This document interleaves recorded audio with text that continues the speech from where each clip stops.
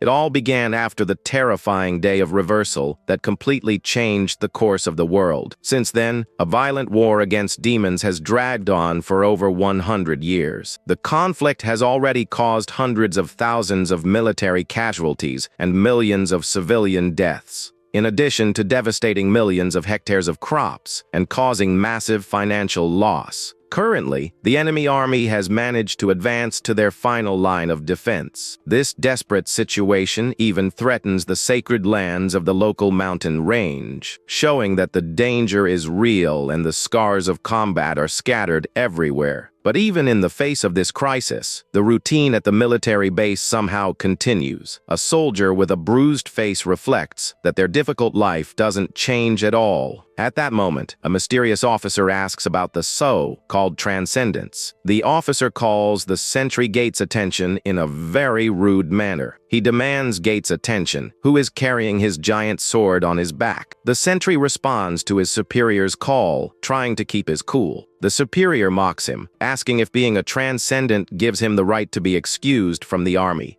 Gate replies humbly that it does not, all while carrying his burden. The leader warns him irritably that many are just waiting for him to slip up so they can punish him. He then dictates extremely strict rules and severe prohibitions for the coming days. He orders them to avoid drawing attention along the river route, and Gate just agrees in silence. The day dawns at the military camp with flags waving under the gray sky. Gate wakes up startled from his deep sleep with a sudden jolt. A comrade notes that the surgeon has woken up to yet another day of calm in the war. Gate laments having dreamed of his difficult times as a rookie recruit. He quickly gets ready, putting on his boots and grabbing his immense combat weapon. Upon leaving, he immediately asks who was on guard during the previous day's second shift. The elf Scully informs him that the rookie Morris was responsible for the post. He complains that the dwarf Moe caused a huge mess by lighting a torch in the middle of the night, leaving several soldiers extremely furious with all that unnecessary disturbance. Scully agrees that even if they ignore it, the superior officers won't let it slide. Gate says the culprit should stay quiet today because he won't be able to defend him this time. He then asks for the list with information on the new recruits who are arriving. Scully comments that the scriptures predict the arrival of a new transcendent in this group. The term refers to those who can wield one of the 10 legendary weapons of the world. Those capable of unleashing these extraordinary powers are legendary heroes. According to the great saint's prophecy, 10 chosen ones will gather at the right moment. They are the only ones capable of destroying the feared heart of the demon lord. That would be the only way to put a definitive end to this cruel war. Gate complains about having to evaluate the magic division. Even though he is only a swordsman, he questions the truthfulness of the prophecy, since only 2 of them have appeared so far. Scully asks him to have faith and treat whoever is chosen this time very well. Gate is worried because if the new chosen one is into magic, they will have the grumpy Oldring as a mentor. The recruitment poster promises great riches and honors to volunteers. Scully warns that they need to choose someone very mentally strong to handle the pressure.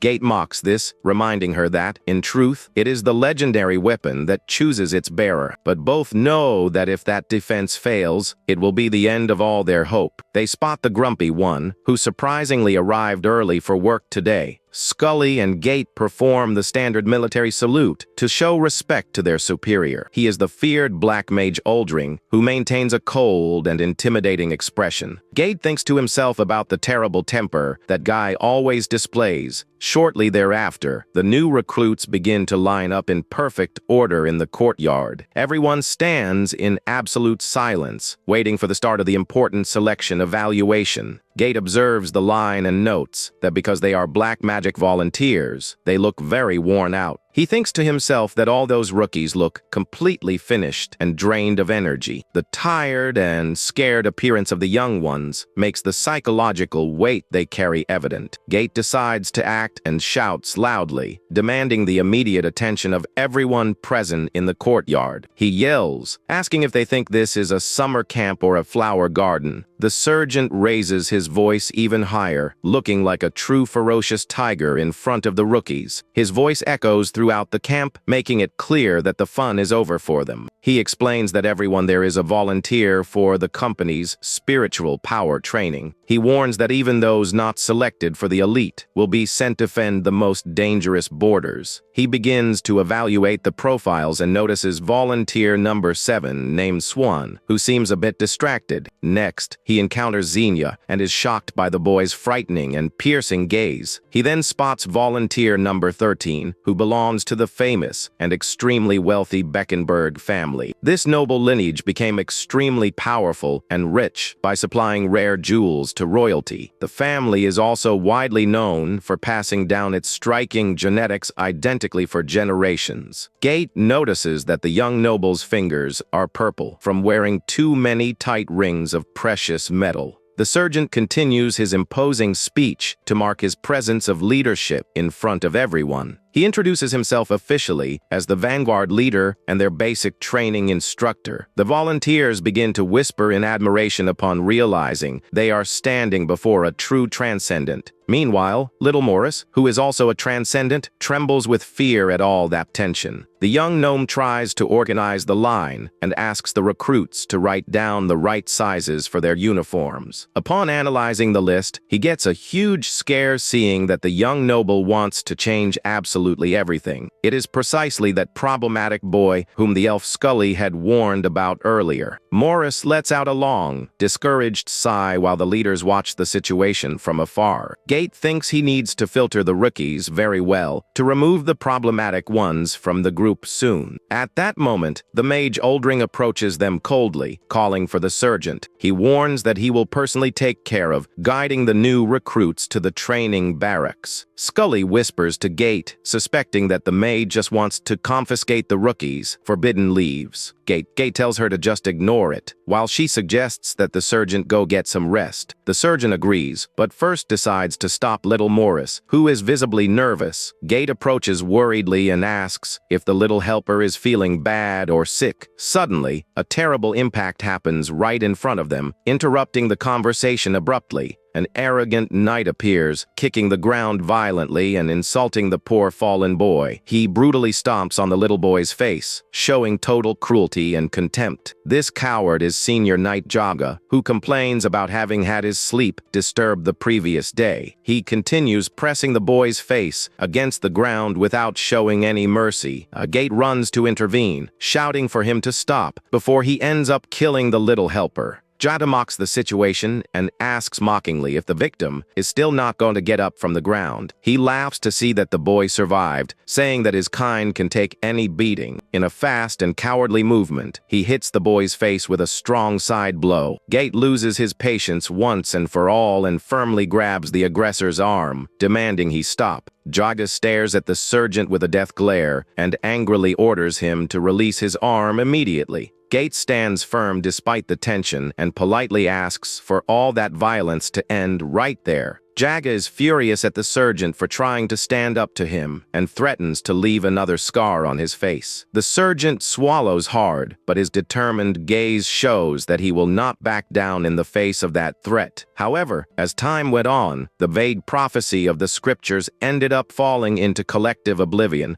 Everything changed when finally someone managed to unleash one of the legendary weapons of the world, revealing to the world the real existence of warriors who possess this absolute power. Faced with this, everyone at the military base began to wonder if that ancient legend was really true, because only these legendary warriors could balance the scales of this brutal war.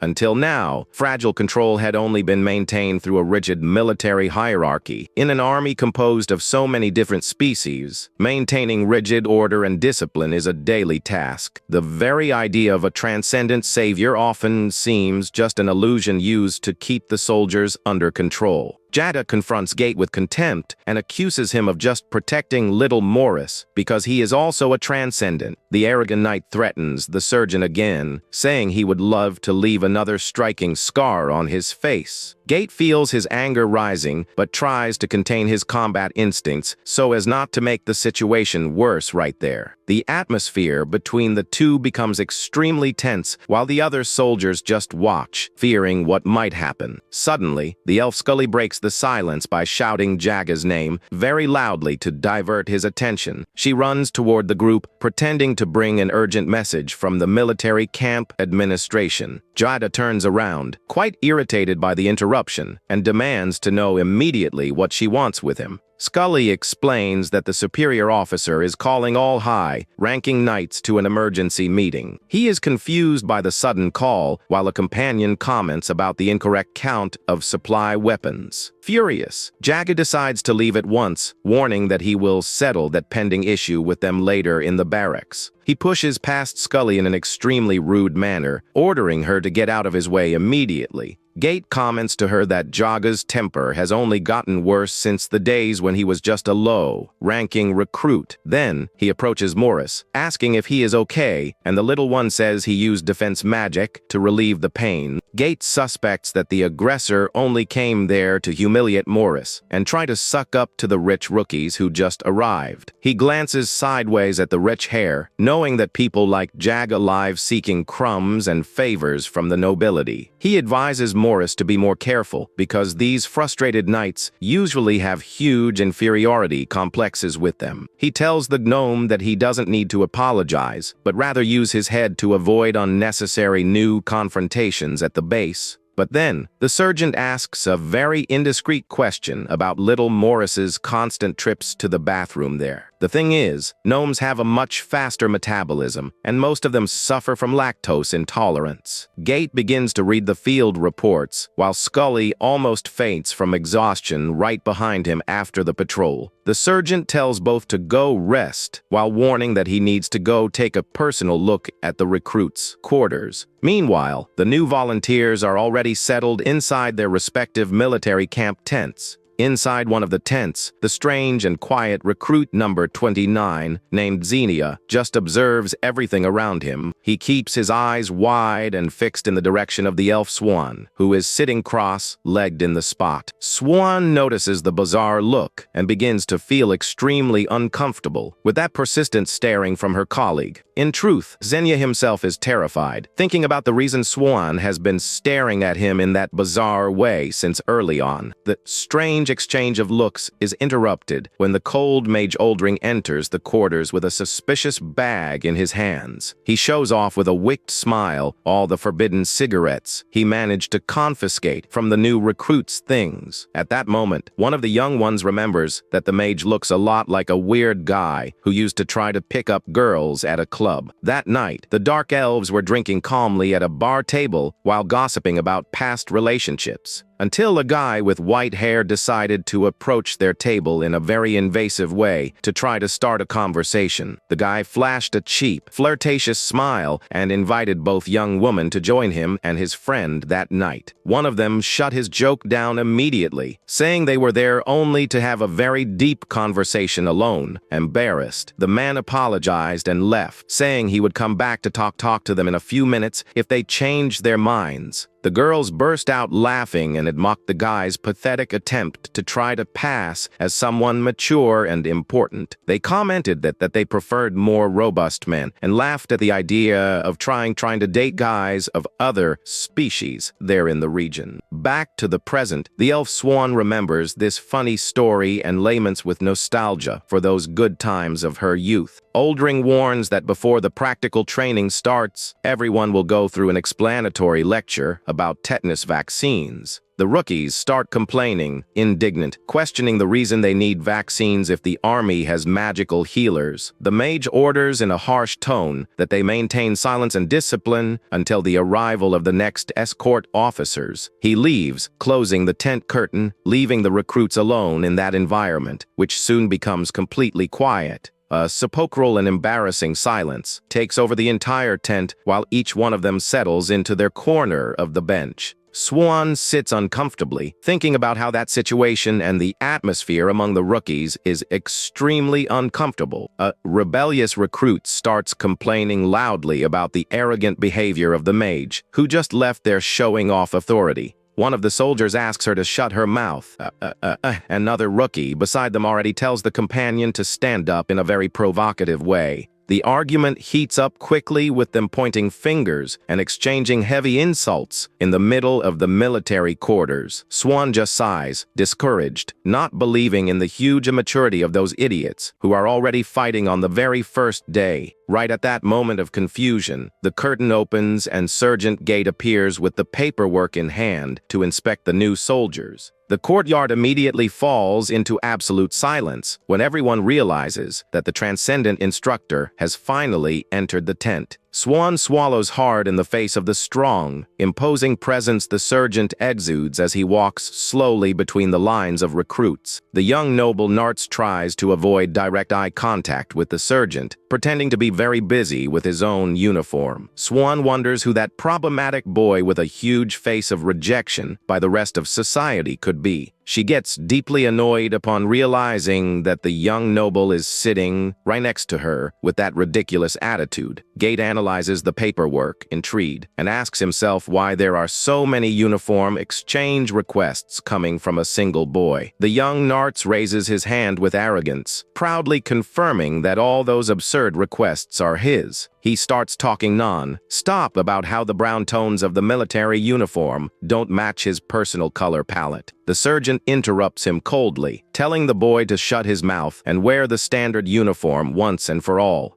Gate points to the middle of the quarters, ordering with authority that the boy join the line immediately. Nartz hesitates to obey, but the sergeant keeps his deadly gaze fixed on the boy, demanding immediate submission. The young noble begins to mutter quietly, demonstrating deep irritation with that direct order. Suddenly, he loses control and screams hysterically for the sergeant not to try to manipulate him from there. The sergeant listens to that in absolute silence, while a scary shadow completely covers his eyes. A chilly and paralyzing silence takes over the entire tent, leaving all the rookies without any reaction. The other volunteers are completely terrified and wonder if the noble boy has gone crazy for good. Swan curses under her breath, predicting that everyone there will end up paying dearly for the stupid attitude of that rookie. Gate smiles out of the corner of his mouth, saying he hit the jackpot, and immediately orders all recruits to lie down on the floor. Without hesitating, all the volunteers obey quickly and begin to do push-ups under his severe supervision. He warns that he will let it pass today, but promises to turn their stay into a true hell if anyone fails again. All the recruits shout in unison, confirming they understood the message very clearly and fearfully. The young noble Nartz trembles from fatigue on the floor, feeling the weight of the physical punishment he himself ended up causing. He bites his lips with anger and exhaustion, while drops of sweat run down his tired face. The next day, very early, the training starts again with the soldiers in line, preparing their shoulders for the vaccination. Scully is the one who administers the injections, leaving some volunteers confused for seeing an archer in this medical function. Little Morris questions Gate if that tetanus vaccine is really mandatory for everyone in the corporation. Gate asks if the boy knows why the elven healer Drenane needs to use a wooden mechanical leg. He explains that in the last great battle, she was wounded by a rusted goblin club and used only simple healing magic. The surgeon says that many deaths occur after the battles due to tetanus infection coming from those terrible rusted weapons, showing that not even the greatest and most legendary healing mage on the continent managed to defeat this terrible infectious disease. He lets out a satisfied smile to see that little Morris finally understood the extreme importance of that vaccine. Suddenly, a huge shouting begins to echo coming from the main training courtyard, drawing their immediate attention. Scully runs toward Gate, visibly terrified by the urgent news she just discovered. She shouts desperately, revealing that recruit number 13 has completely disappeared from his post in the quarters. Gate is completely furious to hear that the problematic noble boy simply disappeared without leaving traces. He yells with hatred against the rich boy, calling the guy a dirty pig for causing that other serious problem. He demands to know what happened while trying to maintain control in the face of the recruit's inexplicable disappearance. Scully confirms again that the noble boy Nartz has, in fact, not been found anywhere on the military base. The sergeant tries to contain his growing fury while quickly thinking of a plan to find the fugitive. He curses the young deserter, knowing that such a disappearance can bring serious consequences for his entire unit. Scully explains that the one who should have escorted the boy, there was the arrogant senior Knight Jaga. Jaga had done the escort service, but likely ignored the correct procedures for counting the soldiers.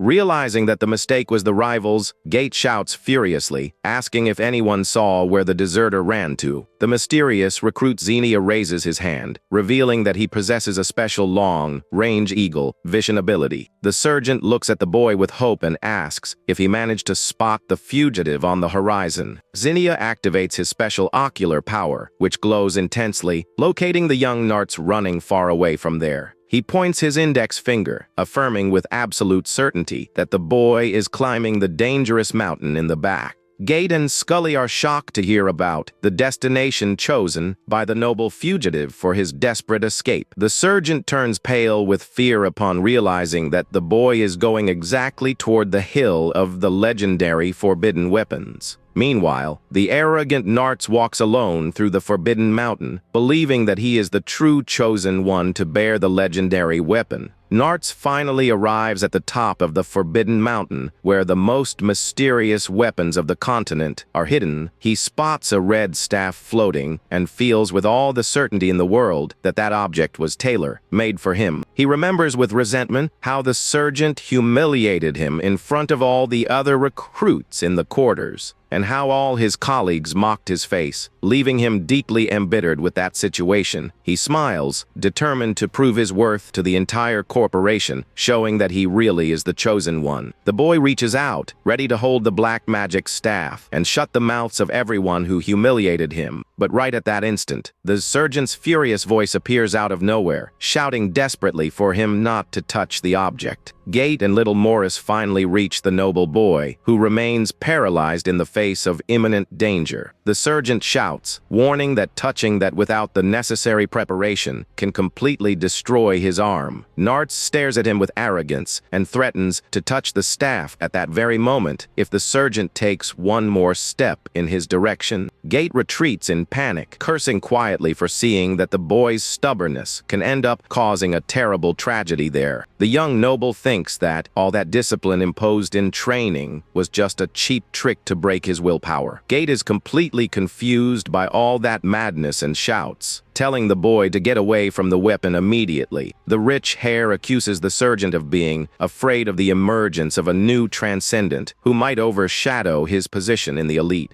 Gate explodes with anger and shouts that the boy has the worst basic score of the entire military corporation. He reveals that the noble's physical capacity and magical power are worse than those of a lazy goblin from the forest, and warns that even a Transcendent needs a lot of preparation before trying to wield one of those sacred weapons. But Nartz disdains the warning and asks if the sergeant really wants to evaluate him following the same rules as common people. He says that extraordinary individuals like him always face rejection from fools who don't understand his grand destiny. He then firmly holds the red staff, determined to accept his supposed burden as the new chosen hero of the world. Gate reaches out in absolute despair, shouting for the stubborn boy to stop before it is too late. The moment he touches the object, a violent and frightening purple magic energy begins to emanate from the sacred weapon. The boy is immediately hit by an overwhelming discharge of power that begins to consume his strength in a violent way. The impact is so strong that it throws him far away, causing him to fall brutally against the arid earth of the mountain.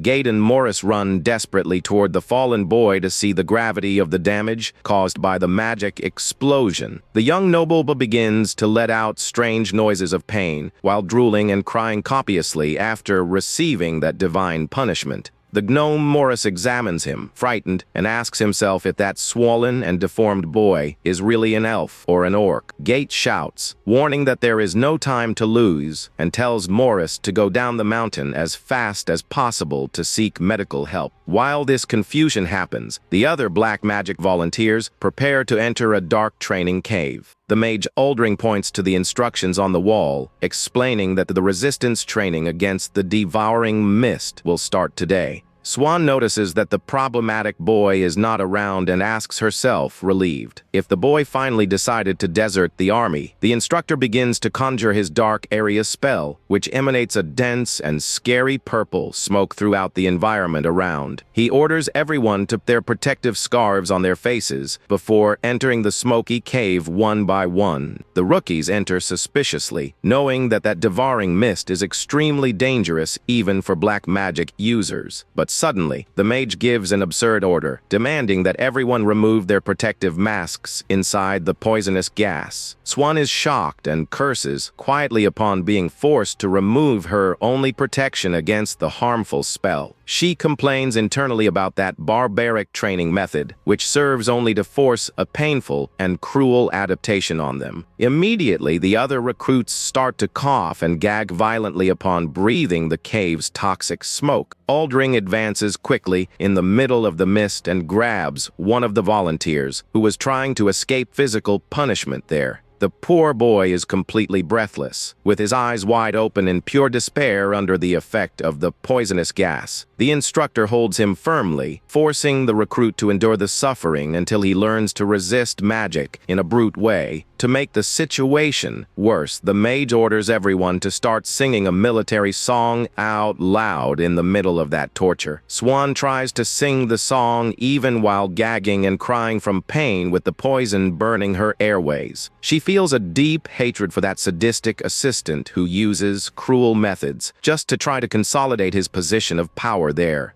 She thinks that if anyone manages to become a transcendent, they will end up becoming a slave to that despicable subject at the military base. She asks herself, desperate, if she will be able to endure the insane whims of that cruel man for much longer. But she remembers the promise of much money and honor described on the recruitment poster and decides to try to resist a little longer. She laments the failures of that rushed war system that allows such cowardice with soldiers in training. Finally, the mage gives the order for the first row to start coming out of the cave, maintaining the correct military formation. The recruits come out coughing and fall exhausted on the floor of the outer courtyard, while Uldring grants them only 5 minutes of rest. Unlike the others who fight for glory or family revenge, she reflects that her only goal is to save money and get out of there alive. She only wishes to survive that brutal war to be able to live quietly until she is 500 years old. Suddenly, Uldring spots from afar Sergeant Gate carrying the young Narts unconscious on his back next to Morris. Swan also notices their return and is extremely intrigued by the deplorable state of the noble boy. The sergeant walks exhausted,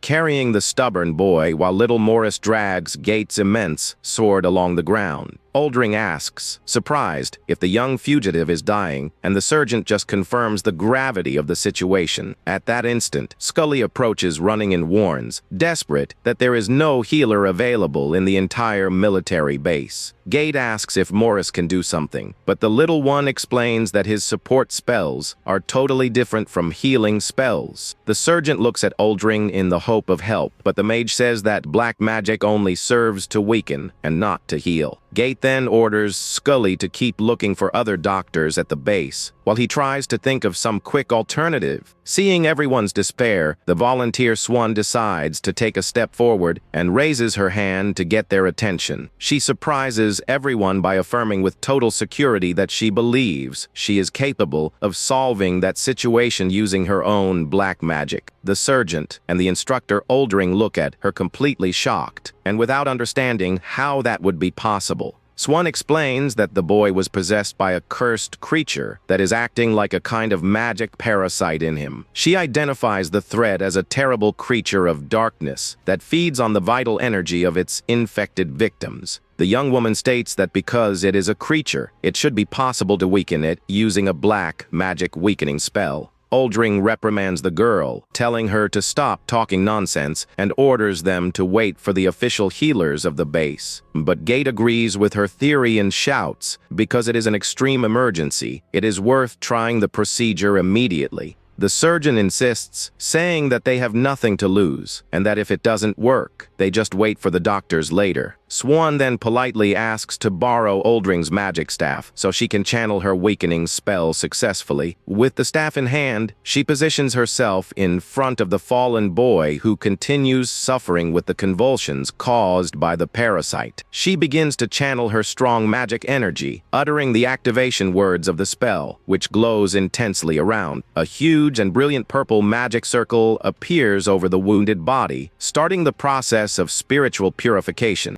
Under the effect of the magic, the boy begins to expel a large amount of liquid, purifying his organism of all corruption. The terrible black energy that was consuming the boy's arm finally begins to dissipate completely into the air. Swan breathes relieved upon finishing the spell successfully and notices that the parasite creature was completely defeated and expelled. The last marks of the terrible curse vanish into the air, leaving the environment calm again after that tense moment. The young Narts finally manages to sleep peacefully and starts to snore quietly, demonstrating he is totally out of danger. Oldring and Gate observe that scene in absolute silence, unable to believe the extraordinary feat of the young recruit. Swan wipes the sweat from her forehead, feeling quite tired after using so much magic energy to save the problematic boy's life. He lets out a satisfied smile to see that little Morris finally understood the extreme importance of that vaccine. Suddenly, a huge shouting begins to echo coming from the main training courtyard, drawing their immediate attention. Scully runs toward Gate, visibly terrified by the urgent news she just discovered. She shouts desperately, revealing that recruit number 13 has completely disappeared from his post in the quarters.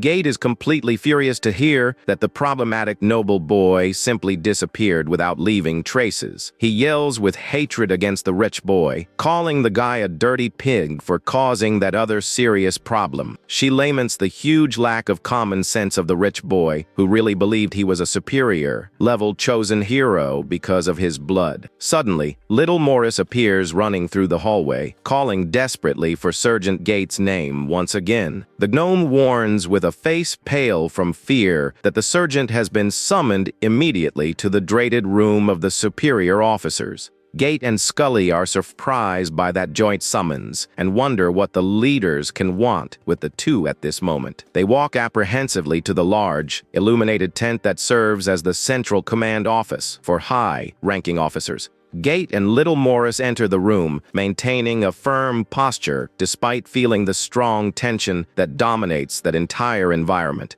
Looking around, they notice the extremely heavy atmosphere and the presence of several important commanders gathered at that table. Jada tries to justify the confusion, saying that the unit's two Transcendents are still very immature and unprepared for the service. The young Narts appears with his arm bandaged and eating quietly while the commanders continue discussing the punishments. Jaga continues lying shamelessly by saying that the fault was the leaders for forcing the tests while ignoring the recruit's safety. Gate is completely in shock upon hearing that absurd and slanderous lie being told in front of all his superiors. The cynical knight pretends to feel devastated and assumes the blame dramatically just to try to appear like honorable and humble hero. He promises the leaders that he will discipline the responsible ones severely, ensuring that the corporation's prestige is maintained. Gate bites his teeth with uncontrollable fury upon realizing all the wickedness and treacherous betrayal of that cowardly subject there. Jada continues pretending to be a victim in front of the superiors, falsely claiming that all the fault for what happened is only his own generosity. The cowardly knight promises that he will punish the two subordinates severely to set an example of rigid discipline for everyone at the military base. Sergeant Gate bites his teeth with contained hatred to see all that lying farce being accepted by the superiors without question. The little gnome Morris tries desperately to defend himself and protest against that injustice, saying that they did nothing wrong. Sergeant Moai of the 3rd Company interrupts him brutally with a deafening shout, demanding that the boy shut up once and for all. Commander Rebecca prepares to give her final verdict while observing the twos with an extremely severe and cold look. She says she has always had a good impression of their work and that she is deeply disappointed with all that undisciplined situation. The leader advises that if they made a mistake, they should just admit the mistake with their heads held high and reflect to improve their conduct in the near future. Gate tries to speak the truth but decides just to offer false apologies, claiming that little Morris is still adapting to the military routine. He assumes all the responsibility courageously, saying he was reckless in giving that order to the rookies to protect his companions. Rebecca is quite satisfied with Gate's honest posture and praises the sergeant for having the courage to admit his own mistakes there. However, the military police officers insist that even with the confession, the case is too serious to be left aside without severe punishment. Commander Rebecca asks for a moment of patience from the military police before they take any hasty decision about the case. She whispers with the police leader, discreetly remembering that Gate and Morris are Transcendents vital for the base's survival. She argues that if anything happens to them, the base will be left without defenses and threatens the police officer, asking for his rank in an intimidating way. The commander then softens her tone, pretending to be joking, and suggests cynically that they resolve everything in a friendly and quiet way there. The military policeman ends up yielding to the pressure, accepts leaving under the promise that the accused will receive an adequate internal punishment later. Sergeant Moai praises Commander Rebecca's firm posture, who managed to save the skin of her 2 important subordinates in a brilliant way. But Rebecca changes her expression in a scary way and stares at Moai coldly, asking if he really found that tense situation funny. She orders Sergeant Moai to seek her in private later to provide clarifications, leaving the giant sweating cold from fear of her. The Wick Jaga observes Gate from afar with a mocking smile and comments that the 2 accused were very lucky to escape the military prison. The official document dictates that Gate and Morris must complete 7 days of intense running in full uniform, giving 10 daily laps in the base's courtyard. The little gnome Morris cries from exhaustion, but Sergeant Gate tries to reassure him, saying that this type of injustice is very common in their routine. In the following days, the heavy training routine continues intense, with the volunteers going through difficult agility and combat tests under the snow. Swan and the other black mages run exhausted, carrying their heavy staffs and facing the harsh physical requirements of that training site. They practice aim, firing bursts of purple magic energy in a synchronized way under the severe supervision and orders of their instructors. 5 weeks fly by, and the dedicated recruit Swan takes advantage of the moments of rest to brush her heavy combat boots with vigor. She rejects the lazy request of a colleague to clean his boots while reflecting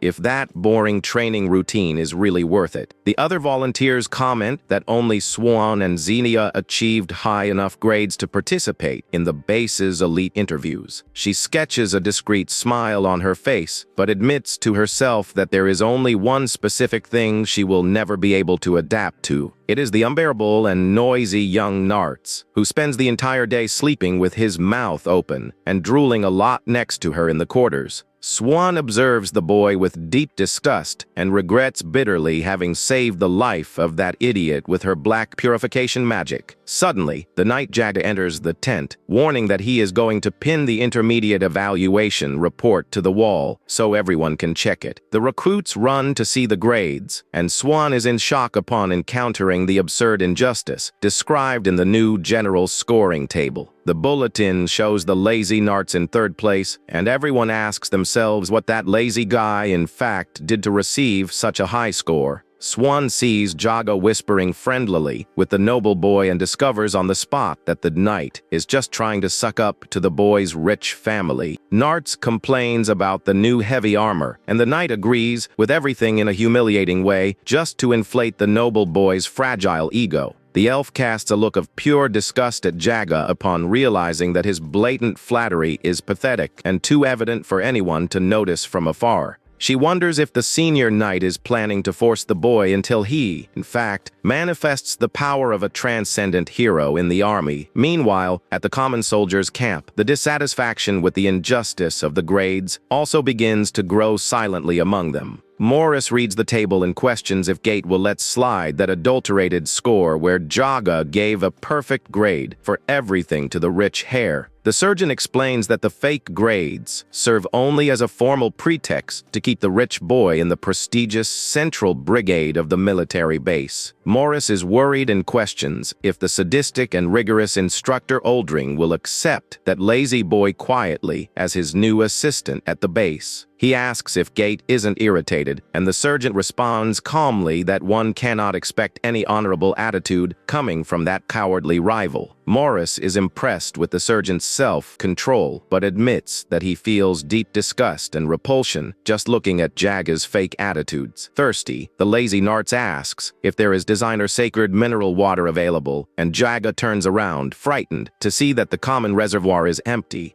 The senior knight shouts furiously through the camp, demanding to know who are those in charge of the water supply for the day, and calls for Swan and Xenia. Without a choice, the two receive the direct order to go get water for the rich boy immediately and without questioning the superior's orders. Swan carries the heavy clay pot and complains a lot that arduous task should be done by the giants who have energy to spare at the base. The companion Xenia notices her fatigue and suggests gently that they switch sides to relieve the weight, but she says she prefers to stop to rest. Swan asks what those frames are on the wall, and Xenia explains that they are portraits of the war heroes from each front. Swan comments that the dark elf in the portrait is the ugliest and weirdest general of all. Xenia turns his face quite embarrassed and tries to stutter something back. He reveals with a scared face that ugly warrior is actually his own father. Swan tries desperately to fix the mistake by praising the general's bone structure and look. She asks why he is there if his father is a 3-star general, and he says he wants to serve his country. Swan cries for realizing she is surrounded by extremely talented people full of privileges. She keeps thinking if that goody two-shoes guy is judging the humble life she leads. In truth, he was just reflecting in a silly way about which part of a common mud is safer to drink from. The two place the heavy pot of water on the floor of the courtyard with a loud thud. Xenia asks what was Swan's decision in the military consultation, and she says she will try the special extraction. He reveals that he will go to his father's unit if he fails, and she remembers he should be the next one in the consultation. She says they called the rich hair first, and he gets irritated, calling the boy an intrusive pig. Inside the main tent, the commanders discuss the hair's surprising choice of vacancy. The secretary warns that the boy's choice is final, and he won't be able to turn back at all. The officers look at the registration form with deep distrust about the candidate's real objective.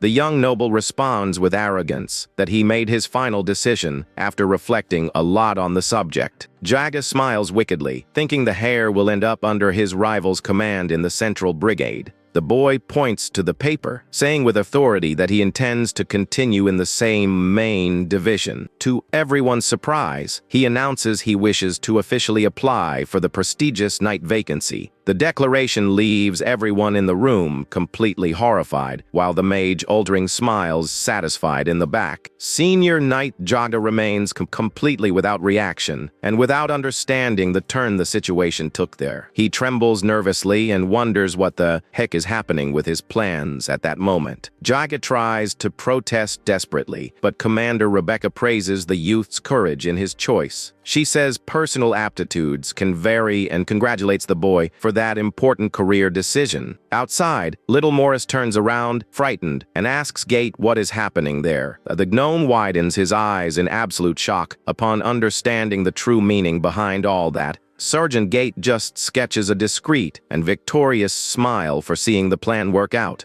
Gate and Morris walk into the darkness, while the little gnome questions the final destination of the new recruit. The sergeant just asks his companion to have patience and observe closely the unfolding of the facts. He reflects on his rival's corruption, who certainly accepted bribes from the rich family to benefit the boy. Jiga had guaranteed to all high-ranking officers that the new candidate was an elite soldier. He knew the spoiled boy desperately needed attention after having his hero dreams destroyed, and that, because of that, he would look for precisely the only person who gave him any attention at the military base. The surgeon had praised his style, saying the knight's uniform would match his tone perfectly. Little Morris finally puts the pieces of the conversation together and notices the brilliant trap set by the sergeant. He managed to get rid of the problematic recruit by pushing him straight to the division under Jiga's command. In other words, that whole embarrassing situation was now an exclusive problem for Gate's rival. This is the triumphal conclusion of the plan that the sergeant named the Great Contradiction of Knight Jiga. A few minutes before the final verdict, the officers in the tent were still evaluating recruit number 13's situation. The grumpy oldring looked with distrust at the documents and wondered if the boy was really elite. At that moment, he spotted his rival Jiga discreetly keeping a shiny bag of gold coins in his pocket. The mage immediately realized that Jiga had accepted bribes and planned to push the burden onto him. He entered total despair upon realizing his own career was at serious risk of being ruined. He tried to protest with the knight, but the superior ordered him to shut his mouth and obey military orders. He trembled with hatred to see that the rivals was mocking his ability to train new recruits at the base. Back to the present, the young noble points with pride to the paper, confirming his permanence in the location. He announces with pomp that he decided to officially enroll in the base's renowned Knight Division. The arrogant senior Knight Jiga feels the impact of the blow and realizes he fell into the very trap he created. The experienced Black Mage Oldring bursts into laughter and celebrates the humiliating defeat of his worst enemy at the base.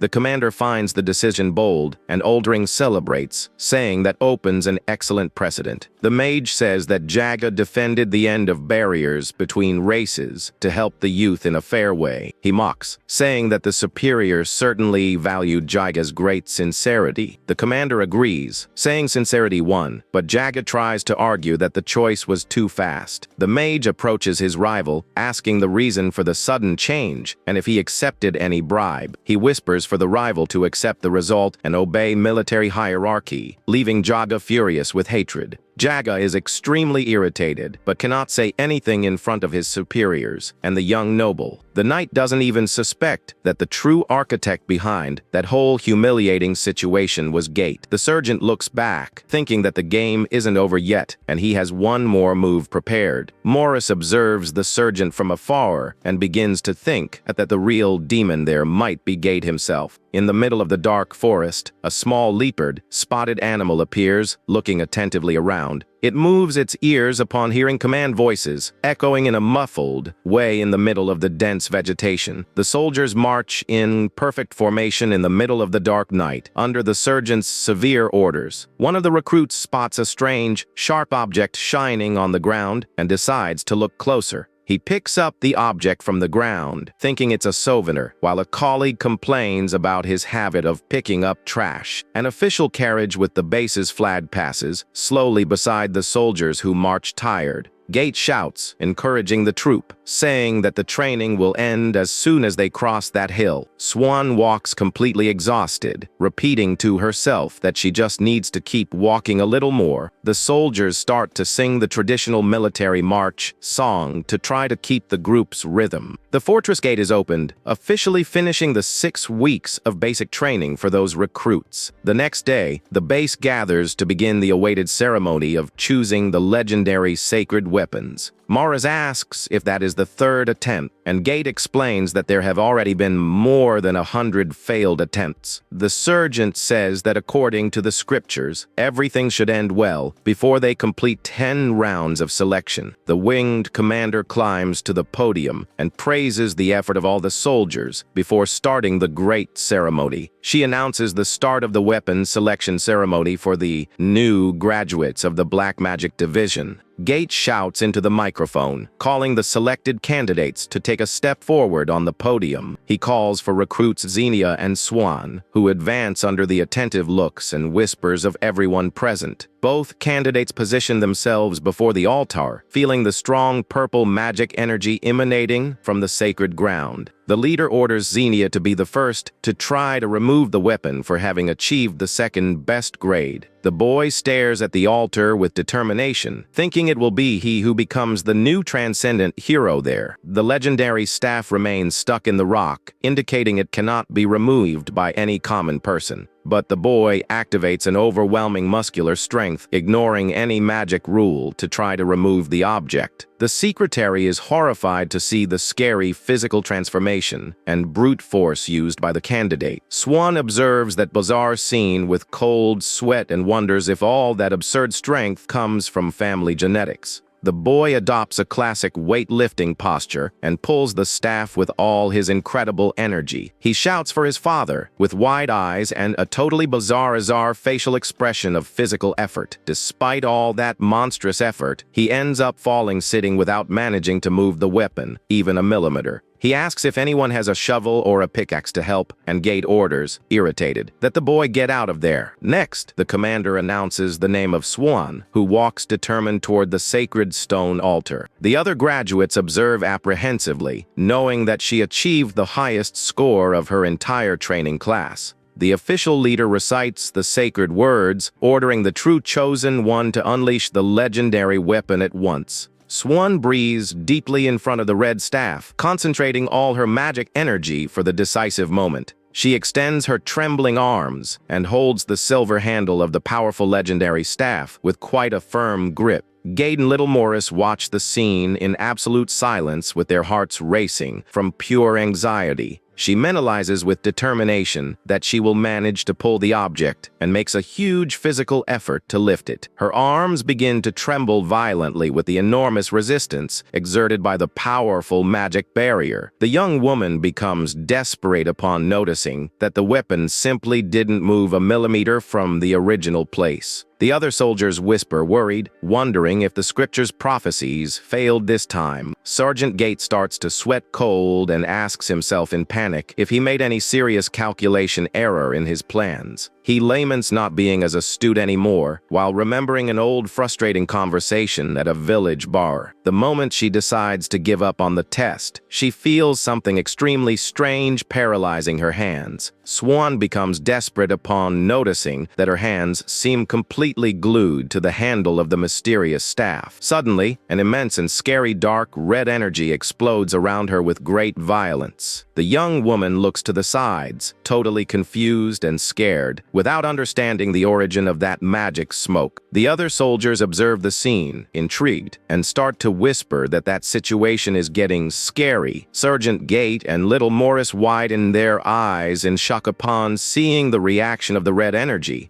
The sergeant notices, amazed, that the young woman managed to make direct contact with the spirit of the Crimson Cloud. The terrible spiritual entity with shining eyes stares at Swan from the front and says that her soul is dark. The spirit explains that unlike the previous master of the staff, the girl doesn't have a single drop of real ambition. The creature reveals that the young woman wasted hundreds of hours reading cheap romances instead of focusing on studies. The entity begins to list all of Swan's past embarrassments, who shouts, desperate, for the spirit to shut up. Swan lowers her head, ashamed, and concludes that because of all that, she is totally inadequate for the weapon. But to her astonishment, the entity accepts her profile and officially grants the power of the Black Dew staff. The spirit confesses that it prefers her way much more than the other arrogant candidates who tried before. It explains that the staff tends to corrupt minds but trusts her precisely because her only ambition is to read books.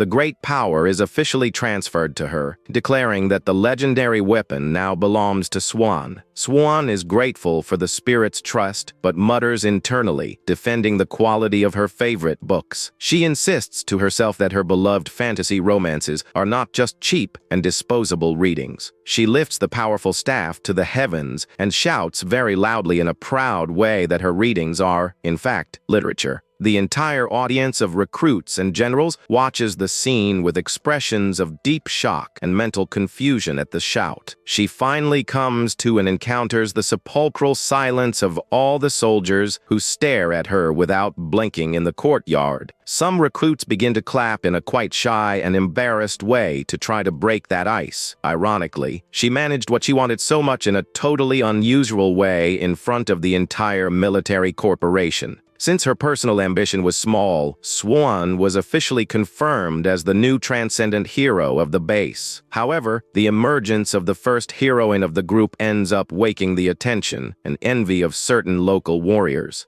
They complain about the rookie, saying that if she is going to receive triple the salary, she will have to endure triple the demand. Xenia celebrates his training companion's achievement and shouts, congratulating the elf in a quite proud way. But suddenly, the boy widens his eyes and turns his head quickly upon feeling a strange shiver of danger. He observes attentively the dark hill in the distance, where a purple smoke begins to rise toward the gray sky. His special ocular ability is activated, revealing that there is an extremely sinister energy coming from that peak. An immense storm of black and purple clouds begins to form quickly over the top of the distant mountain. In the middle of that dense, thorny vegetation, a terrible demonic presence begins to manifest at the sacred site. A giant monster with horns and sharp claws rises from the shadows, showing itself to be a real threat to the region. Several other smaller demonic creatures begin to gather at the site, indicating an imminent mass invasion. While the danger approaches in the mountains, the graduation ceremony of the new recruits proceeds normally at the base. Swan holds her diploma and the staff, thinking the training finally ended, but feels a strange emptiness in her chest. Suddenly, Xenia appears right next to her face in a silent and scary way, giving the elf a big scare. She complains about the scare, and he explains that he preferred to maintain silence during the ceremony to not spoil everyone's party. He reveals with seriousness that he saw a large quantity of demons gathering at the peaks of the nearby mountains. He hands the strange spiky object, asking her to pass the item directly to Sergeant Gate as soon as possible. He confesses that he doesn't know exactly what it is, but guarantees that it represents an extremely dangerous sign. Swan analyzes the strange spiky object, thinking it looks like a toy ball, and accepts delivering it to the sergeant. The boy suddenly extends his arms in an exaggerated way and leans in her direction with a bizarre body expression.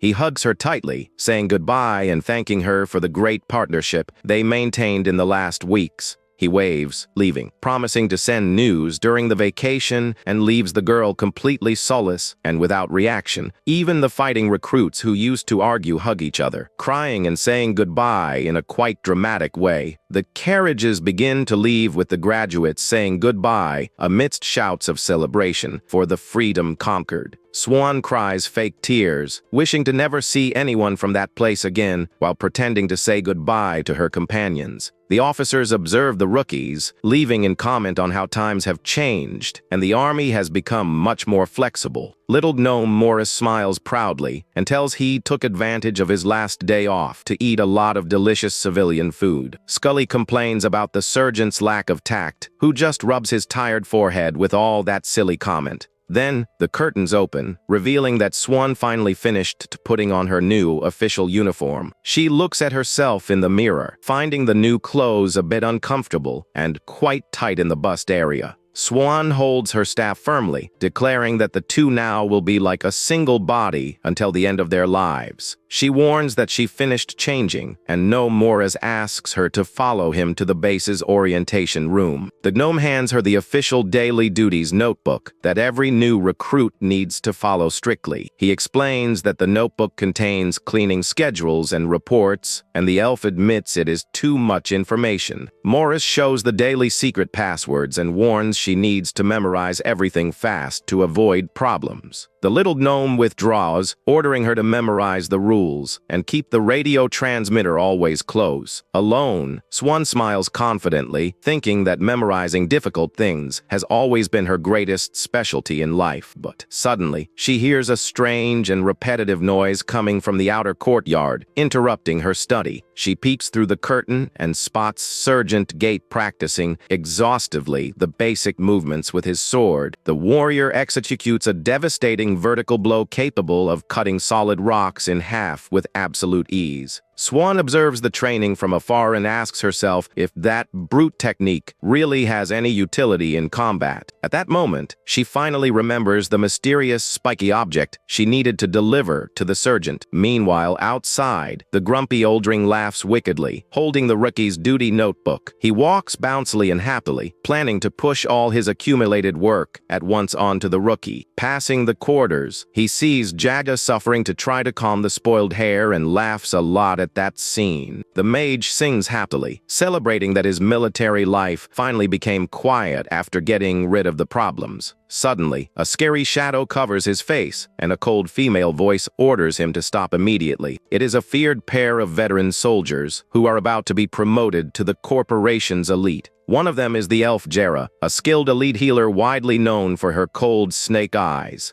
The other is the giant Asen, an extremely muscular warrior who prefers to resolve everything through brute force. The once feared instructor Aldring immediately loses all his swagger and starts to tremble with fear in front of both. Jura asks mockingly the reason for so much joy, and the mage tries to stutter any excuse, quite tense. Asen pushes his head with her finger, complaining that inexperienced mages are receiving new helpers before her. The healer orders Aldring to bring the new recruit directly to the military base's recreation room at night. The mage warns that the rookie is still in the military protection period, but the veterans ignore the warning completely. Jera pretends to cry in front of Oldring's answer, leaving the mage desperate with that cheap and theatrical blackmail. The giant loses patience and hits the mage with a violent side blow for daring to question their order. Fallen on the floor, the mage apologizes and accepts obeying the aggressors, order to avoid getting beaten up even more there. He withdraws, walking with his head down and muttering about how his military life has indeed become quite miserable. In the quarters, the young Swan remains sitting on the bed in absolute silence, waiting for the next instructions. The mage opens the curtain, calling for the girl, who stands up quickly, demonstrating her excellent military discipline. He lights a cigarette and asks if she smokes, and the recruit responds firmly that she will do anything if ordered. The veteran releases the smoke into the air and advises sincerely that she never start using that type of substance. She just observes the instructor with an bored look, thinking silently that she would never do an idiocy like that. He explains that the veterans summoned them and says that even being a graduate, the difference in service time is huge. The mage warns that the veterans are cruel and that if she doesn't take care, they will end up destroying her life there. He advises that the best option to survive in that hostile environment is just to humble herself and accept the orders. Meanwhile, in the large library, Sergeant Gate removes an old monster registration book from the shelves. He opens the illustrated page of the book and compares the details with the mysterious spiky object that was found. The book describes the item as the eye of a terrible demonic creature used to spy on enemy territories. The sergeant sweats cold upon hearing that recruits Xenia found that object lying on the ground during the last march. He becomes desperate, knowing that the only way for the base to survive would be to attack before the evil eye awakens. The terrible artifact begins to glow intensely in purple tone, indicating that the enemy reconnaissance was completed. The sergeant swallows hard and mutters, in absolute panic, that everyone there at the military base is completely lost. Gate shouts, desperate, telling Morris to prepare the entire troop for imminent combat and asks for the guard officer. Morris says that the sergeant on duty is Moe, but reveals that the giant is probably sleeping hidden in the room. The sergeant curses with anger and runs, wielding his immense red sword, leaving little Morris confused behind. The sergeant bites his teeth, furious upon realizing that the guard officer disappeared and that the elite is off duty. He realizes that the only high-ranking officers available at the camp are precisely the two veterans. In the recreation room, Jera asks with disdain if the recruit Swan has any idea who they really are. The young elf remains standing in a quite polite way, maintaining a totally firm and serious posture. Swan recites from memory all the military information for each one, proving to have memorized their files. Jera is surprised by the answer and questions how the rookie discovered all that on her very first day of service. Swan focuses her determined gaze on the veteran, preparing to give her military answer in an exemplary way. She gives a perfect salute and shouts loudly, officially introducing herself for the third company's service. Then, she recites in an imposing tone the day's secret password, leaving the veteran Jera completely speechless. However, the giant Asen casts a look of pure hatred at the recruit for not being able to stand that exemplary efficiency. Suddenly, the giant attacks in a cowardly way and firmly grabs Swan's head, pushing her down with violence. Asen mocks, saying that in her time they used to pull the hair of rebellious rookies to impose discipline.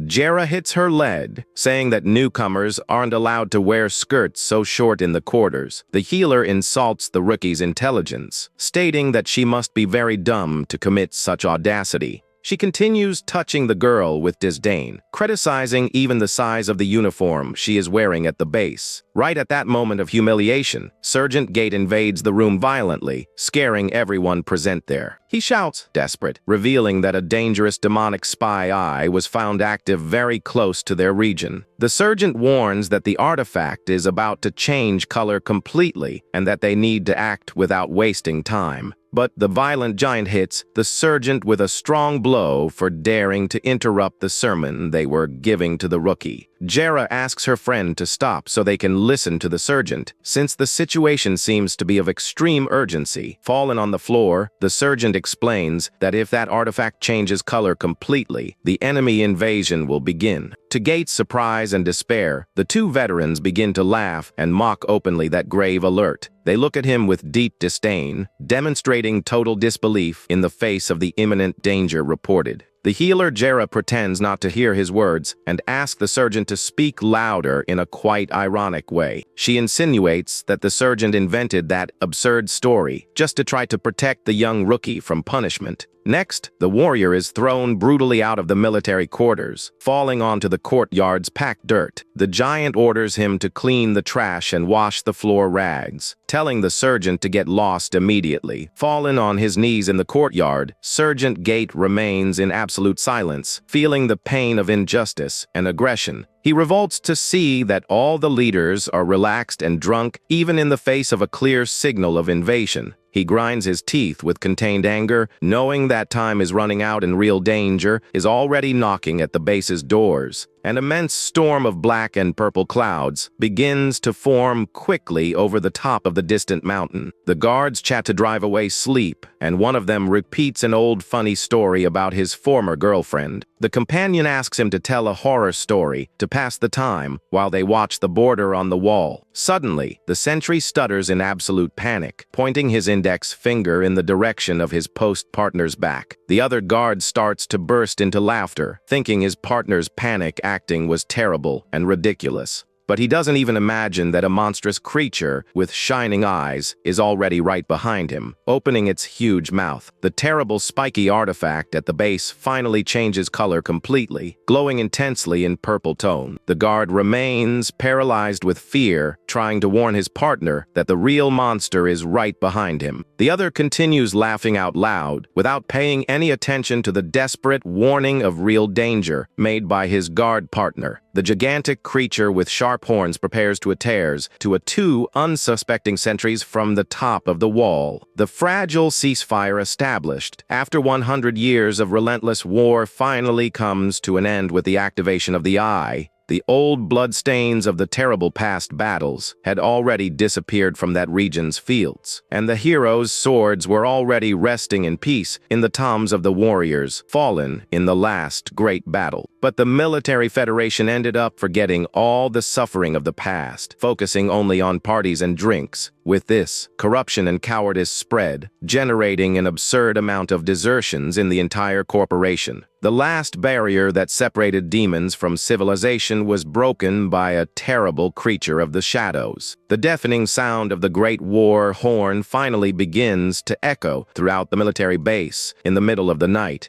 The soldiers run desperate through the wall corridors, shouting that the demons finally started the attack. Everyone is in shock to see that the monsters managed to easily climb the immense defensive stone wall. The terrible demon roars from the top of the wall in front of the soldiers, starting a new and brutal battle for survival. When a common soldier faces the demonic race for the first time, he ends up paralyzed with pure panic and despair. The terrible psychological pressure and the panic of the moment make most of the guards start vomiting non-stop. It is a high-ranking monster among the lower-level demonic species that usually invade the lands. The murderous intent and the imposing presence of that creature are much more overwhelming than anyone expected. A young soldier trembles from head to toe, wielding his sword, and begs desperate for the monster not to get closer. But with a single fast movement, the creature destroys the stone wall next to the guard, leaving him paralyzed with panic. The demon jumps with violence and delivers a powerful blow against the ground, destroying the camp's defensive wall. He stares at the next guard sentry, who stutters with fear in front of his scary feature with sharp teeth. The beast corners the poor soldier against the rebel of the wall, roaring loudly, ready to finish his terrible victim. At that moment, Sergeant Gate appears running and grinds his teeth with anger, determined to face the creature alone. He jumps incredibly high under the full moon, raising his immense red sword to attack the demon from the top. The sergeant's look glows intensely in gold tone, demonstrating absolute focus to deliver the decisive blow. He executes an extremely fast and powerful vertical cut, aiming directly at the terrible opponent's head. The blow hits the monster squarely, and a large amount of blood gushes from the deep cut under the sound of its roar. The beast staggers with its face split in half by the bloody cut, and lets out a strong screech of pain and contained fury. Gate lands perfectly on the stone floor of the wall, and maintains his firm combat posture focused on the beast. The sergeant catches his breath and admits to himself that that chaotic situation is indeed not any hallucination. It is a real battle for survival against a giant demon that continues to get up even severely wounded. Aldring spies from the top of the fortress in absolute panic upon verifying the presence of that giant monster there. However, the archer Scully and her squad position themselves quickly, ensuring immediate shooting support. The entire troop organizes around the demon that remains surrounded in the inner swamp of the immense stone fortress. Little Gnome Morris trembles with fear, with his eyes wide from pure panic in front of all that violence there. Swan observes the demon in absolute shock and wonders what the heck that scary and colossal creature could be. She retreats a few steps scared, holding her staff firmly while her legs start to tremble without control. Aldring notices the girl's trembling and asks in a rude way the reason for so much panic in her during that moment. The gate says no superior officer appeared and orders Morris to act immediately to defend the base from the invasion. The mage puts on his protective mask and complains furiously about the disappearance of the other veteran officers from the camp. He shouts at the other mages, telling everyone to stop coughing and put on their protective masks at once. The creature begins to expel a black and viscous substance that drips on the ground, indicating its terrible corrupting power. Sergeant Gate observes that slimy puddle with disgust, identifying the poisonous substance known as swamp. The monster scriptures warn that the danger of that creature goes far beyond its known physical aggressiveness. The toxic slime spreads through the soil and contaminates the land, turning the earth into a territory dominated by demons. The mage prepares to cast his attack spell, but notices that the rookie Swan remains paralyzed with panic behind him. He gives a warning shout, ordering the girl to regain control and maintain focus for the battle that will come. At that moment, the arrogant Night Jaga appears holding his spear and asks himself if it is already time for him to shine there. Moai appears riding an exhausted and trembling horse, calling everyone's attention for his bizarre arrival at combat. Scully prepares to shoot her arrows and shouts furious for the disorganized idiots to get out of her line of fire. Jaga tries to take control of the attack, but the monster hits him with its tail, throwing him far away with violence. In the middle of all that chaos and destruction, the young Swan feels deeply disappointed and frustrated with herself. She thinks that even that arrogant giant idiot Jeok had the courage to advance to face the enemy head-on. Meanwhile, she trembles so much from panic that she cannot take a single step forward, holding her magic staff. She becomes depressed, thinking that someone is scared and fragile, as her should never have been chosen as a hero. Sergeant Gate runs determined, knowing that if he defeats the main body, the poisonous slime will also disappear. He advances with determination, remembering the strategies described in the books about that species' weak point. The warrior delivers a fast blow, knowing that recently transformed demons possess a more fragile outer skin. He focuses his aim on the joint membranes, which are the most vulnerable parts and easiest to cut with his weapon. The sergeant focuses his determined look directly at the monster's neck, where the main connection membrane is. He gathers all his strength and delivers an overwhelming sword blow, with the goal of finishing combat there. The sword hits the beast's neck with great impact, but cannot fully cut the hard protection barrier. Gate is completely in shock upon realizing that the monster blocked his most powerful blow efficiently.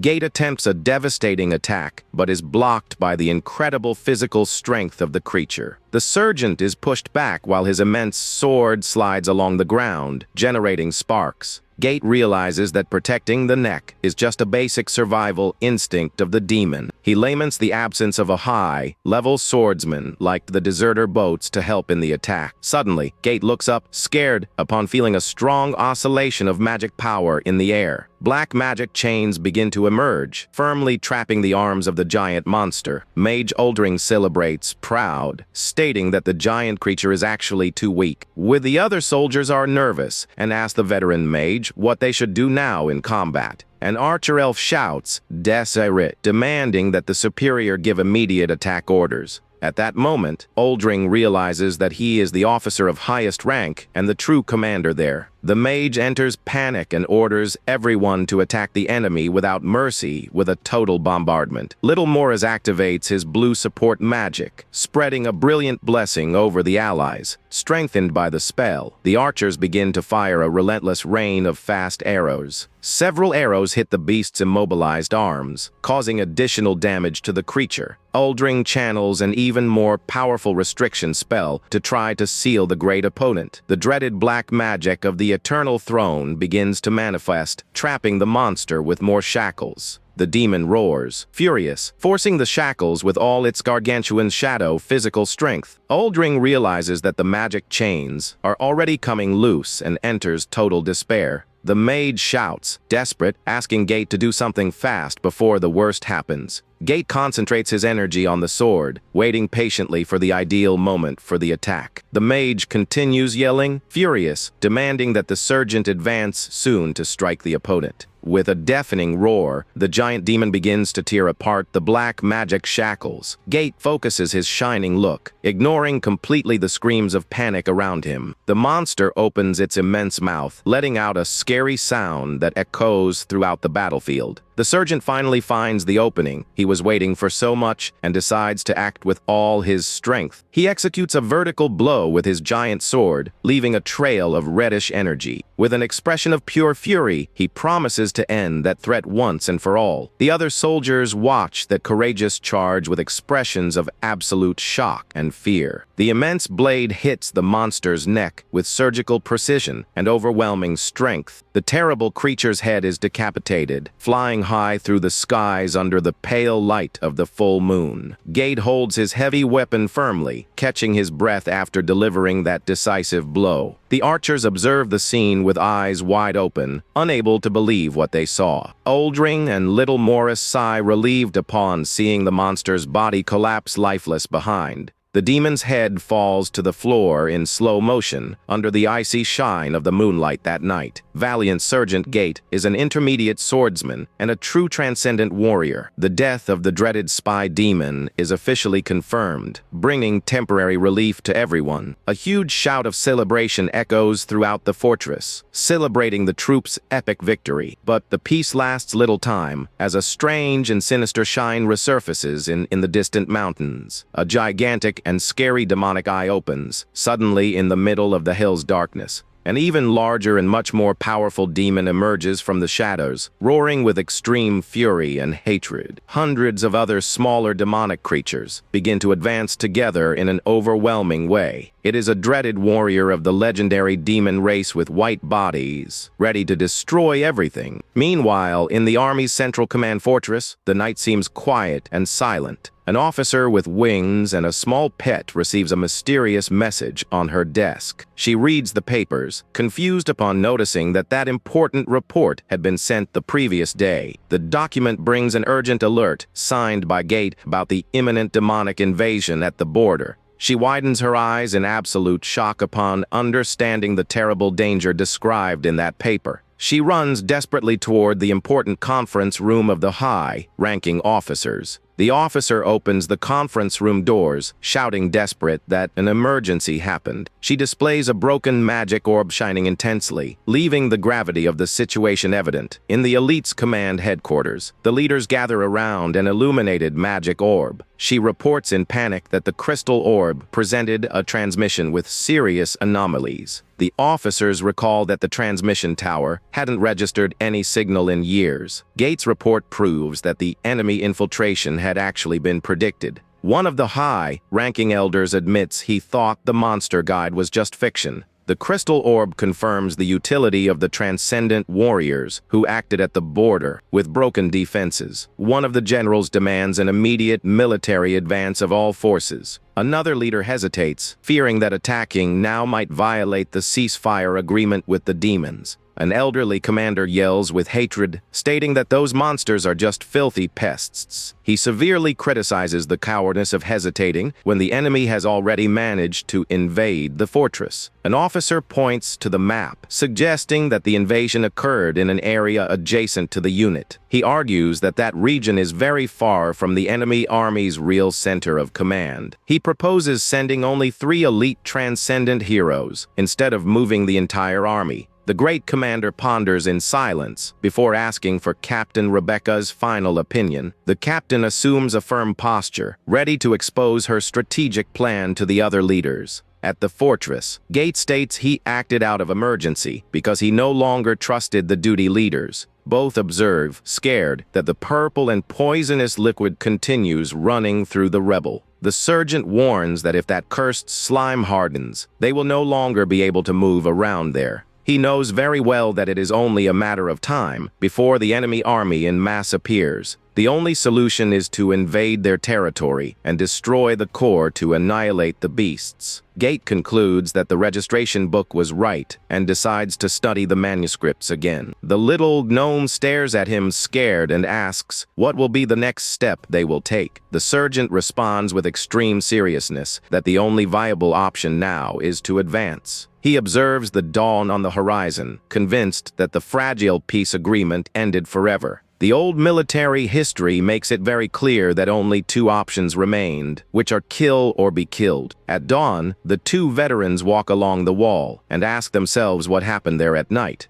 One of them yawns with laziness, questioning the reason for the creature having attacked without warning. She orders rudely that the soldiers take the wounded to the infirmary without giving much importance. They drink quietly, gossiping and mocking the shouting that disturbed their beauty sleep. The mage watches that mocking scene from afar, perceiving the harsh and revolting reality there. The one-eyed Sergeant Moe shouts, furious, accusing Gate of breaking military hierarchy rules. The giant reprimands the combatants, ordering all those responsible to clean that blood mess. Suddenly, thick drops of rain begin to fall from the gray sky over the entire military base. Under the heavy rain, Sergeant Gate feels a bad feeling that leaves him quite uneasy. The immense transmission tower shines, in a mysterious way, in the middle of that violent storm. In the office, Sergeant Moe writes a fake farce, assuming all the glory of the combat's victory. He rests his feet on the table, laughing happily, forgetting rid of the severe captain's presence for today. Gate bites his teeth, asking himself if that shameless clowning is indeed their reality. The elf Jera faces the recruits from above with a look of disdain, demanding explanations about the tasks. The heroes who saved the base are forced to kneel in a humiliating way before the veteran. She complains that the claws line got rained on and blames the soldiers for all that incompetence. Facing the violent kick to the head, little Morris cries, asking for forgiveness for his slowness. She continues her prejudiced insults against Scully, humiliating the elf for her simple origin. Gate tries to intervene, remembering politely that they faced a terrible emergency situation. The giant Aizen grabs the sergeant by the hair, accusing the youth of having become arrogant. After the fight, she squeezes Gate's face, stating that clean clothes and a hot bath are absolute priorities. The healer Jera sighs with disdain, stating it is exhausting having to teach the basics to them. Gate realizes with deep bitterness what was the real source of that terrible bad feeling of his. The fact that there were no deaths in the battle prevented those idiots from seeing the real gravity of the danger.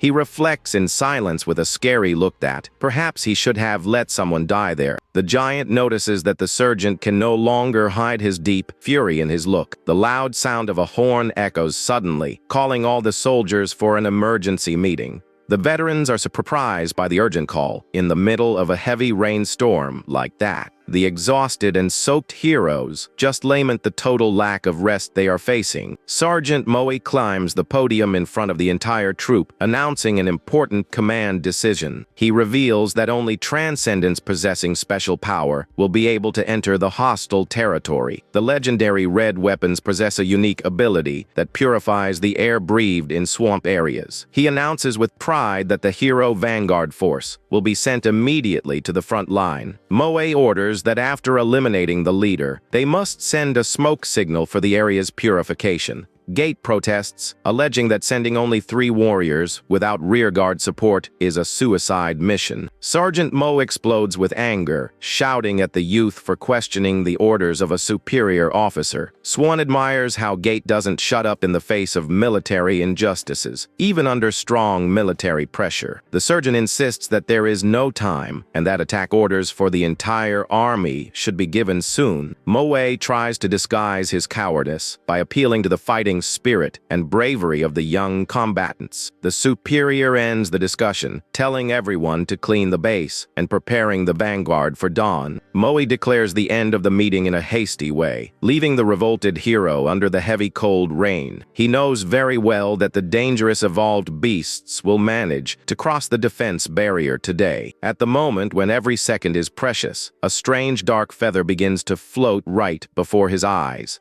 Gate is confused to see the mysterious feather land gently on his heavy military uniform. He raises his eyes toward the cloudy sky upon noticing a new feather falling from the top of the fortress. A strong gust of wind announces the imposing and triumphal landing of the respected winged Captain Rebecca. The leader approaches in a silent way and places her firm hand on the revolted sergeant's shoulder. Gate stares at her surprised, and the captain just makes a discreet signal with her head, showing she is back. Right behind her, several high-ranking winged warriors land in perfect military synchronization. Sergeant Moe turns pale with fear and stutters, not knowing how she managed to return so fast from the trip. Rebecca displays the fake report Mo wrote and asks with a cold look if that is serious. The corrupt official tries to justify himself desperately, sweating cold in front of her intimidating presence. Suddenly, the captain shuts the liar's mouth by holding his jaw with scary and brute strength. She lifts the cowardly giant off the ground without the slightest physical effort, proving the extent of her immense power. She tightens his collar with extreme anger, accusing him of having written a true fictitious farce there.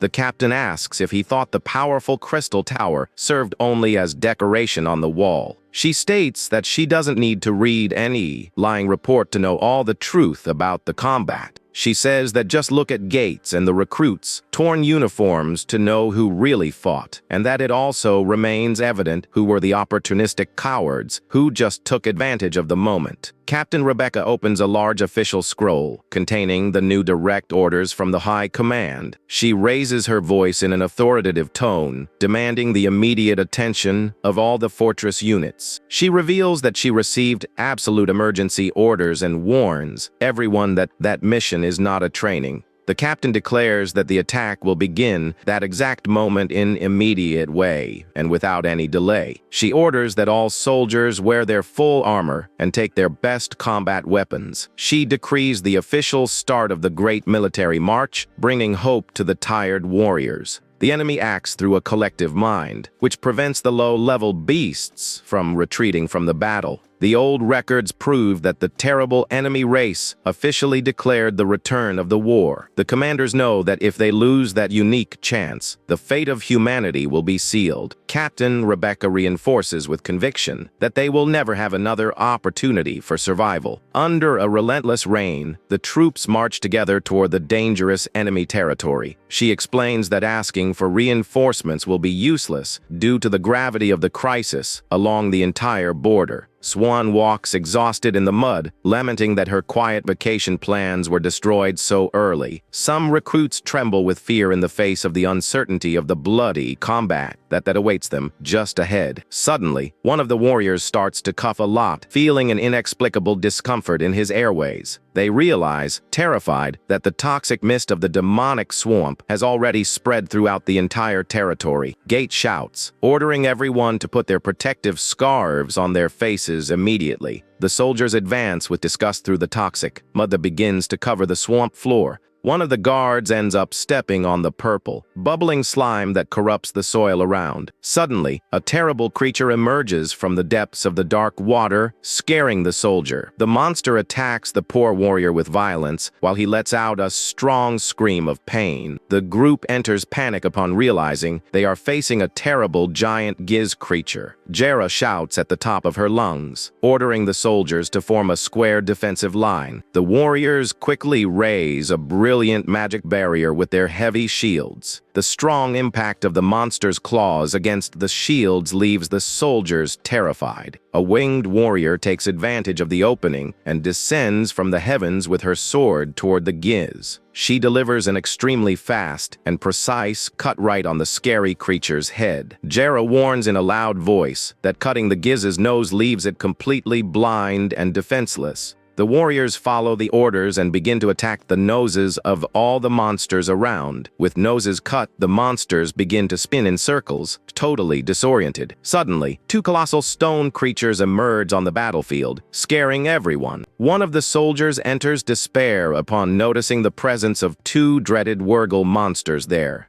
Jera realizes that the beasts prepared an ambush and that their time is running out fast. She orders the Harpian squadron to fly fast and attack with everything the Wurgle that is on the left. The archers receive orders to focus their fast shots on the creature that is on the right side. The immense stone monster resists bravely to the rain of arrows and continues advancing, furious. The guards fight with all their strength to hold the line that is being pushed with force. The terrible Wurgle lets out a scary roar and raises its immense stone arm to strike. The monster delivers a devastating punch that shatters the defenses and throws the soldiers to the floor. Faced with that destruction, Swan prepares to counterattack, holding her staff firmly. Powerful bursts of magic energy begin to explode from the ground, hitting the beast's legs. Gate appears in an incredible jump and blocks the beast's attack with his huge red sword. The warrior shouts that he will take care of the Wurgle and tells the young woman to inject her black mist into the hole. Swan is a bit lost, but quickly remembers her powerful black ink magic. She begins to channel the spell, expanding a large amount of energy through her hands. She complains mentally about the cowardice of the superiors for leaving only the rookies in the fight. Swan's powerful ink magic explodes, covering the entire swamp and blinding the creatures. Gate focuses his look on the Wurgle, knowing that defeating the creature now will be much easier. He remembers that the monster is extremely resistant and manages to block attacks from a distance. Because of that, the ideal plan is to get as close as possible and attack in a hand-to-hand way. He concentrates all his incredible muscular energy to liquidate the opponent with just one blow. The sergeant delivers a violent diagonal cut, decapitating the terrible stone Wurgle in half. Meanwhile, the pair of elite Harpians attacks in a synchronized way through the hill's air. They execute a powerful X-shaped blow, slicing the second stone monster into pieces. With the victory confirmed, the troops organize and initiate the crossing through the Black Territory. Little Morris trembles a lot, feeling useless for not having managed to help his companions. Jera warns everyone that starting from that line, they will officially be in enemy territory. While the gnome laments in silence, the group hurries their step toward the lands of blood. One of the healers complains of pain upon noticing a grazing wound on her right arm. She uses her healing magic, complaining that the stone fragments could have left scars. Jera shouts from the heavens, demanding that she focus on healing the front line warriors first. The giant Aizen observes everything with her serious and intimidating look as always during the walk. With an extremely brute punch, she shatters an immense rock that blocked the narrow path. She curses, irritated with the fatigue, while continuing attentive to any suspicious approach. The giant grabs the head of a cowardly soldier and shouts, furious for him having almost let the monster pass.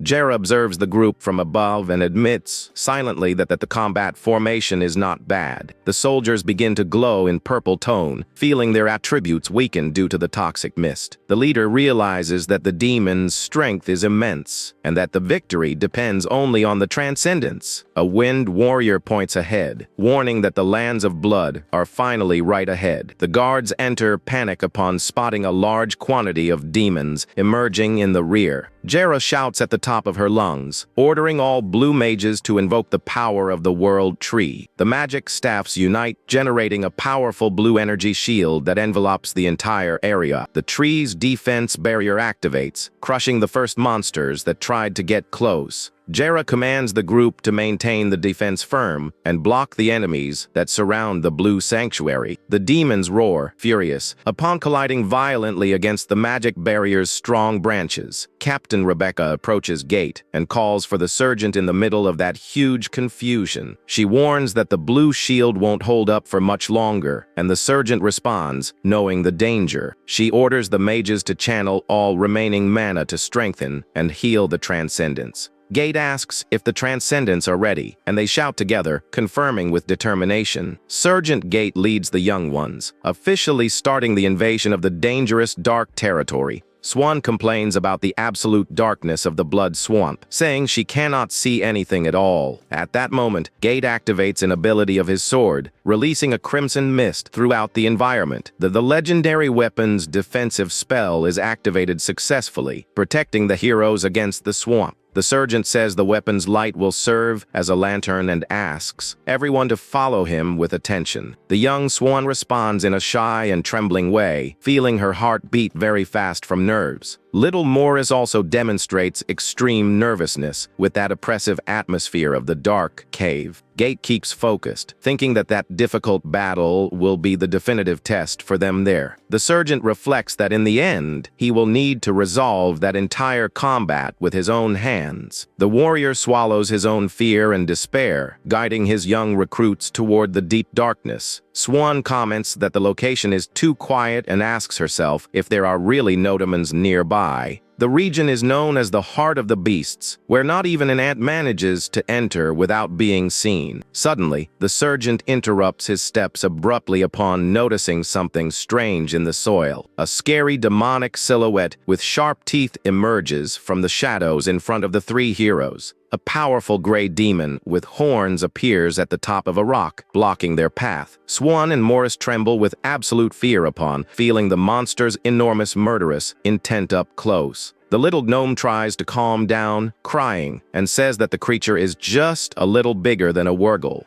But suddenly, the demon's body begins to transform and grow in a scary and bizarre way. The beast stands up, revealing its new colossal and intimidating form, leaving everyone in absolute shock. The colossal size of that opponent is immensely larger than any other beast they have faced. Morris stutters, desperate upon realizing that the enemy's size simply doubled in seconds. The monster grabs the mountain slope with its immense black claws, destroying the rocks around. Swan clamors, desperate for the sergeant, fearing that threat might be too big for them there. The creature delivers an overwhelming wind blow that makes dust and rocks fly throughout the cave. The valiant sergeant grinds his teeth and refuses to retreat in the face of the adversary's terrible attack. He blocks the heavy punch with his giant sword, generating a huge shockwave throughout the location. Gate makes a monumental physical effort to hold the opponent's incredible strength without being crushed. The giant demon roars furious, forcing its claws even more against the hero's defense. Swan and Morris begin to hyperventilate, feeling a terrible suffocation caused by real fear. The sergeant says to himself that he needs to maintain calm because a single slip will cost their lives. He knows very well that if he loses focus, all his companions will be brutally killed there. The dreaded Grothan demon raises its other muscular arm, preparing to finish the combat. The beast delivers a new crushing blow that breaks the barriers and pushes the sergeant back. The young recruits fall to their knees on the floor, completely paralyzed and without strength to fight. Swan cries from panic, feeling her body rigid, and wishes desperately that someone will come save her. The primitive survival instinct forces the two young ones to submit in front of that strength. Gate shouts, desperate, for the recruits to wake up while the monster jumps from the top to crush them. The terrible demon delivers a devastating attack, generating a huge impact. The cave ceiling begins to crack in a scary way, scattering stones everywhere. Gate tries to protect his young companions, while everyone is thrown by the shockwave. The sergeant revolts for having to fight against such a powerful monster next to beginner recruits. He remembers the absurd strategy traced by his cowardly superiors for that mission. With eyes full of fury, the warrior curses the incompetence of the military base commanders. He breathes deeply, trying to maintain absolute focus and forget his anger to survive the combat. Gate assumes his fighting posture, confident that the enemy's attack pattern isn't that different. He advances with determination and decides to climb the giant's own body to deliver a fatal blow. The warrior runs toward the monster's vital points, ignoring the imminent danger around him. The huge red sword collides against the creature's face, generating a screeching metallic sound. The sergeant widens his eyes in shock upon realizing that his best attack didn't cause damage at all. The beast responds immediately with a brutal counter attack that throws Gate with extreme strength. He falls violently against the sharp rocks, spreading a large pool of blood across the floor. Gate spits blood from fatigue, indignant for not managing to cut the joints of that demon. The fallen sergeant observes his great weapon fallen far away and asks himself if there is any chance of victory. He kneels weak in the middle of a terrible pile of human bones and skulls that cover the soil. At that moment, a memory of his old colleague Boats with his decorated sword appears in his mind. The smiling friend displayed proudly the details they had drawn especially on his blade. Gate focuses his look on the large sword and realizes that the marks on it are the same as his old friend's. The warrior feels a tightness in his chest upon deducing the tragic fate the companion faced there. He deduces, horrified, that the legendary warrior actually never deserted but died in that place. Suddenly, a huge black claw emerges from the middle of the skulls, breaking the silence of the dark cave. That terrible demon was already used to massacres and bloody deaths of other warriors. Meanwhile, Gate, even being a legendary hero, still didn't possess real combat experience to match. For the beast, the heroes who entered there were seen only as simple toys for its boredom. The monster crushes with ease a human skull, showing its immense contempt for that battle. It throws a violent burst of sharp stones in the direction of the youth who tried to get up. Morris and Swan are hit squarely by the rain of debris, falling wounded on the cave floor. Both young recruits spit blood, feeling the terrible pain caused by the strong impact of the stones. The demon roars in a threatening way, staring at the sergeant, who barely manages to stay on his feet.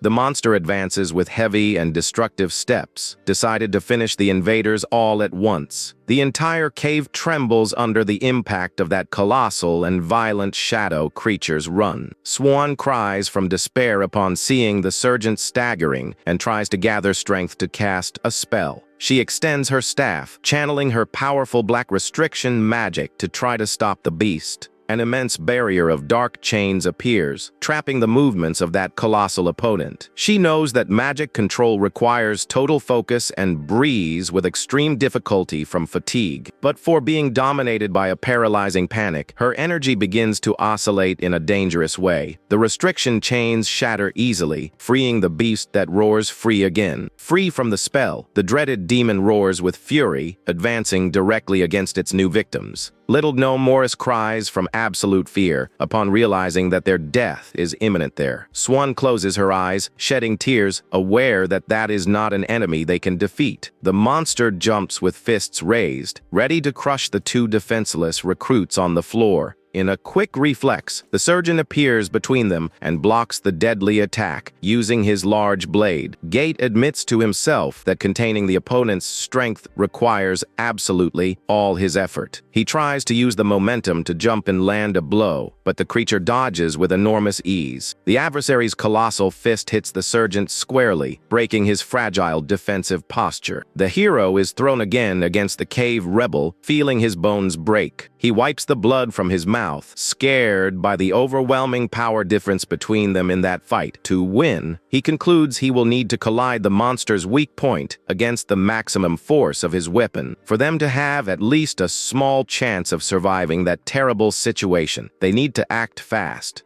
Gate leans on his immense red sword, trying to recover his strength after the constant blows he suffered. The surgeon looks back with a bloodied face and asks coldly to the young ones if they will accept death there. He warns in a severe way that if the recruits don't provide immediate support, everyone will be killed without mercy. Furthermore, the other allied troops who are fighting outside in the storm will also be totally annihilated. He tells the young ones to focus exclusively on the only important mission of their lives, which is defeating that beast. Swan and Morris listen to the surgeon's harsh words and try to concentrate even though they are very wounded and exhausted. Gate walks determined toward the opponent, facing the danger with the certainty that he has nothing more to lose. Upon hearing the surgeon's resigned tone, the elf Swan begins to feel her own despair turn into focus. A strange and deep calm dominates the young elf's mind, who opens her shining blue eyes in combat. She remembers her old black magic studies about the only spell capable of sealing a high-ranking demon. It is the Earth Invocation, but she knows very well that the restriction power weakens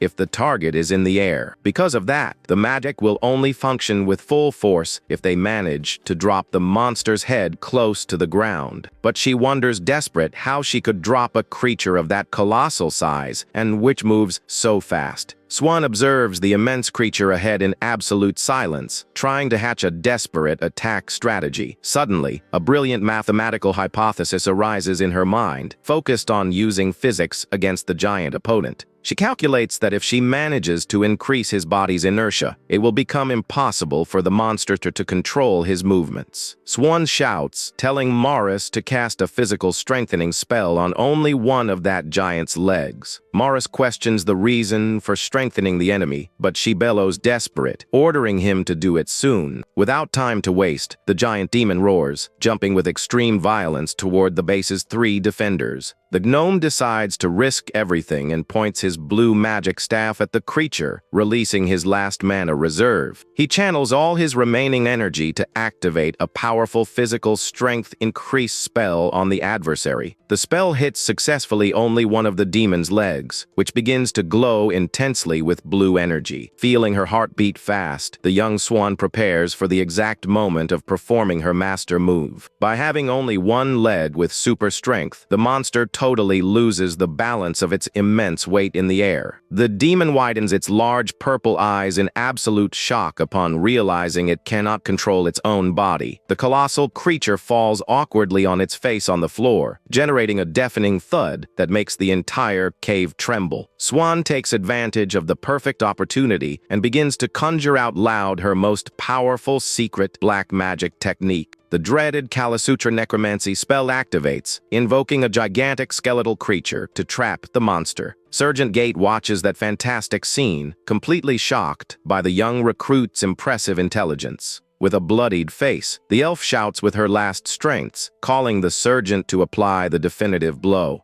At that instant, an old memory of the beginning of the training passes quickly through the dedicated young elf's mind. She recalls when she observed Gate train exhaustively the movements of his large sword in the base's courtyard. At the time, she questioned herself if that brute and repetitive technique of cutting rocks would really have practical utility. Back to the present, she perceives the sergeant's genius and encourages him to assume that same basic posture. Gate raises his giant sword to the heavens, positioning himself firmly in his traditional #1 posture. Little gnome Morris gathers all remaining energy and transfers it directly to the valiant sergeant's body. An overwhelming blue magic aura envelopes Gate's arm, absurdly increasing the power of his immense red weapon. Impressed with the spell's strength received, the sergeant admits that he underestimated his recruit's magic capacity. The sergeant concentrates all this shining energy to execute the legendary standard sword art of the Great Federation. He knows very well that the dedication and joint effort of those youths were the key to open that opportunity. He smiles proud, stating that they are true elite soldiers while preparing to deliver the cut. Swan and Morris observe the scene with bloodied faces, depositing all their hope in the sergeant's attack. Gate executes the devastating cut, breaking rocks, decapitating the gigantic demon's head under a rain of blood.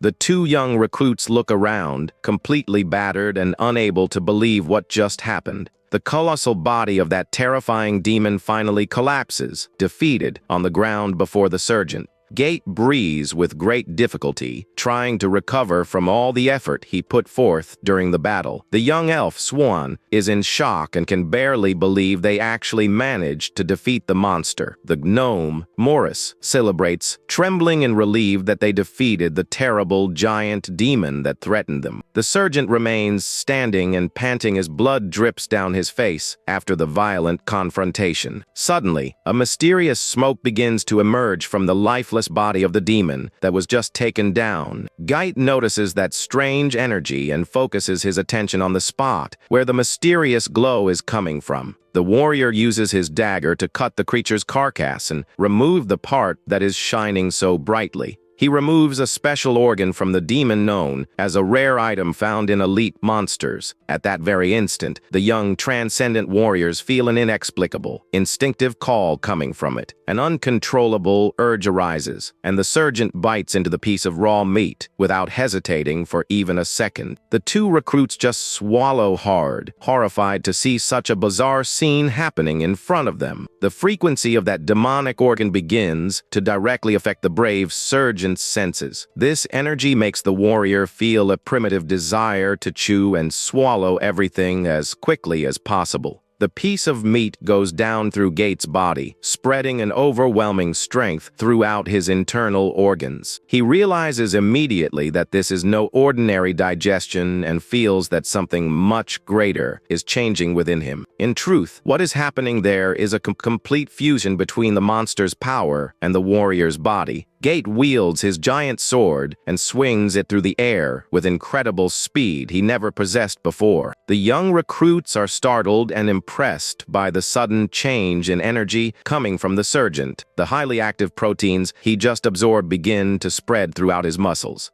This powerful substance increases the warrior's physical strength to the limit that his own body can withstand. With this transformation, Gate's combat power has just tripled, even though this secret is not in the books. The sergeant turns to the recruits and tells them to pay close attention to what he is about to reveal. He explains that all Transcendents share this same strange sensation through a mental connection. He warns that the battles will be even more brutal, but guarantees that the rewards will be worth it in the end. The leader states that information about these powers must be kept in absolute secrecy among them. He looks at the youngsters seriously and asks if they understand the importance of that survival rule. The two recruits answer together, and with great determination, that they perfectly understood the chief's order. Swan watches the warrior in silence, thinking that he truly does not act or reason like a common human. Gate already knew that the dangers he would face from then on would go far beyond the pure battlefields. He reflects that war is not decided only by weapons, and that the darkest side happens away from the combat. The worst part of it all is always the political disputes created by cowards who command from behind desks. The warrior knows that unscrupulous superiors would try to steal the youngsters' achievements at any cost,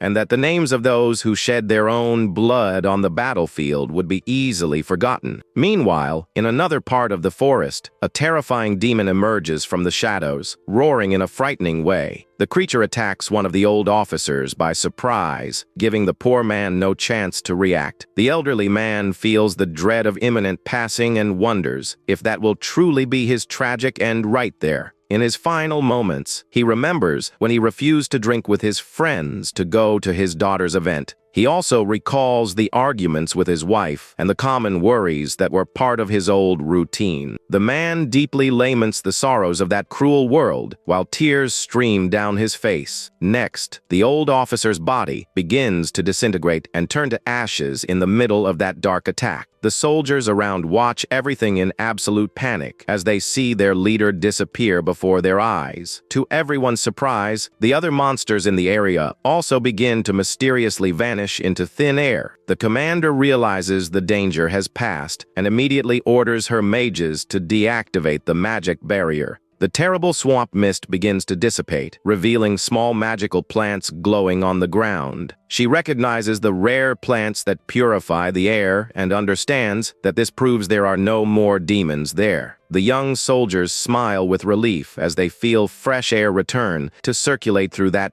dangerous forest. Suddenly, heavy footsteps coming from the deep darkness call the attention of everyone present on the hill. The entire group turns, startled and in shock, upon realizing that someone mysterious is emerging from that cave. The sergeant emerges from the dark cave carrying the huge head of the defeated monster alongside the recruits. The commander watches the scene, impressed, since she was fully prepared for the worst in that swamp. The warriors who went through ambushes at the beginning of the mission react quickly to help the group. The joint effort of Gate and the other young Transcendents finally guaranteed a great result. The commander smiles with relief upon realizing that the young recruits actually manage it to accomplish the impossible. The entire troop begins to celebrate with shouts of victory as they see the three heroes return alive from the swamp. The young archer runs to hug the tired sergeant and complains playfully about his approach. Meanwhile, the veteran Woody watches the kids with mockery and smokes his cigarette peacefully. The winged leader appears, irritated, and shouts, calling his attention for using herbs without prior authorization.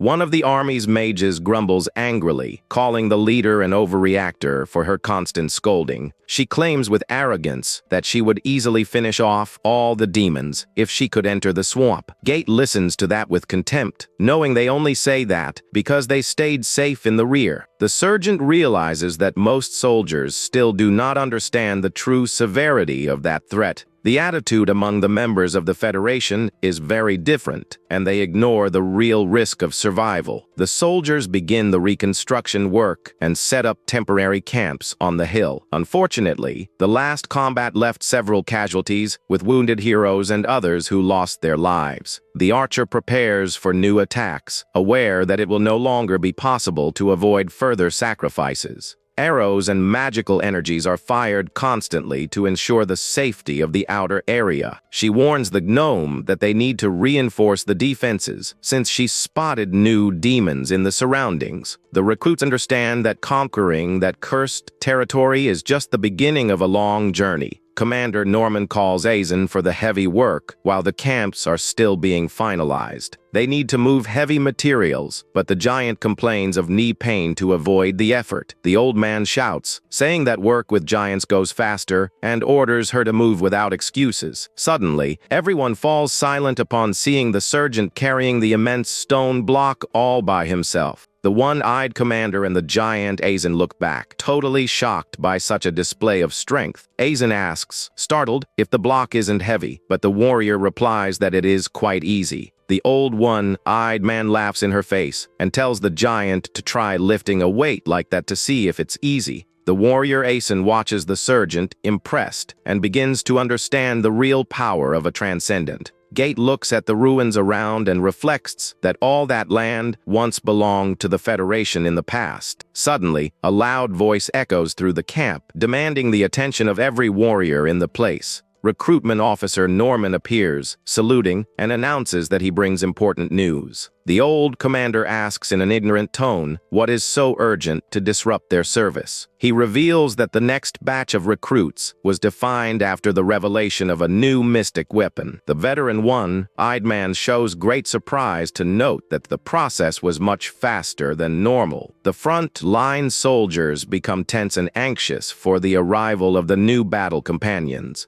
The sergeant listens to the announcement in silence and begins to reflect on who will be the next to join them. The commander orders the messenger to present the full report with the data of the new revelation. Norman reports that the revelation of the sacred weapon occurred successfully in the dangerous mountain canyon. He details that the powerful mystic gauntlet was finally assigned to a giant soldier vacancy. The officer shouts, confirming that the new bearer of the combat artifact belongs to the giant clan. The old commander smiles, satisfied, knowing that the arrival of a strong giant will help a lot in the battles. The giant Aizen lets out a macabre and sinister laugh upon knowing who will be her new direct assistant. She smiles evilly, celebrating that the rookie is finally arriving to work with her. The warrior cracks her knuckles, warning that the newcomer can already start preparing for the worst. With a psychopathic look, she promises to turn the new soldier's life into a living hell. In another area, an instructor shouts at the top of his lungs, demanding order and attention from the new recruits in line. Sergeant Gate yells at the giant rookies, who stand out for their colossal size in the camp. Among the giants is Goliath, champion number 8, a specialist in hand-to-hand combat techniques. Number 1 is Titan, known as the Iron Hero and world record holder in physical strength tests. However, Gate knows very well that in real war, these athletic titles are absolutely useless. Gate wonders why a transcendent like him was sent back to the camp at such a critical moment.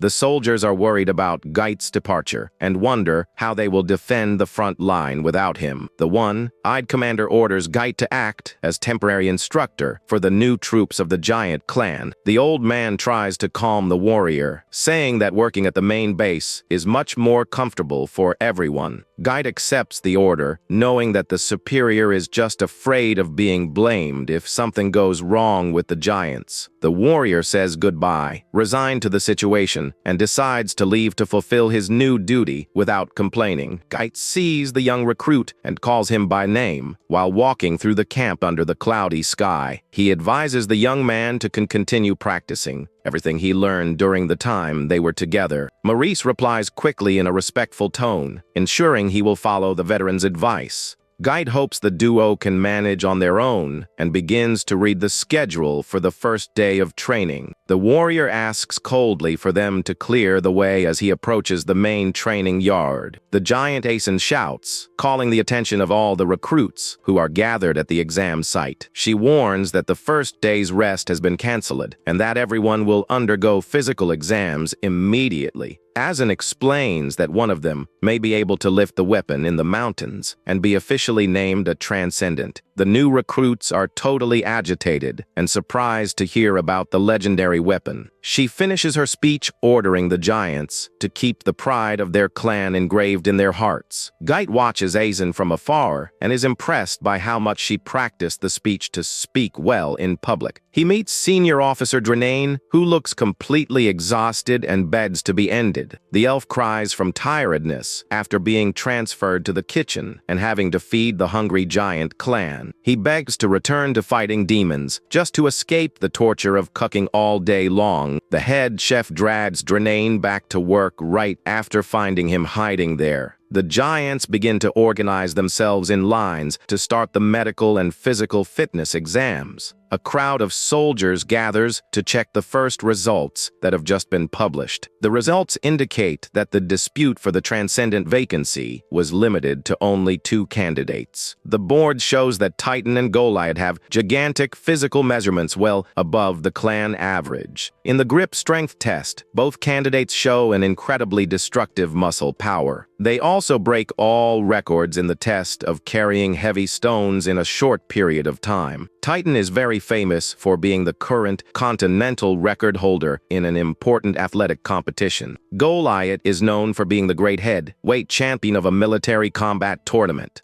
The entire troop is anxious to see who will win the great duel of the century between the 2 elite giants. Titan notices the rival's presence and looks back with a serious and intimidating expression. Goliath hears the rumors from the other soldiers, but prefers to ignore them and maintain full focus on his goal. Titan is extremely irritated by being to someone he considers to be of a lower level. Uncomfortable with the situation, the Iron Giant decides to walk toward his main opponent. He extends his right hand in a greeting gesture that seems friendly only on the outside. Titan asks with a tone of superiority if that guy is really the famous Goliath. The guy accepts the handshake, confirming his identity without showing any type of fear. The record holder gives a sarcastic smile, saying it is a true pleasure to meet his rival. Titan begins to crush his opponent's hand with absurd force to try to intimidate him. Goliath feels the overwhelming pressure on his bones and widens his eyes, realizing the bad intent. The bully takes advantage of the moment to mock the guy's professional fighting career. The combat champion grinds his teeth in anger and tries to withstand the unbearable pain without retreating. Titan smiles mockingly to see that his opponent is resisting the physical strength test very well. Another recruit appears to separate the 2 giants before the situation gets out of control on the first day. Titan threatens the newcomer with a clenched fist, warning that he will crush him if he continues to interfere.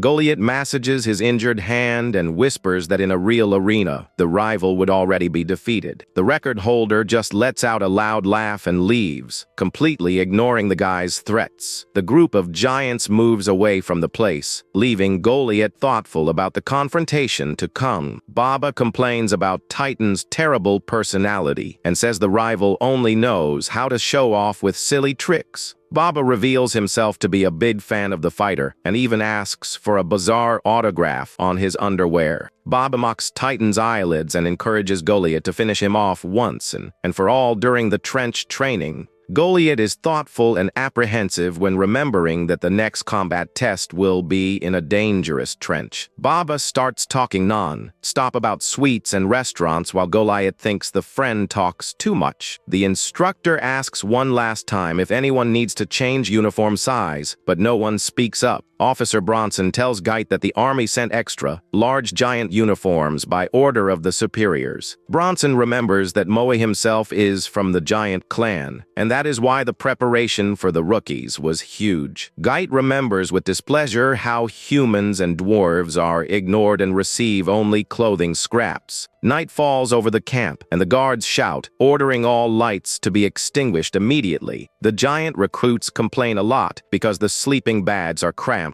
and very uncomfortable. Baba lies down near the other companions and confesses, whispering that he cannot sleep at all. He tries to use an old trick from his mother to sleep, but ends up with a headache and even more awake. Goliath listens to everything in silence and thinks with disdain that the new friend is a real mama's boy. Suddenly, the lodging curtains open, and one of the officers calls for Titan mysteriously. Titan wakes up, surprised by the night call, and responds promptly, saying he is already on his way. Goliath watches the scene with narrowed eyes and suspects the rival is receiving special treatment. Titan leaves the lodging with an arrogant smile on his face, knowing he is calling everyone's attention. He is escorted by soldiers to a meeting cabin that still has the lights on. The one-eyed commander asks for an autograph for the famous rookie, who signs the paper without hesitation. The sheet brings a special dedication, wishing happiness to the veteran commander Moe. Moe changes his posture quickly and warns that inside there, the young athlete will be treated like any other. Titan shouts with pride, swearing he will dedicate himself to the training to honor his clan's name. The leader says the Transcendent vacancy is already guaranteed for him and asks only that he doesn't call attention. The rookie performs a perfect salute and thanks the superior's guidance before withdrawing. Both officers praise Titan's polite posture and agree that he seems to be an excellent recruit. However, Sergeant Guide emerges from the shadows with an evil smile, planning to show the rookie hell. The guards who escort the young man complain angrily for having to work overtime because of Moai. One of the soldiers opens the wooden door and orders rudely for the recruit to return to the lodging. Titan just takes a sip of water calmly, pretending he didn't hear the rude way they spoke. The guards get irritated by the delay and tell the young giant to hurry up, asking if he went deaf. The Iron Giant gets internally enraged upon realizing the abusive whispers of those weak soldiers. One of the guards hears the rookie's provocation and demands he repeat immediately what he just said.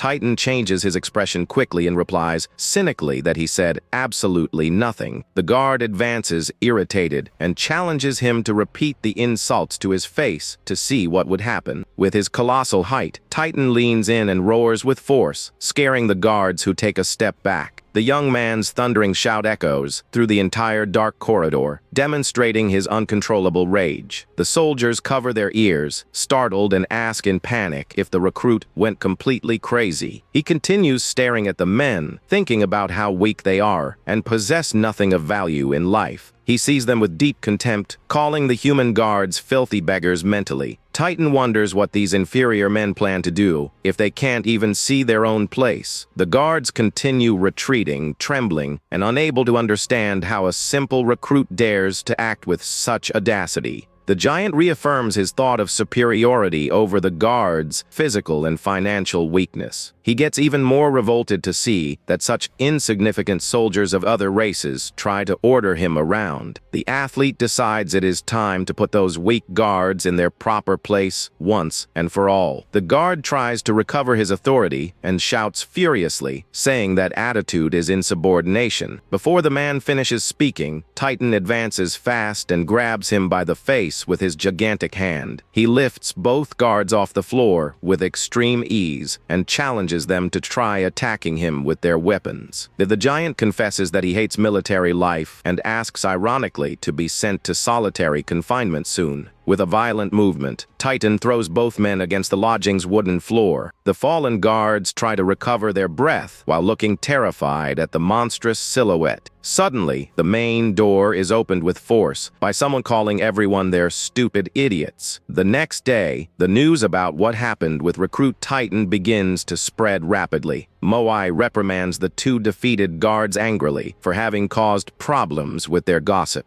The leader says the humans acted out of pure envy and jealousy of the new giant warrior's overwhelming talent. He accuses them of having an inferiority complex against the giants and tells them to forget the complaint. The army values the giant clan too much for their high physical power and their utility in battles. Titan gives a sidelong smile to see that Mo expelled the guards from the room without applying any punishment to him. A roommate asks what Titan was doing, and the young man deflects, laughing with falsehood. The record holder thinks to himself that his stay at that military camp will be quite fun. In another region, the old companions continue training and wonder how Guide is doing at the base. Guide warns one of the giants to watch out for the ceiling, but the guy hits his head hard anyway. One of the giants tries to beg for more food, but the exhausted cook tells the recruit to get out. Officer Bronson interferes quickly in the discussion and asks for the food ladle to resolve the situation. Bronson serves a mountain of rice for the giants, knowing she needs to keep the troops well fed. The woman guarantees there are ingredients to spare while the cook grumbles, shocked by so much gluttony. Guide asks what that white dirt is on the giants' heads and discovers that they are spider webs. The sergeant comments that being a giant has disadvantages, and a recruit with a degree in biology explains evolution. The rookies whisper about the legend of Guide having decapitated terrible monsters in past missions. Another giant with a degree in sociology analyzes the Federation's rigid promotion system technically. Gait listens to the complaints and thinks about the great triple salary and lifetime retirement of Transcendents. The recruits discuss if the retirement will really exist in the future, but admit the salary is real. The rookies debate if anyone can become a Transcendent, while Titan approaches with his plate. Titan hits his plate hard on the table, knocking food scraps near the other companions. The bully orders with total contempt for the guys to clean up his mess before turning his back. The recruits are completely outraged and without reaction in the face of such humiliation and arrogance. Goliath watches the rival leave and feels his fury grow upon noticing that the guy thinks he is untouchable. Baba decides to calm the tempers and picks up the dirty plate, saying he was already going to clean his table. Goliath questions if his friend is a dummy, but Baba replies humorously that he prefers to avoid fights. Goliath notices the friend's peculiar speech and wonders from which distant region that accent might come. The next strength training starts in a giant abyss and is called pillar throwing. Bronson explains that the goal of the test is to hit targets with demon faces painted on the rock. The officer reveals that Titan has already done a perfect demonstration, hitting the center of the target. She warns the giants about the extreme risk of falling, warning that a slip there can be fatal. The recruits miss the throws one after another, and the officer complains that no one can get close. The instructor calls Goliath for his attempt, and the guy positions himself, carrying the heavy log. The fighter uses all his physical momentum and throws the wooden pillar toward the great abyss.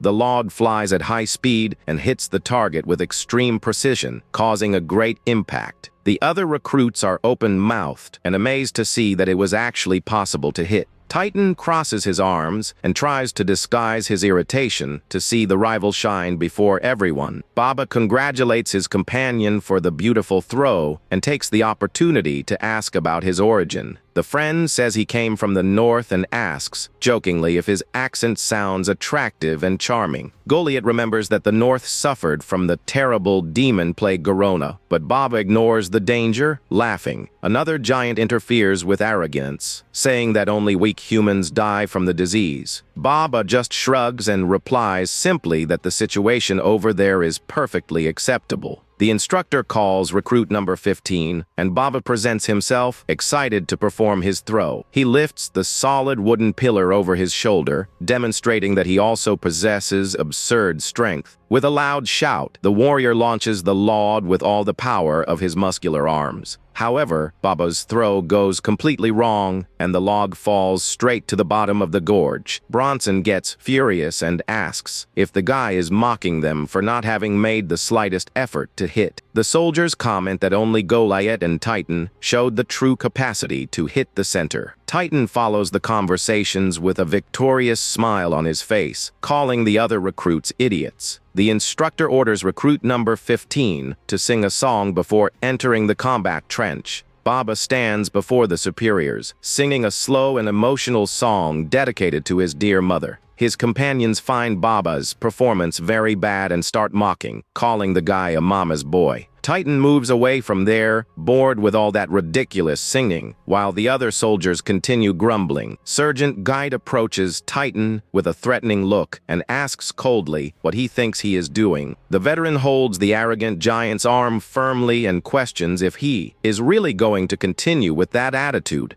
Titan lets out a desperate scream of pain upon feeling the overwhelming strength of the sergeant's grip on his wrist. The arrogant iron giant is completely shocked and wonders what kind of monster that man in front of him is. Titan falls to his knees on the floor without being able to break free from that terrible grip that seems to crush his bones. Gait looks the guy with contempt him to continue with the same swagger and arrogance as before. The recruit tries to break free any way he can while begging desperately for the sergeant to release him at once. The experienced sergeant tells the rookie to continue showing off his physical strength while applying even more pressure to his arm. The young giant sweats coldly from so much pain and continues begging for the sergeant to finally release him from that hold. The sergeant releases the arrogant recruit, who collapses face first onto the ground, completely exhausted and humiliated before everyone. Geit says the rookie thinks he is very special just because people around him keep praising his athletic talent. He states that he knows that type of behavior very well, and that, in truth, the kid is nothing more than a coward.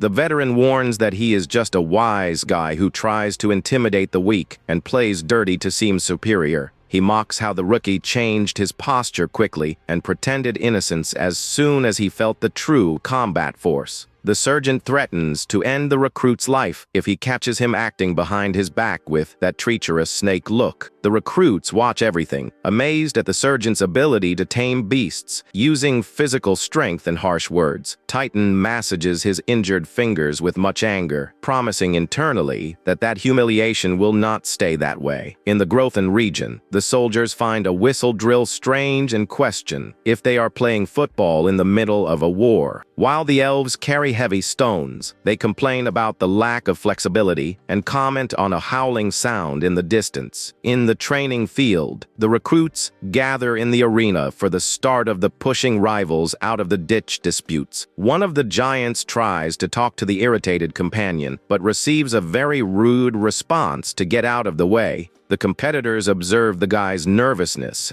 and comment that he must be worried because he knows he will lose the fight. The officer of the giant clan yells, calling the next competitors from Group B to prepare for combat. The historic confrontation begins between the 3-meter tall giant Baba and the small competitor David. David tries to come up with a tactic to overcome the size difference and seeks inspiration in the ferocity of a small hamster. The smaller fighter makes funny poses mimicking the rodent to try to gain psychological advantage at the beginning of the combat. To everyone's surprise, Baba trips on his own backward and falls out of the trench, being eliminated in a ridiculous way. David is totally without reaction and with a dumb face, not understanding how he managed to win that dispute so easily. The other recruits start criticizing Baba, calling the guy a coward, but he simply doesn't care about the rumors. David celebrates his glorious victory, thanking nature mentally for having given him that great idea. Baba runs off, hurried and smiling, to get a good spot and watch the great giant combat live. The official announcement calls giants Goliath and Titan for the awaited group a duel inside the combat arena. Goliath faces the rival seriously, warning he is not having a good day, and tells him not to complain if he ends up hurt. Titan responds with deep arrogance, challenging the opponent to try to injure him and calls him a complete failure. The fighting champion remembers what he heard about the rival and promises to break his limbs to shut that insolent mouth. Titan just gives a sarcastic smile while cracking his neck, demonstrating that he is totally ready for combat. The combat begins with an overwhelming explosion of dirt when both giants collide their forces with violence. Goliath manages a perfect wrestling grip and locks Titan's body, which remains completely trapped to the movement. The combat champion smiles to himself upon realizing the rival's pure brute force will not be enough to escape from there. Titan gets startled upon losing complete body balance while being thrown with perfect technique. The Iron Giant's body collides violently against the muddy ground of the trench after the beautiful throw. The audience goes crazy with the blow, and soldiers comment that combat athletes really dominate this type of fight. Titan gets up from the floor, enraged, thinking that the trench fight goes way beyond a simple technical throw. The combat champion is surprised to note the opponent's resistance, who already advances for a new violent investment. With an unbelievable display of physical power, Titan lifts the entire rival over his shoulders to throw him out of the arena. The soldiers are terrified to see that bizarre scene, proving that the guy's brute force is from another world.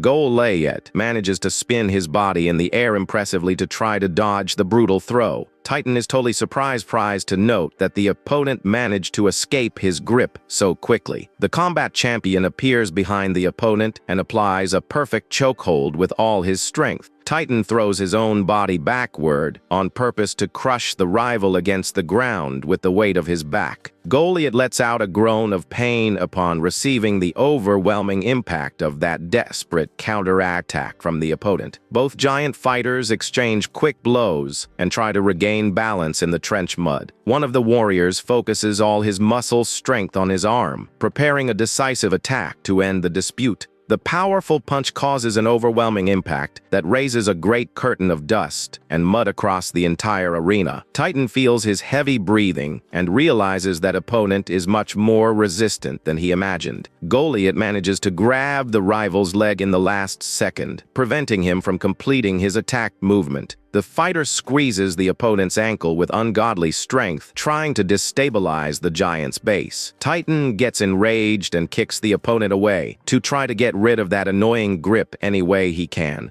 Goliath manages to re-establish himself quickly and returns to position himself to restart the investment against the rival. The warrior advances again at high speed with his eyes fixed on his target, demonstrating much determination. Both colossal bodies collide in the middle of the trench, generating a thundering sound that scares the spectators. The recruits watch in shock to see that the combatants continue attacking without time to breathe. The audience shouts enthusiastically while watching that spectacular duel that seems not to have a defined winner. The violent battle between Titan's brute force and Goliath's refined technique extends for several hours. Goliath breathes with great difficulty, but warns the opponent to give for. He ends up fainting right there. Titan gives a mockery smile even while being exhausted, says the one who should leave is that failure. The warrior focuses his gaze on the opponent and guarantees with determination that he continue fighting all night long. The army officer follows the time, observing the hourglass sand that finally finished falling. The commander interferes, decreeing the end of the fight, and announces officially that the duel ended in a draw. Goliath laments the result in silence for not having achieved the overwhelming victory he wanted so much against the rival. A tense and heavy atmosphere still takes over the place with the rivalry between the two warriors reaching the limit. The companions shout Goliath's name to demonstrate support. After the end of that exhausting combat, the commander shouts, very irritated, upon realizing that one of the competitors refuses to accept the fight result. Titan refuses to accept the draw and advances against the rival even with the official end of combat announcement. Goliath advances enraged, ignoring the stop order and shouts for the opponent to shut his mouth and accept his destiny. Suddenly, a cold and frightening voice echoes through the arena, causing the fighters to stop immediately. Sergeant Guide appears before them with a threatening look and orders directly for them to stop the fight. Goliath feels the overwhelming pressure of the sergeant's presence and hesitates for a second before retreating from the attack. The fighter finally releases the opponent and takes a step back to avoid the uncontrollable fury of the experienced leader. The entire arena falls into absolute silence, with the other soldiers observing the feared sergeant's intervention. The commander is surprised to see that the young rebel only obeyed the sergeant, ignoring her order completely. Titan moves away from there, extremely irritated, grumbling insults for the missed opportunity to defeat the rival. Goliath also leaves the place, furious, promising that things will be very different when he inherits the sacred weapon. The intense rivalry between the two young giants continues unsolved, even after the end of that difficult test. The morning of the Great Sword Ceremony Day finally arrives, and the officers order the return of the training plates. The soldiers hand in their identification plates, commenting on how those 6 weeks of training flew by. Baba smiles, relieved upon realizing that despite all the suffering at the beginning, he finally adapted to the military routine. Titan prepares to change clothes, commenting that it seems the first day of training was yesterday. Another recruit warns the athlete that he did the grade math and that he will probably be in first place. The guy listens to the information seriously, feeling that the final results still seem a little doubtful. In the temporary meeting cabin, the officers finally finish adding all the giant recruits' points. The sergeant analyzes the final report with the other commanders and is surprised to check that documents data. The news about the perfect technical draw between the two main candidates begins to scare everyone at the military base. Commander reveals that both rivals managed exactly the same grade, which had never happened in history. Geit gives a mysterious smile, commenting that the technical score on paper decides absolutely nothing. After all, the definitive test of the mystic ceremony is about to begin, and it will be the sacred weapon itself that makes the choice. The old one-eyed man warns that the mystic ceremony will be shortened due to the emergency that occurred on the dangerous front line. Titan comes forward with superiority and says he will go first to save the rival from a totally useless effort. The opponent simply ignores the provocation and tells the guy to celebrate his pride alone. Sergeant Geit orders the first candidate to prepare and warm up to pull the sacred sword. Goliath focuses all his attention on the legendary sacred weapon, feeling that the great moment of his life finally arrived. The powerful Decaphon mystic gauntlet rests, imposing on the pedestal, awaiting the touch of the next Transcendent. He plans to start his true elite training as soon as he officially becomes the new Transcendent hero. However, destiny reserved a great and unexpected surprise for everyone present on the hill that day. Goliath uses all his colossal physical strength to try to pull the mystic artifact, but it does not move even a millimeter. The officers watch the scene, worried, not understanding why the mystic gauntlet refuses to leave the stone pedestal. The guy makes an absurd effort with clenched teeth, realizing that things are totally getting out of control. The recruits whisper, shocked to see that the powerful candidate failed right in his first attempt. The instructor confirms officially the recruit's failure and orders him to move away from the place immediately. Sergeant Geit interferes harshly and tells the failed guy to get out of there without causing more confusion. The other soldiers celebrate his failure, commenting that his terrible personality would never make him be chosen. Goliath approaches, embarrassed by the audience's compliments about his physical beauty and combat skills. However, Goliath also fails in his attempt, leaving the entire troop of giants in a complete state of shock. The soldiers start whispering, unable to believe that the clan's two best candidates failed the test. Goliath is extremely devastated with the negative result, unable to accept that he was also rejected by the weapon. The recruitment officer approaches the sergeant to report a very rare situation that just happened. He explains that there is an almost forgotten old rule that grants bonus points to whoever manages to down demons. During a previous test, Recruit Baba had demonstrated all his strength by lifting a colossal stone pillar. He threw that huge stone lob toward the gorge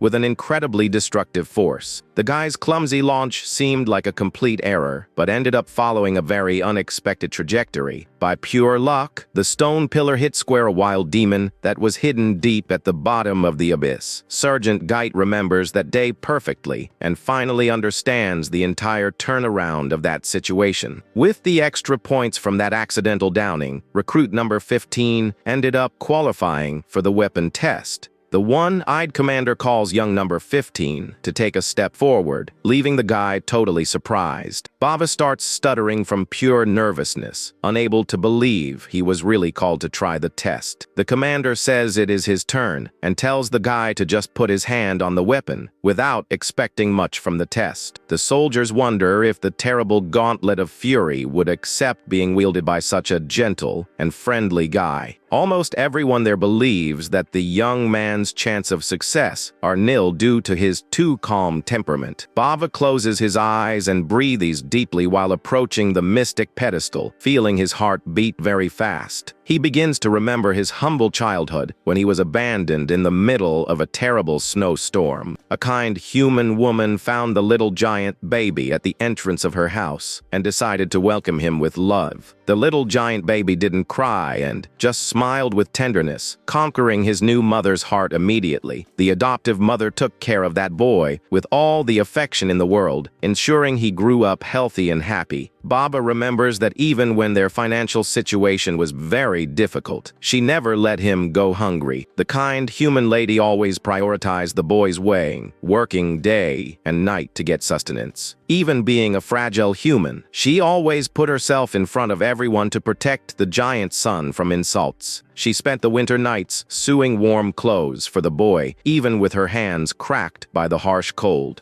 She always ensured the son was well warmed with shoes and gloves before thinking about her own needs. The boy felt very sad and confused for being so absurdly bigger than all the other children in the village. He questioned himself about the reason for having a body so strong and resistant, while his dear mother was so fragile. The situation began to worsen drastically when the few resources they had finally began to run out. The adoptive mother's health began to deteriorate rapidly, and she started to suffer from constant coughing fits. The young giant suffered a lot to see that woman, so strong on the inside, was becoming physically very debilitated. Baba wondered why destiny had placed such a wonderful and fragile person in his life that way. He didn't understand why she had decided to adopt and raise an abandoned giant baby with so much love and dedication. After all, he was a colossal giant and she a common human, but the love between the two went far beyond any race. In a moment of anger in childhood, Baba shouted, saying she was not his real mother, and slammed the door. He felt very guilty to see the mother suffering insults and humiliations from the villagers because of him. The plague that ravaged the region ended up severely affecting the health of that poor and fragile human lady. Baba lamented to see that she would leave him alone in cruel world from one moment to the next. Lying in her bed very debilitated, the elderly woman calls for the son's name, feeling her time had come. She says in a very weak voice that moment would probably be the last conversation they would have together. The mother asks for sincere apologies to the boy, crying for not having managed to give him a better life. However, she confesses that she still wishes to hear something very important before closing her eyes forever. The elderly woman asks with much affection for him to call her by that affectionate way from when he was just a child. She begs to hear the word mother coming from the mystic boy's mouth while his heart beats fast. The young giant's chest tightens with so much pain and despair upon realizing the severity of that sad farewell. Thick tears begin to stream from Baba's eyes, falling directly onto his mother's bed cover. He starts crying loudly and begs desperately for her not to leave him alone in that cruel world. The painful crying of the giant echoes through the small wooden room while he sheds all his tears. The kind lady closes her eyes with a serene smile on her face and calls him affectionately her eternal baby. She whispers that listening to the giant son's fun conversations had always been the greatest gift of her entire life. She remembers that seeing the boy smile happily around the house made her feel the richest and happiest person in the universe. The elderly woman makes the guy promise that even after her departure, he must never cry or feel anger at his own life. She asks for him to continue being that cheerful and talkative boy who always filled the house with happiness.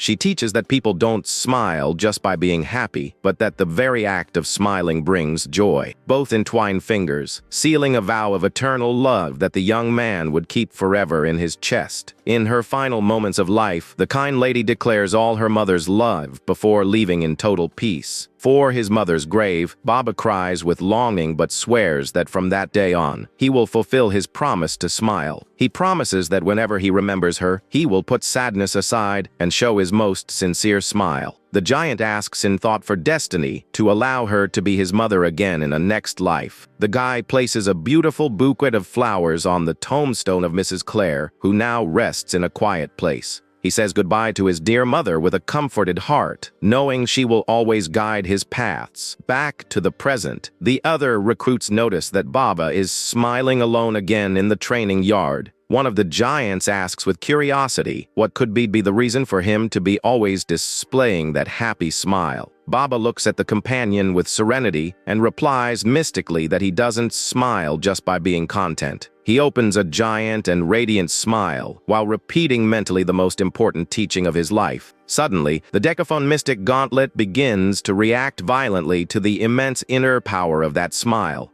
Sergeant Guide and the other officers are open-mouthed to witness the overwhelming reaction of the mystic artifact. Titan watches everything in absolute panic upon seeing the official announcement confirm that the guy managed to extract the weapon. The powerful Gauntlet of Fury shines intensely, fusing its huge destructive power with Baba's body. The new Transcendent hero finally lifts the mystic artifact, proving his extraordinary strength to the entire camp. Meanwhile, soldiers in the stable prepare the horses, commenting on the dangers of the next infestation area. Geit remains thoughtful, hoping the young No Morris is following his training advice correctly. He knows that the squadron needs to use the fast promotion system to gain political influence within the army. The sergeant approaches the lodging and opens the main tent curtain with determination to speak to the troops. Baba presents himself fully equipped with his new armor and admits shyly that he feels a bit strange. Geit warns that the carriage will be very tight with 3 giants and tells the new warrior to go sit in the front part. The giant replies promptly with a perfect salute, while the sergeant notices the guy's colossal size.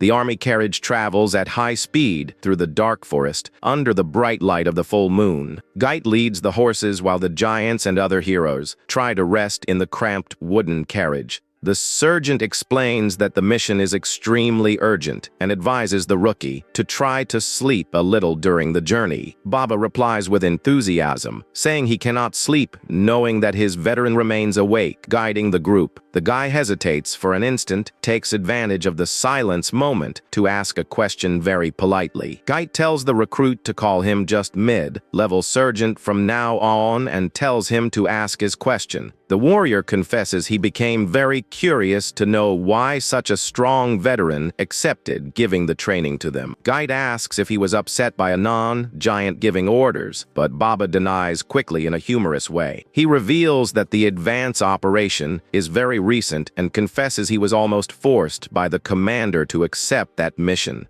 The sergeant explains that with the troops' advance, the main base will get farther and farther away from them in the mountains. Geit warns seriously that that situation applies both to him and to the new recruits who just arrived. The leader states that they will never return to that recruit camp until this whole terrible war ends. He wishes official welcome to the new mystic recruit, giving a vote of confidence for the squadron's future. Baba celebrates, excited, and guarantees he will strive to the maximum not to disappoint his experienced commander. Geit just agrees in silence, aware that the challenges will be even greater as they advance through the map. After all, the pressure from terrible demons will increase overwhelmingly, requiring even faster responses from the Federation. However, in time, this small and brave squadron will also grow in mystic strength to manage to face any danger. The sergeant swears to himself he will consolidate his group's position, and that all blood shed there will not be in vain. He has full certainty that the glorious achievements they reach in the war will finally be recognized by everyone. The day dawns with the soft song of birds in the forest, while someone tries to wake the young giant who still sleeps.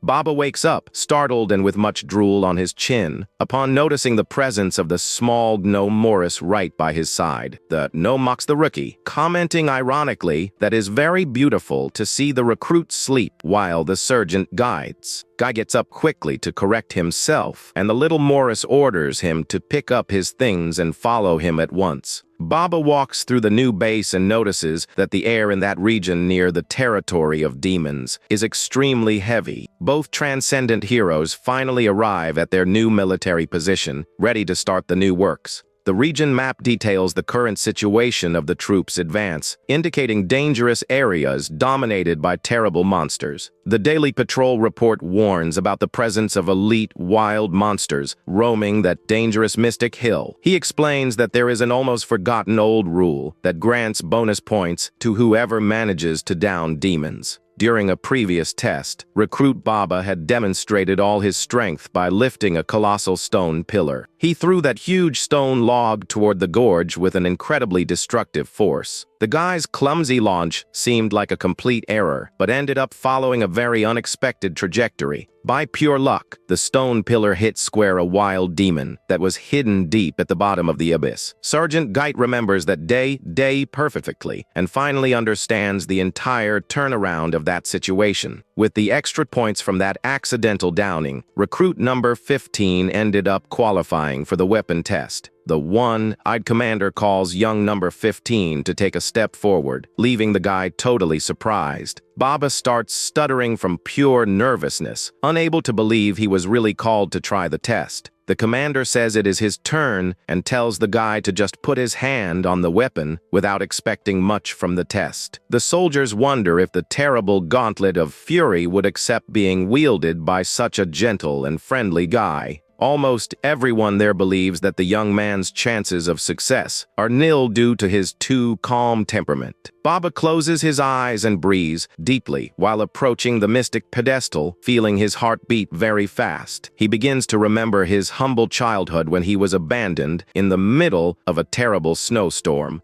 A kind human woman found the little giant baby at the entrance of her house and decided to welcome him with love. The little giant baby didn't cry and just smiled with tenderness, conquering his new mother's heart immediately. The adoptive mother took care of that boy with all the affection in the world, ensuring he grew up healthy and happy. Baba remembers that even when their financial situation was very difficult, she never let him go hungry. The kind human lady always prioritized the boy's well-being, working day and night to get sustenance. Even being a fragile human, she always put herself in front of everyone to protect the giant son from insults. She spent the winter nights sewing warm clothes for the boy, even with her hands cracked by the harsh cold. She always ensured the son was well warmed with shoes and gloves before thinking about her own needs. The boy felt very sad and confused for being so absurdly bigger than all the other children in the village. He questioned himself about the reason for having a body so strong and resistant, while his dear mother was so fragile. On the site, two workers fight fiercely while trying without success to balance a heavy box of supplies on the wagon. Baba appears by surprise and lifts the immense box with a single hand, leaving both workers completely amazed. Sergeant Guide approaches and explains that that strong giant is the new mystic member who will act as protector of the group. The guy hears a noise of heavy footsteps coming from behind and turns quickly to check who is approaching there. Upon noticing the presence of the veteran Asen, the young rookie performs a perfect military salute very agilely. The masked giant stares at him seriously and asks if he is joking, saluting while carrying weight. Asen warns the sergeant that the rookie finds military service is too easy and tells him to train him properly. The veteran remains thoughtful, not understanding why a recruit like Baba was chosen instead of Titan or Goliath. She also wonders if it is physically possible for a simple human like Gite to carry such heavy boxes.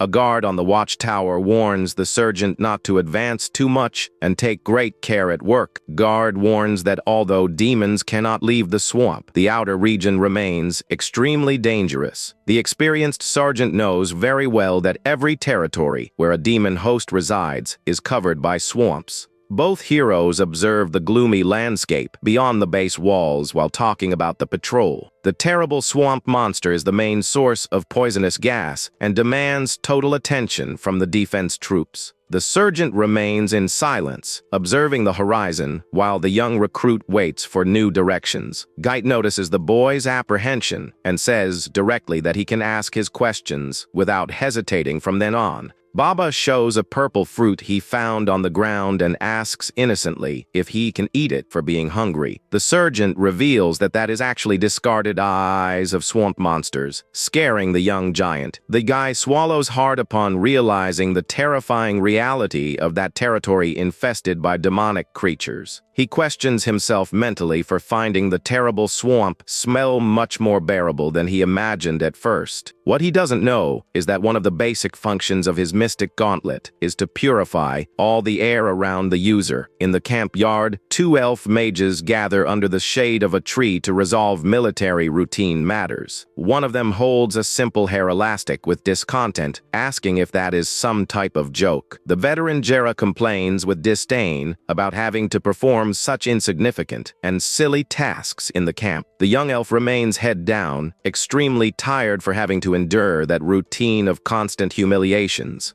Jera orders harshly for the girl to go to her lodging and fetch another hair elastic without complaining about anything. She searches all the shelves without finding anything and decides to take her own elastic that she had received as a gift. The young lady questions herself with much sadness about what that arrogant veteran really wants from her military life. Upon receiving the elastic as a gift, the veteran simply throws it on the floor with deep contempt before the girl. The elf feels her mood being completely destroyed by the free evilness of that officer, who thinks she is very superior. Jera pours all her poison, saying the girl should have died in past missions instead of returning alive from there. The young elf just lowers her head and asks for apologies humbly to avoid the fight getting even worse. The veteran gets even more enraged and threatens to rip the girl's mouth if she dares ask for apologies one more single time. The young elf feels cornered and without any type of way out in the face of that terrible psychological oppression. Jera continues demanding answers in an authoritarian way while kicking small wooden sticks on the floor. Upon seeing that the girl remains in absolute silence, the veteran prepares to deal a violent slap against her. The slap hits the young elf's face with extreme force and evilness, spreading a climate of panic and humiliation across the area. The girl holds her bruised face in silence, trying to contain the humiliation tears that insist on falling. Jera stares at her with deep hatred, promising to punish the young lady even more for her passive attitude before her.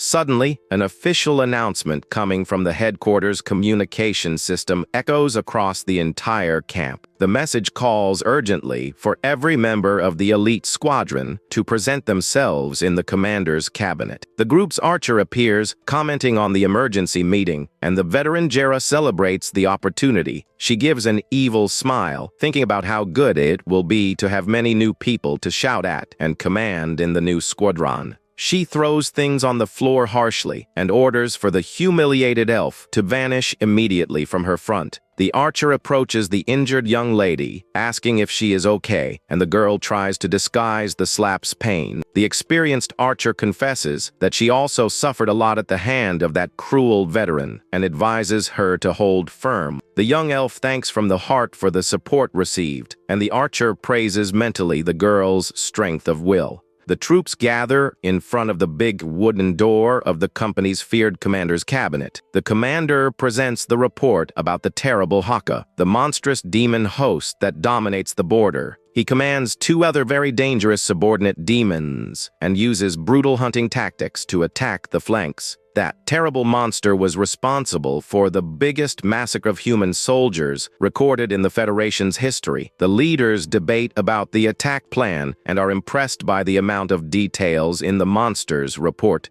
They know that the ease in defense so far occurred because the beasts fear the blood smell of their own species. The sergeant warns that with the return of the main heroes, the big attack will start officially within 4 days. He explains that the demon Haka is extremely active and aggressive, never remaining in the same place for very long. The winged commander finishes the speech, warning about the imminent risk of a battle of catastrophic proportions. The great decisive battle must occur right there in the Groton Plains, situated ahead of the camp. Guide analyzes the data and comments that tactically the combat will have the format of a hard defensive battle. The winged commander agrees seriously with the sergeant's tactical analysis, knowing the mission's difficulty. He highlights that for that reason, archers and warriors with long-range attacks will be crucial for defense. The special troop of fast harpies will also perform a fundamental role by attacking and retreating quickly. However, since the enemy leaders are too fast, hand-to-hand combat against them will be up to the Transcendents.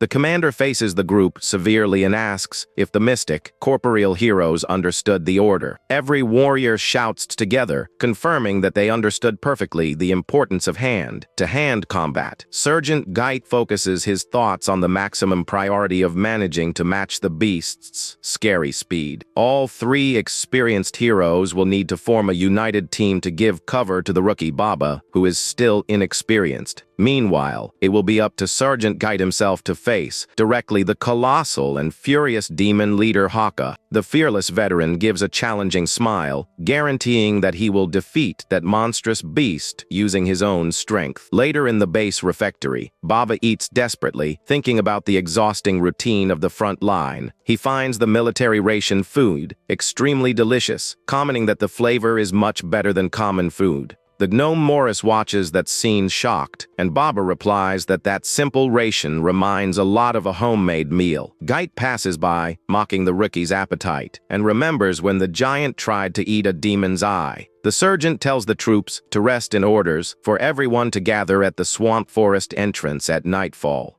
The elite group gathers at the entrance of the cursed territory, where they will perform the tactical meetings before the invasion. Geit remembers that in the last battle, as soon as they defeated the demon leader, the confrontation was closed. On that occasion, every smaller monster simply disappeared into the air, facilitating his troops' victory. The soldiers who witnessed that great victory were relieved to see the dangers vanish all at once. The military report confirmed clearly that the chief's passing resulted in the immediate disappearance of the lackeys. However, the sergeant warns that this time the situation with Demon Haka will be tactically much more dangerous. He reveals that the two subordinate demons, known as Jaka and Raka, command specific parts of the band. Those two terrible elite creatures will not be affected by the leader's passing and will continue fighting until the end. The elf suggests eliminating the leader first to clear the area, but Geit highlights that the squadron's role will be vital. The sergeant looks at the troops with confidence, warning that that was exactly why they trained so hard. The elf mage feels a chill down her spine upon remembering the scary strength of the monsters they will have to face alone. She observes the young recruit Baba's totally calm face and wonders if he even understands the imminent danger. The girl decides to ask if he is okay or if something bothers him, but the giant just stares at her confused and in silence. Baba thinks to himself about the great working conditions and the triple salary, not understanding the reason for his concern. He replies just complaining innocently about the soup's flavor, leaving the girl completely without reaction. The sergeant dismisses the troops to sleep but orders for Baba to remain in the yard for some more time to train. Inside the main cabin, the winged commander studies the war map with concern under the weak candle light. The experienced military leader reflects silently about the gravity of the great operation that is about to begin. Outside, Geit talks to Captain Rebecca, warning he will need her active support during the confrontation. The sergeant remembers how Rebecca's skills were decisive in a great operation performed 4 years ago. Rebecca watches Geit in silence, thinking he is too talented a leader continue as mid-level sergeant. Suddenly, a messenger opens the cabin curtain in a hurry and shouts, calling for the captain in a very desperate way. Rebecca gets startled by the sudden soldier invasion and asks harshly what is happening at that hour. The young scout Ribel presents himself, startled, reporting about a dangerous movement in the swamp area. The toxic gas crossed the stone protective walls and began to invade quickly the camp's inner part. The captain widens her eyes in complete despair upon hearing that overwhelming news from the camp scout. The officers climb running to the top of the Groton wall and are shocked by the terrible purple mist that covers the place. The purple mist is spreading across the walls, while dozens of swamp beasts attack and chew the wooden gates. The scout points toward the distant mountain crest, revealing a new and gigantic threat coming from the darkness. The colossal demon leader Hake emerges imposing on the rocky hill, howling frighteningly under the full moon. The captain realizes the imminent danger and warns that the temporary defensive walls will not withstand until dawn. She orders the subordinates to wake every troop and prepare the weapons immediately to defend the fortress. The leader bites her teeth in anger, trying to understand how the terrible mystic gas advanced 4 days earlier than expected. The amount of mucus secreted by the beasts is much higher than expected and spreads too fast. That means the air inside the walls is no longer safe to breathe, and they need scarves. The masked warrior warns that the scarves are wearing out, but the available quantity is sufficient. A young archer appears, announcing that every force of the Federation is already armed and gathered. The winged leader observes the young archer in silence, while the tension increases before the battle starts. The sergeant asks the young archer Scully if she will be okay even without using a protection scarf. She replies that she is fine because little Morris used a special breathing magic on the entire group. The warrior orders him to make the report, and the little gnome presents himself, shouting with much energy. He reports that the field test was concluded and that he can conjure the area magic immediately. The winged leader in a mask focuses his attention on the little soldier and asks what is the duration of that magic. The gnome explains that the magic uses his own breathing as energy source, making the duration infinite. The veteran warriors are completely shocked upon hearing about the infinite duration of that magic. The little mage positions himself on top of the wall and lifts his magic staff, which begins to shine quite a bit. The gnome begins to conjure the mystic spell, releasing a strong bluish energy around his body. He invokes the Ment breath, making the magic energy begin to spread quickly through the air. The powerful wind wave turns in a spiral, covering every soldier gathered in the yard. The warriors realize that it can breathe perfectly without scarves and praise the pleasant smell. The leader reflects that the mental relief of being able to breathe freely is a huge advantage for the soldiers. Although the battle is sudden, he decides to use that extra mood to elevate the fighting spirit of the troops. He plans to motivate the soldiers quickly so that the anxiety is crushed before the combat begins. The commander praises the great work of the little gnome, who responds with a proud smile on his face. The gnome hopes his great deed helps in the leader's promotion, proving his loyalty to the bone. The winged sergeant flies toward the bright sky under the light of the full moon, calling everyone's attention. He hovers imposing in the air with his large wings open and his sword wielded, ready to lecture. The warrior shouts at the top of his lungs, demanding the absolute attention of every soldier of the Federation. His silhouette stands out before the moon while his war shout echoes throughout the entire battlefield. He announces that the terrible poisonous gas of the swamp is no longer capable of stopping the troops' advance. The sergeant brags that now everyone can breathe freely to fight with all the strength they possess.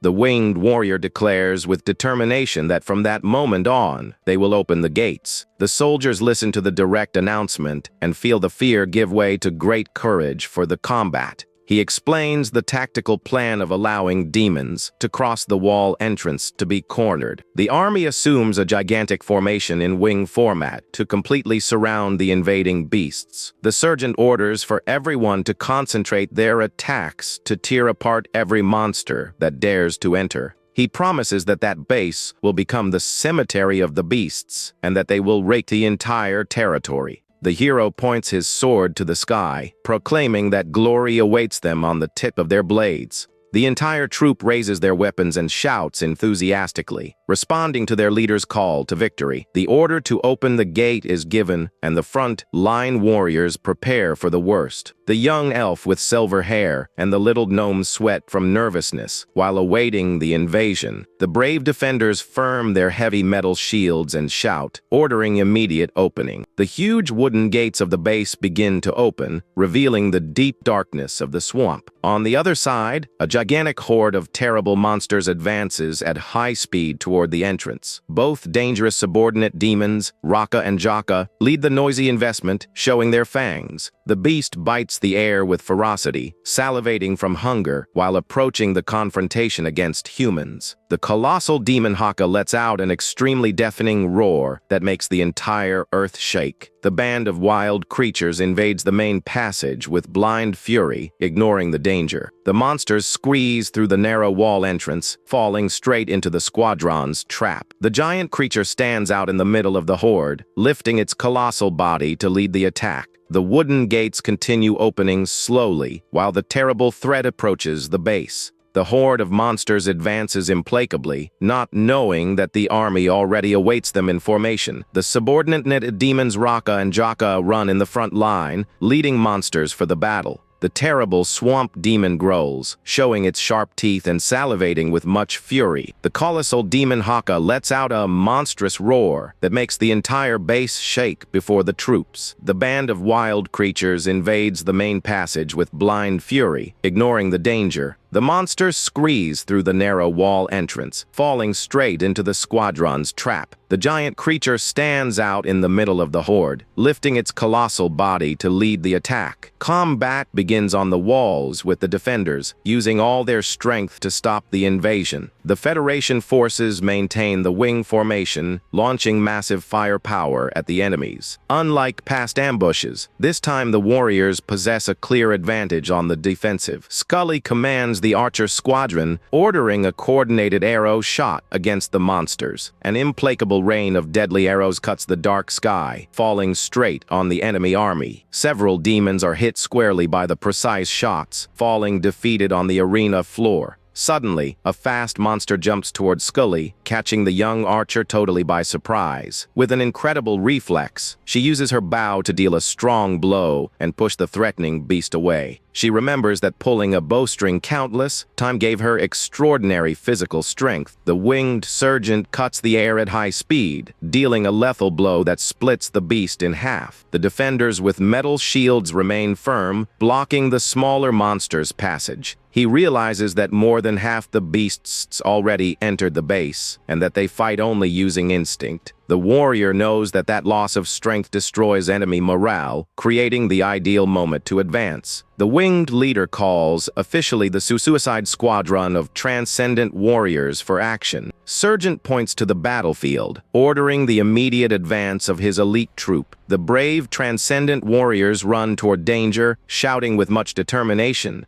A great war shout echoes through the area with troops, colliding directly against the monsters. The surgeon spins his giant sword with extreme agility, slicing beasts that try to stop him. Baba uses his mystic gauntlet to deal brutal punches, throwing opponents far away. The sergeant shouts, warning that he and Baba will open the path, and tells the rest of the group to follow them. He warns that the priority is not defeating weak monsters, but reaching leader Haka quickly. The young warriors show a confident smile upon managing to perform the first advance in the fight. The elite squadron breaks the enemy defensive barrier, advancing amid the battle chaos. They finally manage to cross the gates and focus all their attention on the terrible Haka. The experienced sergeant orders the total charge, imploring mentally for everything to go right in the mission. Scully observes the group departing and prays in silence for everyone to manage to return victorious from there. She remains thoughtful upon remembering that is the first real battle of the young giant Baba. However, the guy advances with impressive courage, defeating monsters without any hesitation. The companion with silver hair observes the giant fighting and is impressed by his determination. He reflects that the defensive strength of a true tank makes all the difference in elite combats. The group continues advancing at high speed, being only 500 yards from the main target. The distance decreases rapidly, remaining only 300 yards for the direct confrontation. Lacking only 100 yards, the experienced sergeant focuses his determined gaze on his terrible opponent. Eye contact is established, and the sergeant prepares to face the beast that awaits him imposing. The monstrous demon widens his bright and scary eyes, demonstrating his bloodthirst. A mystic and distorted energy begins to emanate from the gaze of that terrible demonic host. The sergeant grinds his teeth, focused on dealing a lethal attack to end that great danger. Suddenly, both subordinate beasts jump by surprise, forcing the warrior to dodge quickly. The hero feels the surprise attack impact and realizes blood streams down his bruised shoulder. Both subordinate demons growl victoriously, surrounding the sergeant with their threatening gazes. The colossal demon Haka observes everything from afar, maintaining his imposing posture before the warrior. The young elf with silver hair lifts her magic staff and begins to conjure a containment spell. A huge purple energy claw emerges from the shadows and grabs both smaller demons firmly. The spell traps beasts with much strength, preventing them from continuing to attack the defenseless sergeant. The sergeant is impressed by the containment magic speed and prepares to deal the final blow. Baba realizes one of the subordinate beasts is running at high speed directly in his direction. The young giant deals a devastating right punch, blocking the monster's advance with much strength. The guy is quite surprised for having managed to hit the decisive blow right in his first attempt. The companion notes that Baba's simple personality transforms into incredible combat boldness.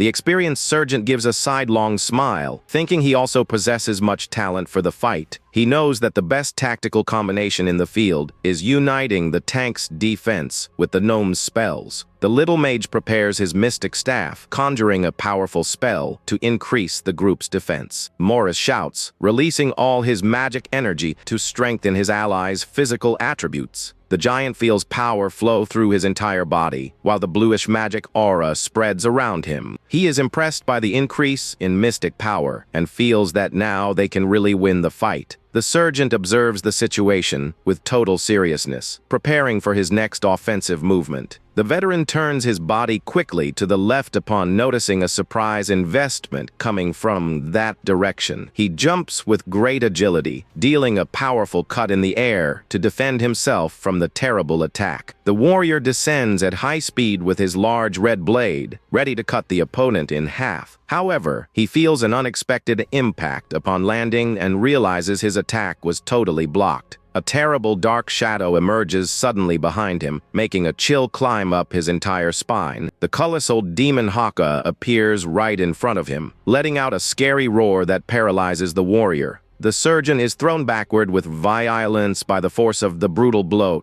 dealt by the monster leader. The warrior feels his arm muscles shake and realizes the enemy's strength is infinitely superior. He realizes it is almost impossible to hit a direct blow due to the opponent's scary speed. The sergeant tries to maintain his defense posture, while the creature moves like a blur around him. He widens his eyes upon noting the demon already positioned itself again behind his back fastly. The veteran spins his large red sword in a desperate counterattack to try to push the monster away. The subordinate beast bites the sword blade with strength, holding the warrior's weapon with extreme ease. The sergeant is completely in shock upon realizing he lost control of his main combat weapon. He is thrown against the cliff rocky wall with a violent impact that raises much dust. The warrior groans with pain while sliding down the stone wall, trying to regain the body's balance. The wild creature jumps with sharp claws, ready to rip the sergeant, who is without his sword. The terrible demon deals a claw blow, ripping the air toward the defenseless hero's body. The sergeant collapses from the high cliff without managing to outline any reaction before that fast attack. The elf and the little gnome shout in panic upon seeing their leader fall, wounded from that impressive height. The warrior's huge red sword flies through the air and ends up driving itself deeply into the rocky wall. The sergeant shouts with all his strength, ordering the young allies to forget him and save their lives. He tells them to focus every attention on both subordinate beasts that already advance toward them. The silver-haired elf starts conjuring a forbidden magic, creating a strong purple aura on her staff. Several dark energy chains emerge from the ground to try to trap the adversary's movements.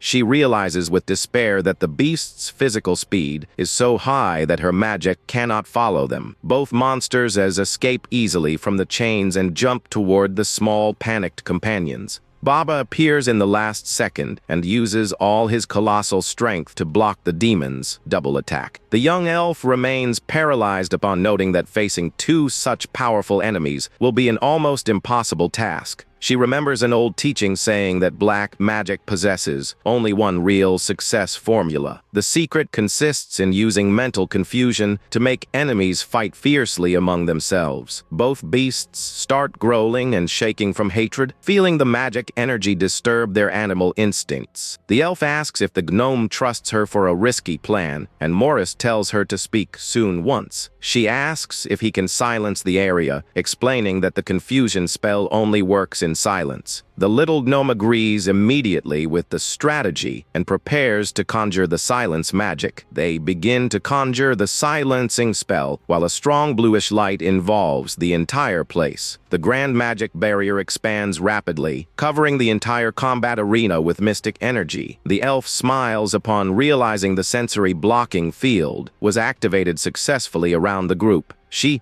remembers the sergeant's words about the short duration of physical power before the body returns to normal. The veteran explains that although bonuses on muscles last little, effects on metal last much more. He remembers the plan where Morris should guide Swan and Baba to contain demons Jaka and Raka. He explains that keeping the entire group united to receive small bonuses harms the troops' mobility. The sergeant proposes a different idea, suggesting applying the strength increase spell direct to the blade. Little Morris is surprised and asks, "That will really work just strengthening the weapon's metal?" The sergeant says the gnome's role is very important and tells him to save energy for the worst. He guarantees he will manage very well as long as he has the powerful bonus active on his sword. In the present, Morris's silencing spell continues expanding, covering the entire fight arena. The young elf observes the magic barrier cover the place and feels that the plan to silence the area worked. The young giant holds the beast's investment and realizes everything around him became in complete silence. The gnome points to the companion, making a silent signal for her to act without losing time. He warns mentally that he silenced every noise and tells her to jure the confusion magic soon. The elf finally leaves her trance state and replies quickly that she will already start the conjuring. She focuses all her mana on the mystic crystal, which begins to shine intensely with a pink color. The young elf blows delicately on the sphere, channeling her dark magic directly into the object. Ancient runic designs, representing a serpent's tongue, begin to form on the mystic crystal. She whispers the activation words, making a snake's image arise furious inside the sphere. The powerful treacherous tongue curse is finally released, creating a huge purple mist around. That mental confusion magic makes both beasts start to feel an inexplicable mutual hatred. The armor-clad giant watches shocked. Both beasts let go of him and start growling at each other. Without managing to control their own instincts, both subordinate demons bite each other fiercely. Seeing dangerous monsters fight among themselves in a wild way is extremely satisfying for the group. Morris praises the great performance of the elf Schwan, who gives a smile of pride for the beautiful tactical move. Suddenly, the giant Baba grabs little Morris from behind and lifts him from the floor by surprise. The guy apologizes to the little ally and warns that now they will proceed with the tactical plan. He looks at the bright night sky under the moonlight and warns that the captain is already approaching. The imposing Captain Rebecca flies at high speed, tearing the cold wind of that mystic storm. With his colossal physical strength, the giant Baba throws the little gnome toward the cloudy sky. Little Morris flies high, shouting from pure despair while trying to keep himself firm in the air. Captain Rebecca appears spectacularly in mid-flight and rescues with precision the little ally. In the past meeting, the sergeant had explained to the group that they would need Rebecca's vital help. The mystic amplification tower can only be reached flying through a violent windstorm. She is the only winged warrior capable of performing the dangerous mission for already having survived those storms. The sergeant trusted only her talent to conduct Lil Morris to the top of the mystic tower. In the present, she warns that the sound will be amplified in the turbulence zone, and that for that reason she will be silent. The experienced captain orders him to follow the tactical plan to the letter, and the little gnome agrees promptly. The little mage tries to control his nervousness, sweating from panic with the scary speed of the flight. The sergeant flips through the old instruction manual to pass vital information about the demons. He reveals that while demons share a consciousness and interpret whistles as orders, the sergeant plans to take advantage of this wild instinct to destabilize the adversary's actions. The final goal of the mystic plan is to manage to stop the terrible Haka's overwhelming speed. In that meeting, Morris asks the sergeant for the word to report a small problem in his spell. The gnome explains that his whistle's sound is too weak and does not possess the required mystic pressure. The experienced sergeant hears the report calmly and guarantees firmly that that pressure is sufficient. He reveals that the sound will be amplified to the maximum if Morris manages to play his mystic whistle on the tower. Around that mystic tower, the sound is multiplied by 10, generating a deafening thundering in the area. Captain Rebecca makes an immense effort to keep her eyes open amid that terrible windstorm. She continues flying with determination toward the top of the immense stone tower under the stormy sky. The captain performs a precise maneuver and leaves little Morris in safety at the top of the mystic tower. She covers her ears and warns she will return to fetch him as soon as he finishes his mystic whistle. Morris accepts the mission with determination, even knowing that his friend's life depends on his success. He holds his magic staff firm while waiting for the captain's signal to start acting. The little mage breathes deeply and decides to give everything he has to end that terrible battle once. He shouts with all his strength and activates his echo breath magic to amplify his voice's potency. Morris positions himself at the top of the immense stone tower, ready to let out his mystic whistle. A thundering and high-pitched sound starts to echo from the top of the mountain, calling everyone's attention. The powerful sound wave spreads rapidly throughout the valley, reaching beasts in the swamp. Gate and other soldiers on the front line feel the impact of the sound and cover their ears with strength. Captain Rebecca observes the plan's effect from high in the sky, while beasts start to retreat. Elite warriors take advantage of monsters' distraction to position themselves for the counterattack. One of the swamp beasts stops running instantly upon hearing the high-pitched sound coming from the top. Suddenly, the entire army of elite monsters becomes completely paralyzed on the battlefield. The terrible beast-type demons start to howl together uncontrollably under the moonlight. Scully realizes the tactic worked and shouts, warning that is their great chance to win. The archer orders for every soldier to attack the paralyzed enemies that are right before them. A muscular warrior prepares to deal a devastating blow to the inert creature's head. He hits a brutal punch against the monster, spreading blood and opening a path on the front line. Warriors advance together, cutting defenseless beasts with their swords in a coordinated attack. The demons continue being downed one by one without managing to outline any defense reaction. Another soldier slices one more elite monster, taking advantage of the enemy's moment of weakness. The skilled elf archer lands lightly on the ground after dealing a series of precise arrows. She gives a relieved smile and praises Morris's audacity for having managed to perform the plan. She remembers when the gnome practiced his whistle and celebrates proudly the friend's victory. The huge demonic wolf lifts his head to the sky and begins to emit a high-pitched and scary howl.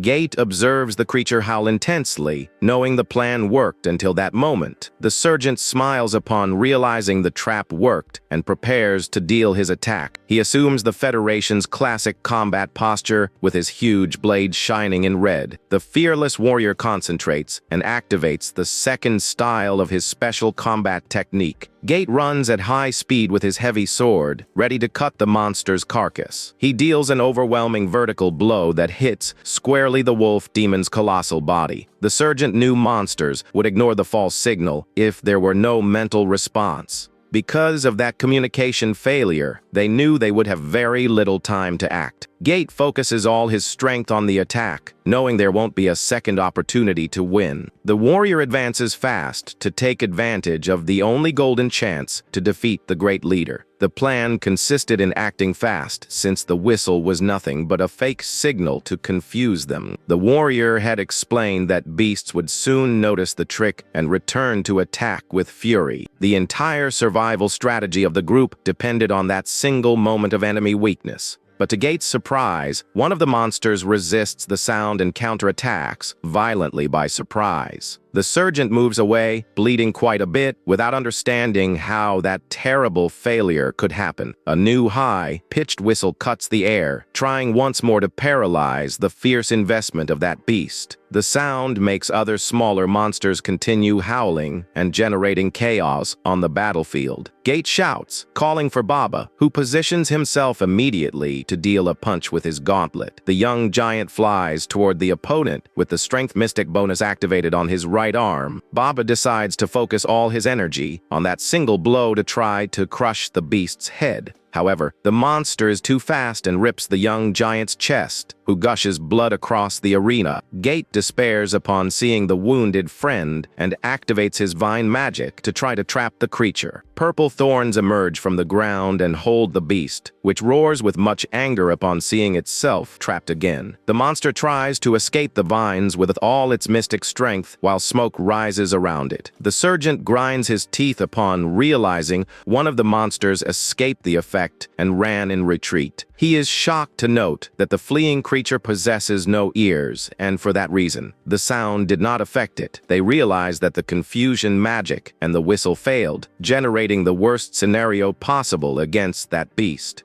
The terrible giant wolf approaches Gate, growling fiercely while spreading his scary aura. The sergeant faces the huge creature and admits with bitterness that the plan to paralyze it failed completely. Although they defeated one of the beasts, the absence of their allies proves that the other part also went wrong. He imagines little Morris is still trying to get down the amplification tower amid the strong storm. Without other escape options, the experienced warrior decides it is time to put the final plan into practice. Gate jumps with determination, lifting his huge red blade to start a new direct confrontation. The colossal wolf demon flies toward the warrior very agilely under the light of the full moon. The creature shows its sharp claws and teeth, ready to rip the human with all its ferocity. The monster deals a brutal investment in the air, raising dust and forcing the sergeant to retreat in a hurry. Gate is hit by a graze and feels the deep cut on his back. Realizing the animal instinct of that opponent, the giant demon remains standing, observing the sergeant bleed and preparing to deal the mercy blow. He realizes that the beast's reflex is perfect and punishes any small delay with a mortal counterattack. The terrible mystic wolf observes the small opponent from above, knowing it possesses total physical advantage there. The wounded warrior tries to remain firm, supporting his body weight on his huge red sword. The beast faces him with total debauchery, aware that that human being is infinitely weaker than it. With a fast movement, the demon advances again to end the battle as quickly as possible. Gate uses his large red weapon to block the heavy attack, but feels the overwhelming impact on his arms. The warrior grinds his teeth from pure pain, trying to withstand the overwhelming pressure exerted by the creature. The monster presses the sergeant against the rocky ground, which begins to crack due to the enormous blow's strength. The hero widens his eyes with dread upon realizing the beast's jaw is dangerously close to his face. The creature deals a tail blow, throwing the fearless sergeant far away with extreme ease. Gate gets up with difficulty while the monster positions itself, displaying a scary electrical energy. He swallows hard, realizing that opponent's speed surpasses any combat limit. His attacks are so fast they seem like wind blurs, cutting the air from every direction. He feels his physical strength and sharp blade are nothing but a turtle before a fierce hyena.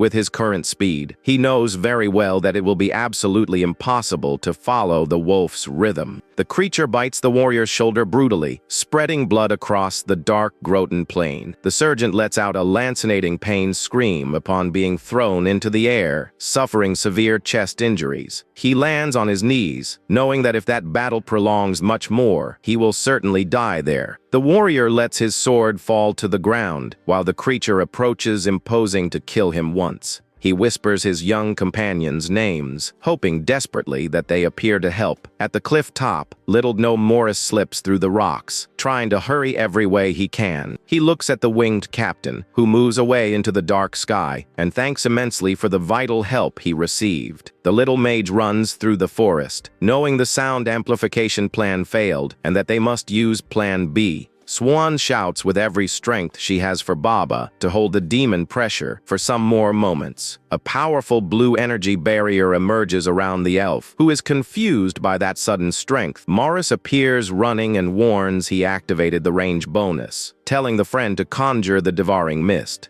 He analyzes his bonus options, knowing that distributing his mana correctly is the victory key. The plan consists in focusing every remaining mystic power on the young giant Baba at the decisive moment. The elf warns the mana cost will be absurd if she tries to extend the spell range to the sergeant. The gnome calculates coordinates quickly and tells her to focus on a density of 4,000 yards. Swan kneels on the earth and accepts instructions, confirming she understands her mission perfectly. The young elf begins to recite mystic enchantments, while the crystal on her staff shines intensely in purple. The dark mist curse magic spreads overwhelmingly, covering the entire Groton Hill. The girl cries from fatigue but maintains total focus, knowing the mist can hurt her own allies. She remembers her hard training in the past and realizes no effort she did there was in vain. She questions herself mentally about how the sergeant will manage to defeat that powerful demon alone. Baba retreats quickly, jumping near his friends upon noticing terrible movement in the rocks. The colossal demon Haka jumps on the hilltop, facing young heroes with his terrible purple eyes. Swan and Morris give everything they have, focusing every remaining energy to make the powerful magic work. The dark and dense mist begins to rise, covering the moon and spreading total darkness across the arena. The experienced sergeant notices the sudden temperature change and looks around amid the smoke. Gate recognizes the spell immediately, knowing the terrible devouring mist finally arrived. He gives a relieved smile, thanking mentally for the bravery of his young allies in the battle. Although sure about the other tactics, he confesses to himself he has doubts about the final plan. Even with uncertainties, that is the last card left to manage to turn around that combat's course. The fearless warrior concentrates, focusing every attention on his most lethal and definitive blow. He spins his huge sword, generating a dark smoke trail that begins to involve his entire blade. Gate jumps toward the giant demon, preparing to throw the mist layers over it. The sergeant throws several layers of devouring mist to try to destabilize the creature's senses. He plans to limit Haka's vision, forcing the monster to fight without managing to see anything around. Next, the sergeant begins to run at high speed through the darkness to change positioning. However, his body's temperature and the trails left on the path are impossible to hide. Against the incredibly sharp senses of a mystic beast, trying to flee running is a useless effort. The demon just trusts even more in his murderous instinct to track every step taken by the hero.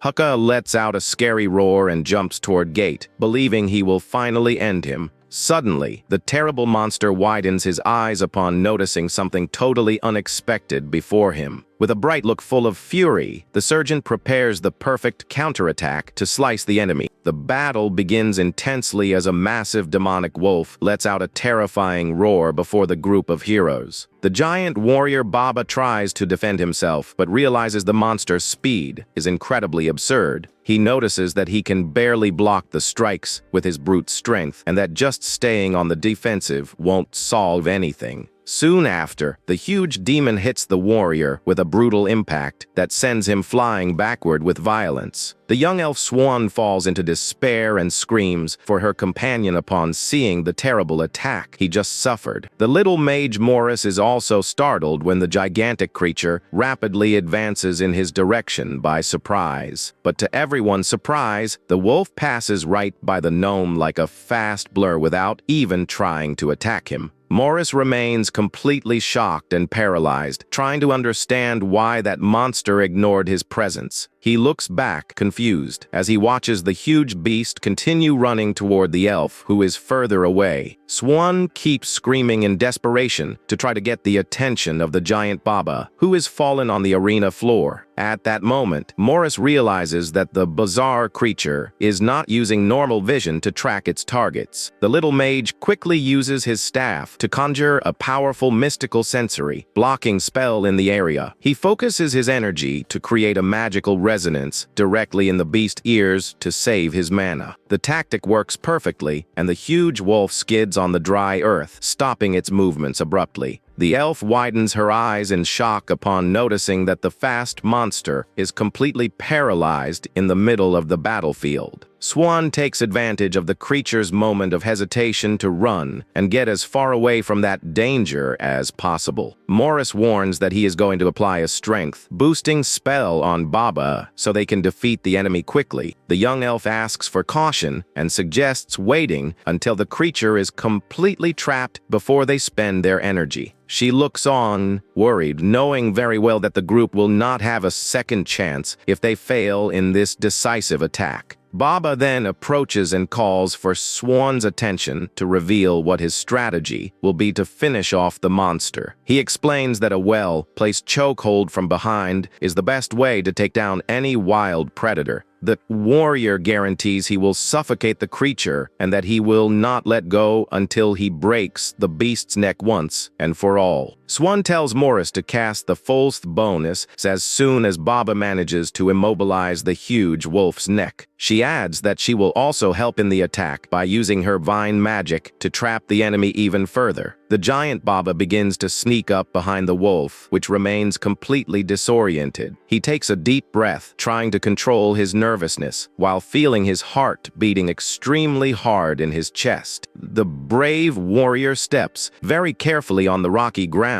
so as not to make any kind of noise that might alert the beast. Step by step, he approaches the carcass of the giant monster, feeling the tension increase with every passing second. The creature's tail is right in front of his legs, and he prepares to make the final move with all his energy. Baba comes face to face with the nape of the demonic wolf, positions himself to deliver the planned finishing blow. With a quick and brutal movement, the giant warrior applies a sleeper hold, suffocating the monster's neck with force. Swan acts immediately and points her glowing staff to conjure her physical restraint magic on the opponent. The mystical vines appear and trap the beast, which roars in pain while being strangled by Baba's powerful grip. Next, Morris uses his amplification magic to channel an immense strength bonus directly into the warrior. Baba feels the mystical power coursing through his muscles and realizes his physical strength has increased extraordinarily. His companions shout, asking him to put all his remaining energy into that strangulation grip. The giant lets out a roar of fury and squeezes the demon's neck with absolutely overwhelming pressure. Swan and Morris watch the scene with great apprehension, hoping that this attack will be enough to win. The strength of the grip is so violent that the creature's bones begin to crack under the warrior's crushing pressure. A deafening crack echoes through the arena, and the demonic wolf is defeated, spraying blood all over the battlefield. The terrible battle finally comes to an end, with the group of young heroes managing to overcome that deadly challenge. Sergeant Gate teaches that relying only on vision to react to enemy attacks is a mistake that costs lives. The veteran warrior prepares to demonstrate his final technique, wielding his huge red sword in the air. He jumps toward the monster hidden in the darkness, ready to deliver a devastating vertical cutting blow. Gate activates his devouring mist to try to cover the area and confuse the senses of the terrible demon Wolf Haka. The main objective of that dark smoke curtain is to restrict the perfect vision the creature possesses. Next, the sergeant begins to run at high speed through the forest to try to change his positioning. However, the heat signatures left along the way and the heat from his body are easy trails to be detected. Faced with the extremely sharp senses of a demonic beast, any attempt at escape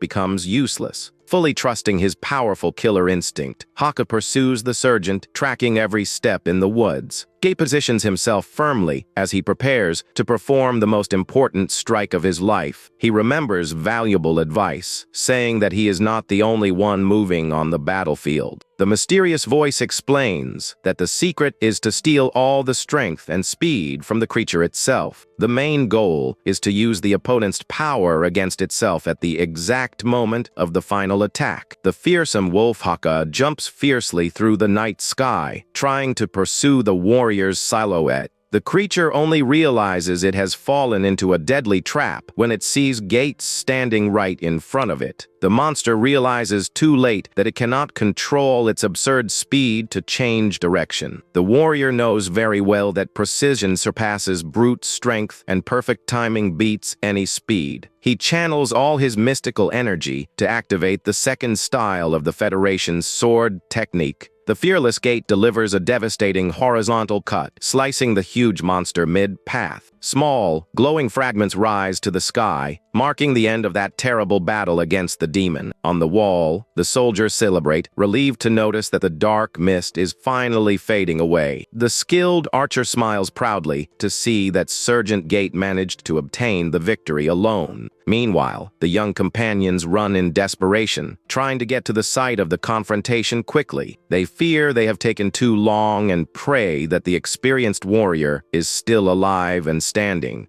Little Morris stops running suddenly and widens his eyes upon spotting the scene. Just ahead, the trio finds Gate imposing and standing, surrounded by the sliced pieces of the gigantic wolf monster. The young elf Swan is left completely speechless. Upon seeing Sergeant Gate's grand victory, the warrior continues with his back turned, showing the deep wounds he suffered during that battle. Gate turns calmly toward his allies and praises the excellent teamwork of all of them. Baba is impressed by the ease with which the sergeant managed to slice that elite monster. The youngsters talk about how life in the army is brutal, and Morris wonders if it is always like this. With the end of the bonus spells, their bodies begin to ache, and they hope for a healer in the group. Suddenly, a strange glow begins to emerge from the pieces of the demon's meat, defeated by Gate. Swan recognizes the mysterious phenomenon and is surprised to notice that it is identical to what happened in Groton. The warrior uses his huge sword with extreme lightness and precision to cut the monster's meat. He manages to extract special parts of the monster that possess an indescribable flavor and excellent texture. Gate smiles, satisfied to have managed to remove 2 noble pieces of meat from that defeated creature. However, he realizes he does not feel that bizarre hunger from before, indicating that the meat is not for him. The sergeant looks at his companions and asks which one of them is feeling a strong appetite for the meat.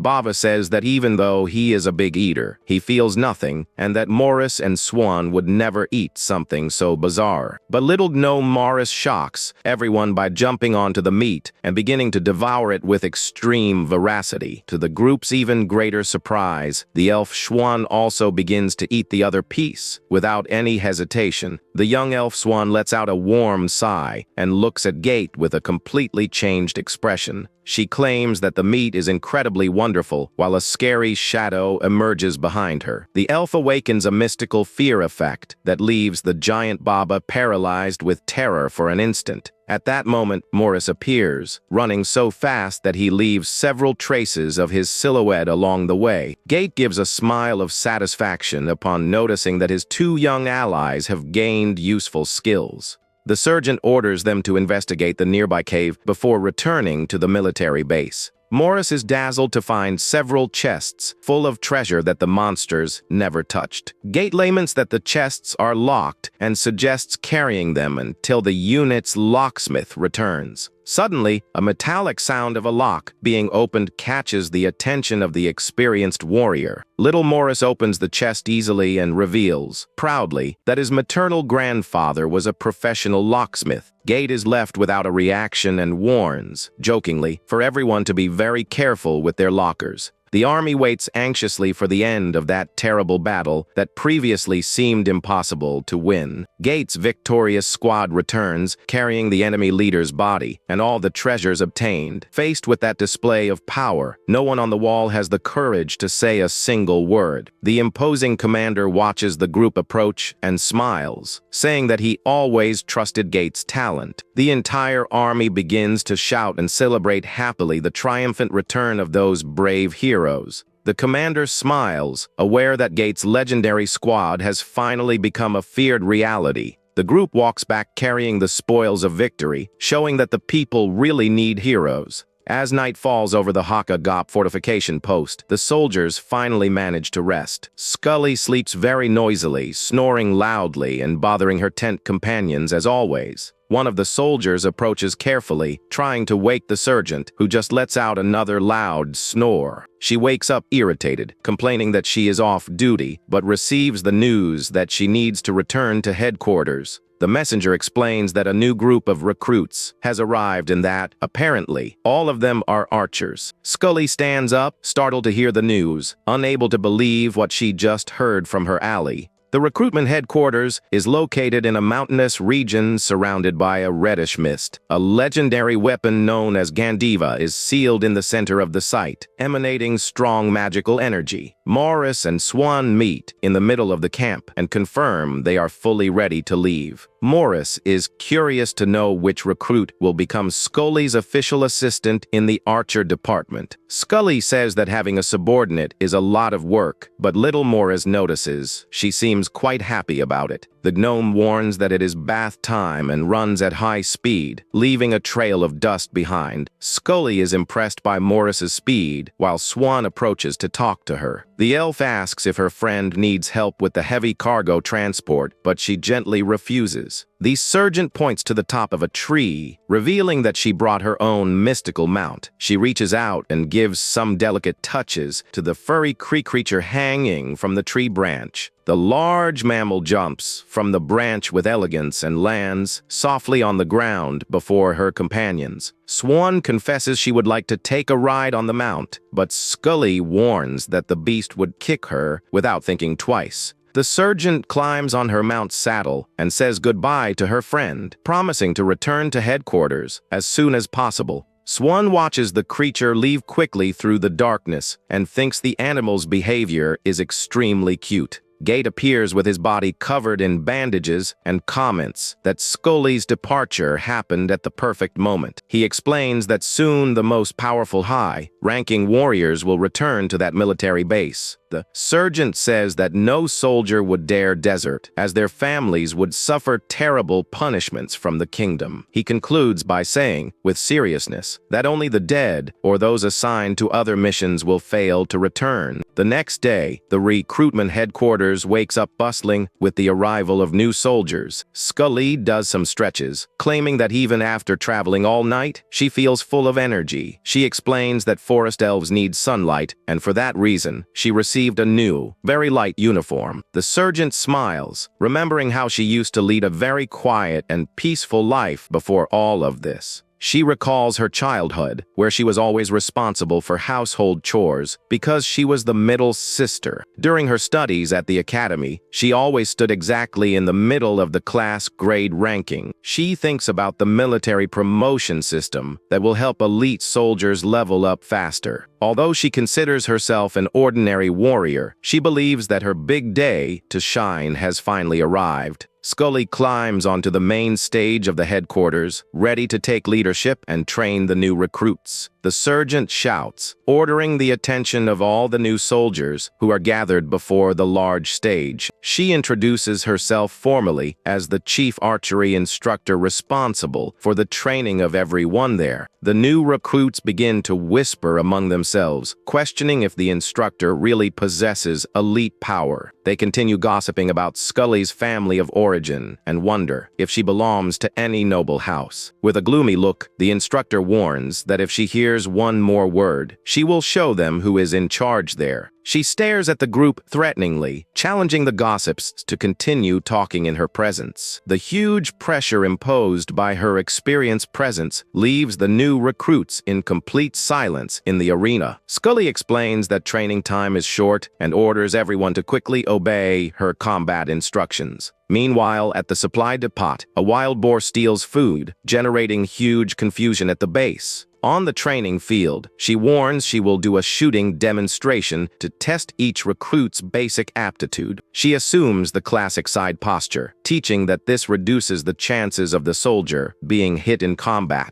The instructor explains in detail how to use the standard bow's sight to calculate the exact distance to the target. She takes a deep breath and releases the bowstring, firing the shot at the exact moment. She exhales the air from her lungs. The arrow cuts the air quickly and hits with extreme precision the golden center of the target furthest in the arena. The new recruits are completely amazed to see the sergeant's incredible skill with the standard bow. Scully asks if anyone needs a left-handed bow and then calls the first recruit to the line. The first recruit to introduce herself as Georgia Durang, considered the great rising star of her family. The soldiers whisper among themselves about the recruit, knowing that she is regarded as the greatest talent of her generation there. She pulls the bowstring, demonstrating a perfect posture that makes it seem like the test is already won for good. Georgia fires quickly, shooting 3 accurate arrows that hit the center of the target with great impact. The group celebrates the perfect score of 30 points reached, even with her using only the base's standard bow. She complains that the official bow is a bit uncomfortable, but her companions think that is pure pride. The next recruits begin to fire, but almost none of them manage to even hit the correct marking on the target. Recruit number 12 gets a total 0 for the round of shots, provoking many laughs and jokes among the new soldiers. But the mocking ceases when everyone sees that the competitor is the beautiful Ravane Brillet, a very well-known young elf. The men go crazy recognizing the famous continental bard who enchants everyone with her beautiful music. She remains quiet and focused, holding a white flower while trying to ignore the commotion around her. Several recruits turn completely red with embarrassment and admit that she is even more beautiful seen up close. Georgia and her friends criticize Ravine's physical appearance, claiming that elves should be agile and thin. They gossip, saying that the Brillet family treats combat weapons as mere instruments for dance and music. The rival recruit claims, meanly, that the famous bard has no real strength and only survives using small tricks. Georgia complains, saying that training alongside artists makes real warriors look like a joke. The mean conversation is interrupted by a tall elf who tells the girls to shut their mouths immediately. She states that dividing people into classes does not change the fact that everyone there is just an beginning recruit. The elf identifies herself as Askelheim's and questions the reason for so much gratuitous picking on her friend Ravine. Georgia grumbles, irritated, but steps away while the strong rival positions herself in the arena, ready to shoot. George's friends exchange knowing looks, indicating they prepared a trap to sabotage the test. They whisper, claiming that the rival will be lucky if she manages to land even a single shot after the sabotage. Askel notices that the tips and feathers of the arrows were tampered with and remains calm in the face of that cheap cheating. She positions herself on the platform and points the bow under the attentive gaze of the sergeant, who watches her every move. Scully recognizes that the girl belongs to the influential Heim's house, being one of the strong candidates for the elite title. The strong opponent prepares to fire at a target located at an extreme distance of 200 yards. The other soldiers admire Askel's great wingspan, commenting on the impressive height of her family. With steady hands and a firm posture, she pulls the bowstring to the maximum limit, accumulating a lot of mystical strength. The mystical shot generates a bang so loud that everyone around is startled, asking if it was a cannon shot. Georgia and her allies are in complete shock upon feeling the immense pressure of the shot that just happened. The heavy arrow destroys the center of the target with ease, marking a perfect score in a surprising way. According to the official scoring rules, hitting the smaller circle guarantees the maximum grade in case of a tie. One of the recruits whispers, shocked, but Georgia tries to downplay the feat, claiming that the first shot was pure luck. Without being shaken by the criticism, the skilled warrior prepares to perform her second shot in the arena.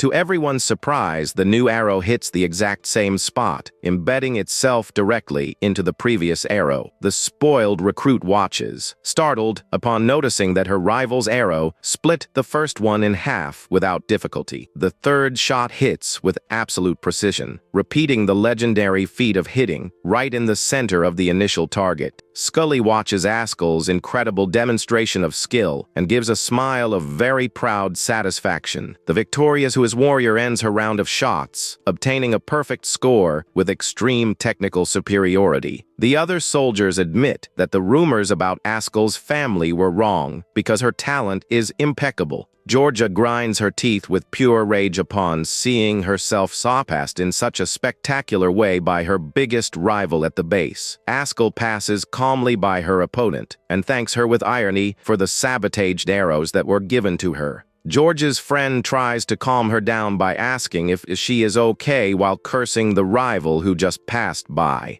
The furious recruit whispers that she will teach a lesson to the rival and plans to attack her right after lights out. Suddenly, someone calls for Askel, causing her to turn back, curious to see who is calling. The beautiful Ravine gives a beautiful smile of admiration and congratulates her best friend for the excellent performance in the shooting. Upon seeing her dear friend, Askel's face softens, and she returns the smile, showing great affection for her. The two friends begin to talk animatedly about their family, showing that their relationship is a long-standing one. The men watch the scene from afar, dying of jealousy over the affectionate and romantic closeness of those beautiful elves. The bard praises the small angle corrections Askel needed to make on the bow to manage to overcome the cheating. Yahello is surprised and looks to the side upon noticing that someone is approaching him with a gift. The friendly Ravine appears suddenly with a beautiful flower bracelet to put on her friend's wrist. She says, all smiling, that the gift matches perfectly with a master archer and will bring him luck. Before he can thank her, the other recruits surround the young bard, begging for autographs in an animated way. Yahello looks at the bracelet with great affection and thinks that Ravine continues to be the same humble girl as before. Suddenly, Sergeant Scully climbs onto the stage and shouts, ordering everyone to present their bows immediately. All the recruits enter formation quickly, wielding their long-range weapons with seriousness. Scully praises the group's performance and warns that the day's activities ended earlier than planned. The sergeant stretches happily and gives permission for everyone to sit on the grass to rest. The recruits obey the command at that very moment and sit, relieved, on the ground, taking advantage of the time off. Scully takes advantage of the break and asks Ravine to play pleasant music to relax the exhausted recruits. The young lady accepts the invitation immediately and stands up, very animated, to perform before all her colleagues. The soldiers are amazed by the presence of the famous little elf fairy, who is already ready for the show. To everyone's surprise, the bard uses her own combat bow, as if it were a violin to play the song. An emotional melody echoes through the training camp while the recruits listen to the song in silence. The nostalgic lyrics make the young man remember when he had his hair cut very short for military service. He cannot contain his emotion and begins to cry, missing his home and his mother upon hearing the beautiful melody. Scully listens to the sound, smiling, and thinks that the choice of that classic military song was really excellent. Meanwhile, night falls slowly over the huge and imposing military fortress that houses the squad. Bravegate is focused, reading attentively the worn pages of an old book about demons. Little Morris notices his friend's obsession and asks how many more times he is going to read that same bestiary. Gate confesses, in a serious tone, that that mysterious book is the only source of information he possesses at the moment. He reveals that the more he reads, the more he wonders who would be the author capable of writing in such an old style. In a meeting, the warrior explains to the winged captain that the mission at the fortress is extremely dangerous. He highlights, worried, that the book's information is strangely scarce about that enemy area. Due to the unknown risk, he asks, with great seriousness, for the leader to rethink the details of the operation. The elf captain stares at the sergeant and asks in a serious way if he is really sure about his fears. The experienced sergeant looks firmly at his superior and confirms without hesitation that he is totally convinced. Upon leaving the room, Gate finds young Morris waiting in the hallway and calls him to talk in private. He reminds the little warrior that he is now a fundamental and very important piece of his squad. Morris walks away, confused, trying to understand the reason for all that sudden concern from his sergeant. The ally approaches in the camp and asks the gnome if something went wrong between them. The little one says that Gate is tense because of the bestiary, and she asks if he doesn't trust the book anymore. Morris answers with conviction that he does not trust any old book, but that he trusts Sergeant Gate blindly. The young elf looks to the horizon and agrees, saying that she feels the same huge confidence in their leader. Alone in his room, the sergeant lets out a long, tired sigh while continuing to stare at the book's pages. The feared Narkdoom fortress was considered an impassable barrier, impossible to be conquered. To make matters worse, the demons placed terrible air defenses that destroy anyone who tries to approach. Gate knows that if the monsters keep the gates closed, it will be almost impossible to carry out a direct invasion. Furthermore, the location is protected by an extremely powerful elite monster that the army does not know well. The records reveal that thousands of innocent people were brutally eliminated by this single creature. The warrior knows that the real data is worse, and marching toward that area is walking toward danger. But he also knows that the greater the danger faced, the more valuable will be the final reward obtained. For his fearless elite squad, this terrible mission will be just the true beginning of their journey. In the middle of the night, the silence of the camp is broken by shouts of alert, ordering everyone's attention. Scully enters the tent, warning that no one should leave the lodging after the lights go out, under penalty of punishment. The recruits respond in unison, confirming that they understood the severe safety rules perfectly. Shortly after, young Yahello leaves the cabin discreetly in the darkness to breathe some fresh air. A mysterious and threatening voice calls his name from behind, causing the elf to turn. Startled in the dark, arrogant Georgia and her gang emerge from the shadows to confront the young man about an unresolved issue. Georgia says with disdain that she does not believe she found the culprit for ruining her sister's engagement. The arrogant girl says, mocking, that since they have known each other for a long time, she can be generous. She demands that Yahello kneel and beg for forgiveness immediately if he wants to leave there without getting beaten up. The young elf gives us a sarcastic laugh and asks if the rival is still dwelling on that old story. Yahello remains firm in the face of the provocation and decides to clarify the truth about what happened once and for all. He reveals that the marriage ended because her sister was caught with someone else and tells the gang to stop with the blame. Furious to hear the truth, Georgia claims that a beating will be the fastest method to resolve that. Suddenly, the docile Ravine appears in the middle of the darkness, calling the group of troublemakers' attention calmly. Yahello is very worried and asks in a low voice for his friend to walk away before the instructors arrive. Georgia stares at the bard with hatred and mocks her for wearing flowers in her hair in the middle of the night at the military base.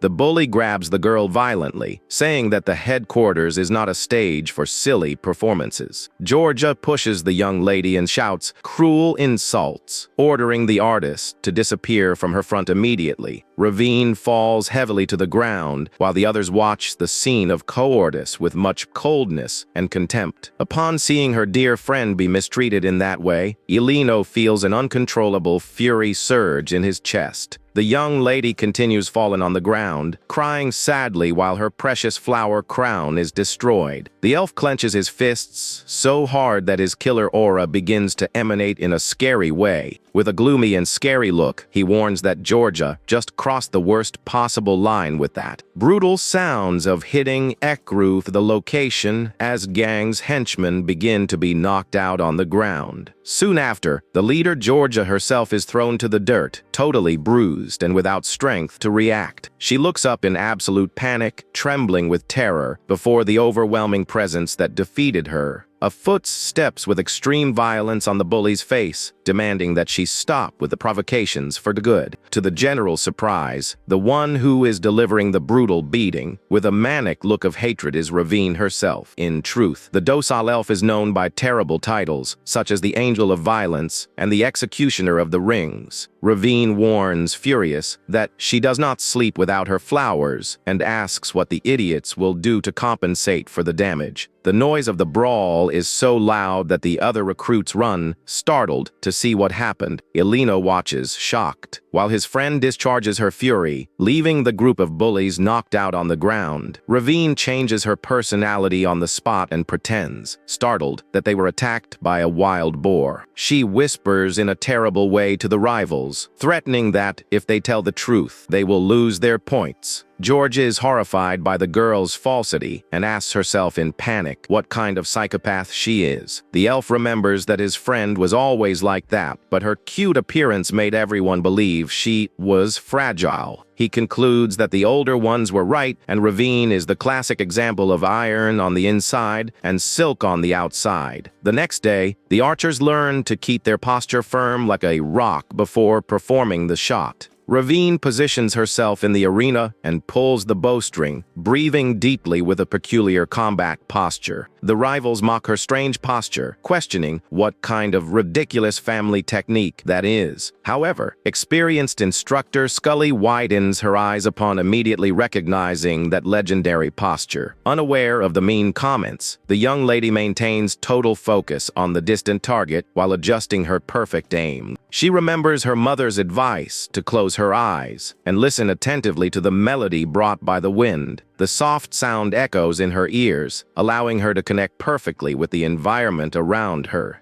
With precision, she releases the string and fires the arrow that rises toward the sky with extreme speed. Ravine opens her eyes calmly, knowing very well that the shot was executed in an impeccable way. The secret of her lineage was to synchronize the release of the arrow with the exact rhythm brought by the wind. The arrow pierces a target apple perfectly, guaranteeing a maximum and historical score in the round of shots. Scully analyzes the results, shocked to see that she was the only one capable of performing that feat at the base. She reads the official document and focuses on the name of the brilliant recruit, identified as Ravine Brillet. The instructor remembers old rumors about this legendary family that many believed had disappeared. She recognizes that Ravine is a direct descendant of the legendary elf bard who created the lateral archery style. Scully thought that lineage had died after being banished, but she sees that it survived firmly, and to her surprise, the technique returned in an even more refined and powerful way in the hands of the young bard. Faced with this, there is nothing more to test, and the story moves forward to the 6th week at the official ceremony. As Scully predicted, the 2 elite recruits take a step forward, ready to lead the new generation. Scully shouts, announcing that the time has come for recruit number 12 to prepare for the extraction ceremony. The young elf responds hesitatingly, feeling her nervousness increase upon noticing that the big moment has arrived. She remembers her past on the stages and wonders if someone who only sang will manage to carry that burden. Noticing her companion's obvious hesitation, fearless Askel approaches carefully to speak with her. She asks with great firmness for her friend not to waver, as she is the warrior chosen to be transcendent. Askel guarantees with a confident look that in all the time she has known her, she has always proven herself the best of all. Upon hearing the words of support from her best friend, the young elf breathes deeply and agrees to move forward. Her eyes glow intensely with determination, while she decides to accept the destiny that was given to her once and for all. She walks with pride and thinks that she will accept the mission with her head held high, because she is the beautiful and incredible Ravine. The soldiers watch the young lady march determinedly toward the place where the legendary mystical weapon rests. An irritated recruit bumps into her aggressively and orders her to get out of the way immediately. The bully walks away, grumbling threats while the bard continues her path without giving any importance. And an immense red aura of power begins to emanate around Ravine when the warming up order is announced. At the moment of the final command, she extends her hand firmly to perform the weapon extraction process.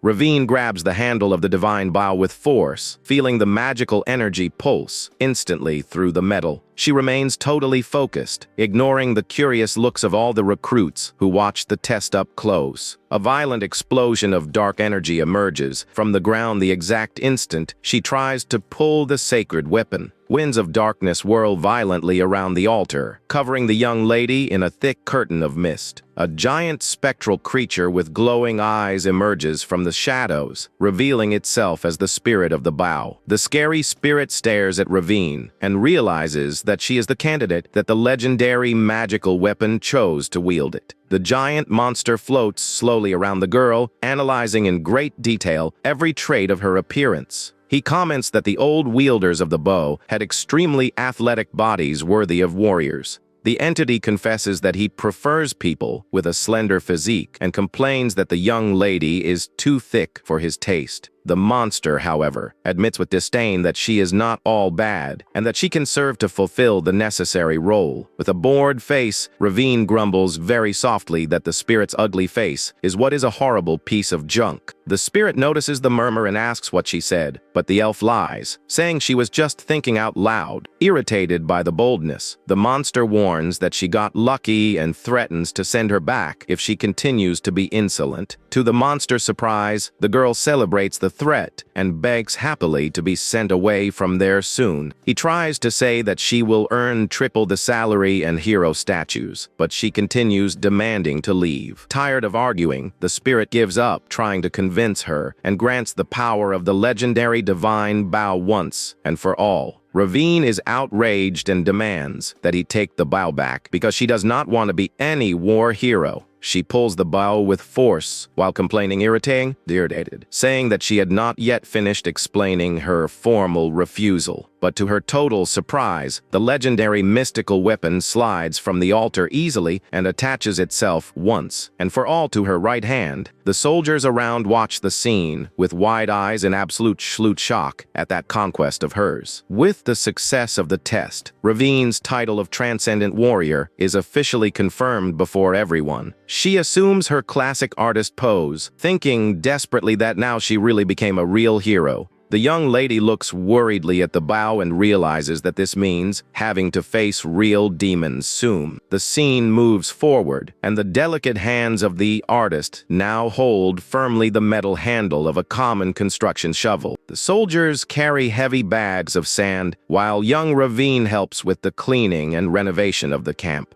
Little Morris watches the scene, feeling sorry to see the famous Continental Bard working in such an exhausting way at the base. The Golem remembers that they need to tear the old bags and begins to look for some sharp object in the surroundings. A fat surgeon approaches him with sympathy and hands him a small, silver mystical artifact in the shape of a key. He explains proudly that it is a magic key, an heirloom of his family, capable of opening and cutting any obstacle. On the wall, two veterans watch the work from afar and comment on the new recruits seeming quite familiar. One of them is startled to realize that she is the great music star known nationally across all the provinces. The other is surprised to notice that she seems much more common than the exaggerated rumors of beauty he used to hear. They notice her melancholic look and say that her physique seems too awkward for an archer. Scully and Swan also watch Ravine's effort, while the girl continues digging the dry soil with her metal shovel. Swan warns that Ravine's delicate personality is exactly the type of person that the rival Jera hates the most. Scully admits that Jera is a lost cause, but promises to do everything in her power to protect her valuable subordinate. Jera plans to swap the recruit for whoever they send in her place and wishes good luck to her replacement. At that moment, Scully and Swan still did not know how Ravine's presence would affect someone like Jera. They did not imagine what would be the real reason that make Jera approach her new subordinate so much.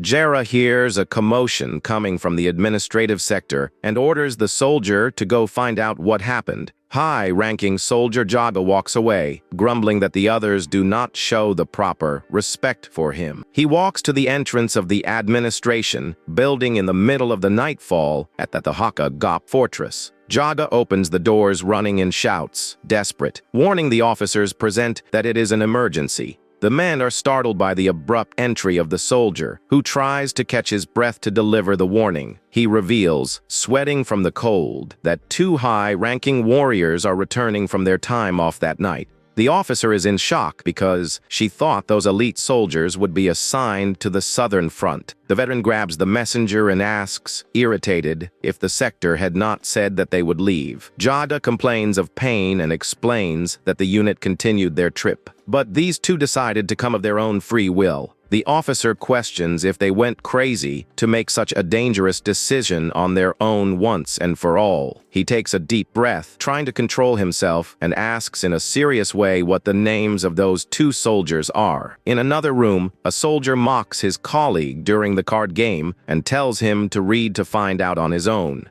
They talk while laughing, and the paper reveals that the feared elite warriors Ulti and Jiro return to the base. The officer insists, wanting to know immediately the identity of those two high-ranking soldiers. And the gambling, the bets and coins increase while the soldiers have fun in a very noisy way. The official document confirms that the Federation's veterans finally return from their long trip. One of the newcomers is seen walking through the courtyard under the attentive gazes of some soldiers at the window. Arrogant winged elf Jiro tells, laughing, to his table companions that he will take a quick turn around the area. He gives a cynical and mean smile, thinking about how fun it will be to scare the recruits who are at the base. Jiro spots the chubby, low-ranking soldier Nartz and calls him with disdain to ask a question. He opens a smile and asks, ironically, for the guy to show the way to the communications room. Nartz feels an immediate dislike for the visitor but points in the direction without understanding the reason for the request. The newcomer introduces himself while shouting and mocks the fact that the poor soldier belongs to an older class. Jiro makes a fake military salute, irritating the veteran even more, who hates jokes at the headquarters. Nartz reprimands him, claiming that the youngsters have no respect, and asks the reason for him continuing to smile. Jaga appears running, desperate, and interrupts the conversation, stuttering upon recognizing Jiro's authority. Jiro points to the chubby soldier and complains that the guy does not show any sense of hierarchy. Nartz turns pale and begins to sweat from terror upon realizing that he just insulted a high-ranking officer. Jaga tries to stutter some excuse, but does not find the right words in the face of the winged officer's fury. Suddenly, Jiro delivers a violent slap to the warrior's face, asking what he is looking at there. Next, he turns with anger toward Nartz and orders with mockery for the soldier to approach to be punished. The recruits watch everything hidden, dying of fear of the incredible brutality of that veteran officer.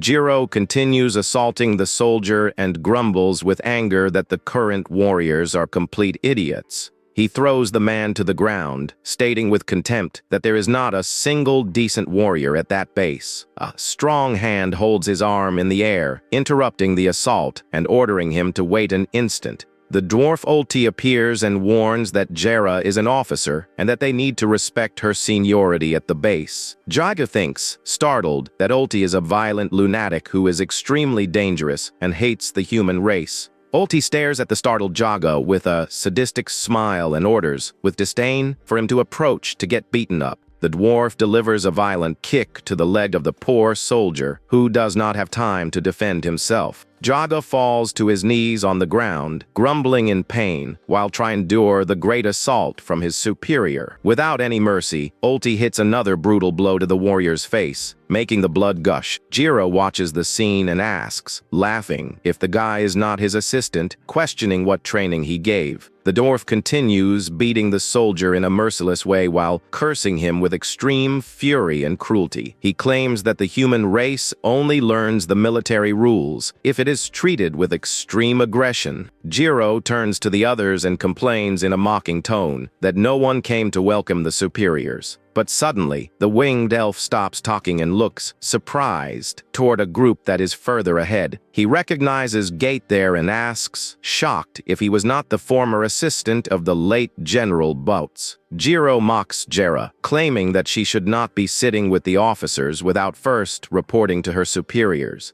He explains that the mystical weapons began to glow and the Transcendents began to show up at the recruitment headquarters. Jiro gives a mocking laugh and wonders if that is still the real army or just an ordinary office. He walks slowly toward the sergeant in an intimidating way, calling her name with much disdain and mockery. The winged warrior asks if she is going soft in the position and if by any chance she regrets having assumed the position. He warns in a severe way that if she wavers in the training of the newcomers, the recruits will end up walking all over her. The dwarf Ulti decides to stop the soldiers beating on the ground and calls his partner to leave there once and for all. Before leaving, Jiro throws a threatening look and warns, whispering that he will be watching her every step during the night. Jera lowers her head, humiliated, and confirms the order of her superior in a very serious way and without any contestation. As night falls over the base, the commanders begin to gather in the operations room to plan the mission. The general explains that the skin of elite creatures is extremely hard and that ordinary swords will not be able to cut it. The young recruits listen to the details with much attention, noticing the huge danger of the opponent they will face. He warns that high-class monsters are intelligent, use strategies, and that the difficulty will be at an extreme level. The leader shows the Federation's practical fencing manual, which gathers the best combat styles from all over the continent. Gate analyzes the book, thoughtful, and decides to revise the techniques to focus his strikes on the enemy's weak points. One of the officers suggests quick aerial invasion through the gates to clear the way for the entry of the other soldiers, but the commander denies the idea, claiming that any aerial attack is impossible because of the Reapers of the Sky. He explains that these beasts spit a mortal acidic saliva that eliminates the victim in a few days if there is no treatment.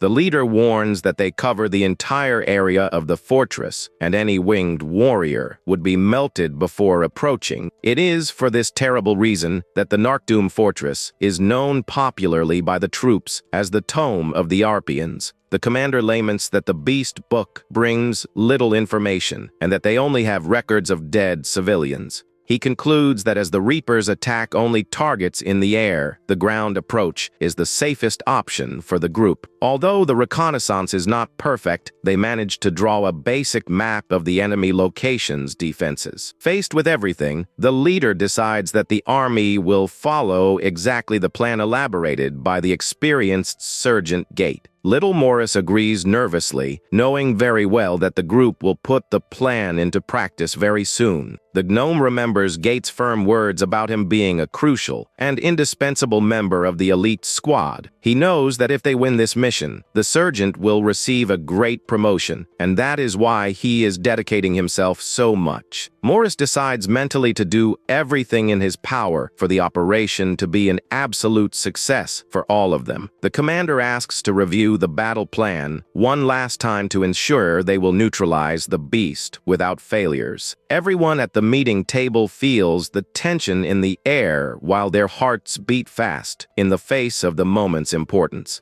Outside, the night darkness covers silently the entire camp, which awaits the start of the great combat. The recruits say that the meeting was long, and Gate responds that this proves the extreme importance of their mission. Suddenly, Sergeant Gate stops walking and warns that he noticed the presence of someone watching the group in the shadows. The group is startled upon spotting Sergeant Jera sitting alone on a wooden box in the middle of the dark base hallway. With a very serious expression, she orders coldly that all recruits gather behind the lodging immediately. Gate agrees while the soldiers think, exhausted and hungry, about how life in the army is difficult and tiring. At the location, she warns that many gossip behind their backs because the officers fawn over them for being transcendent. The sergeant states, irritated, that she is not impressed with their feats, much less with the high-ranking veterans. She says that the newcomers caused so much trouble that the newcomers came only with the objective of eliminating them for good.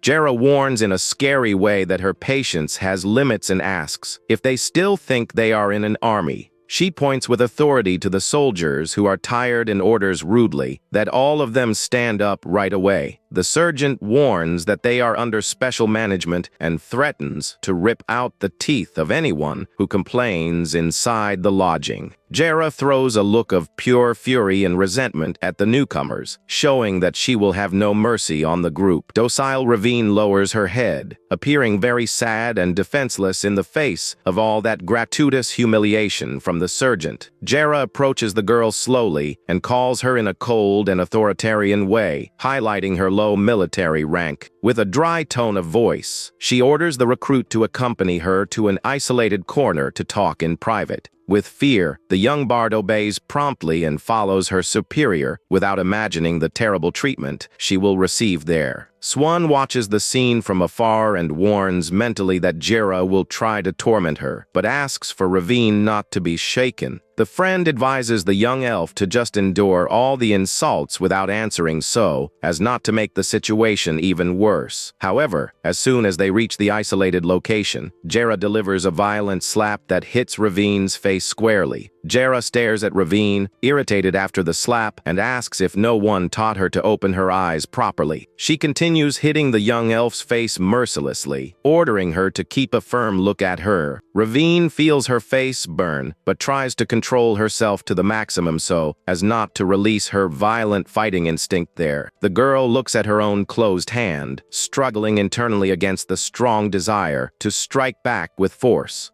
She thinks for a second about throwing the sergeant far away, but breathes deeply to maintain her harmless disguise. Jera orders sharply that she stop acting in a delicate and refined way because the headquarters is not a theater. She complains that the young lady still maintains a soft expression and asks ironically if she feels wronged. Faced with the silence, Jera sends the elf back to the lodging and to bring the leader of her squad immediately from there. Upon noticing that the recruit remains standing and in silence, the surgeon asks, impatient, the reason she is not moving. Ravine lowers her head submissively and asks for the surgeon to take out all her anger only on herself. Jera is confused for an instant and asks with disdain what the bold girl just said in her presence. The young lady explains that Sergeant Scully has no relation to this and asks for the fury to be directed at her. She repeats in a low voice, insisting that the punishment for the whole mistake be unloaded only on her back. Jera stares at her, surprised by the sudden courage, and demands that the newcomer repeat the absurdity she just pronounced. Ravine maintains her posture and begs calmly for the superior to direct absolutely everything against her. Jera lets out a sarcastic laugh, unable to believe the unbelievable audacity of that elite recruit. She warns that she has never seen anyone so clueless in the army and decides to focus all her cruelty against her for good.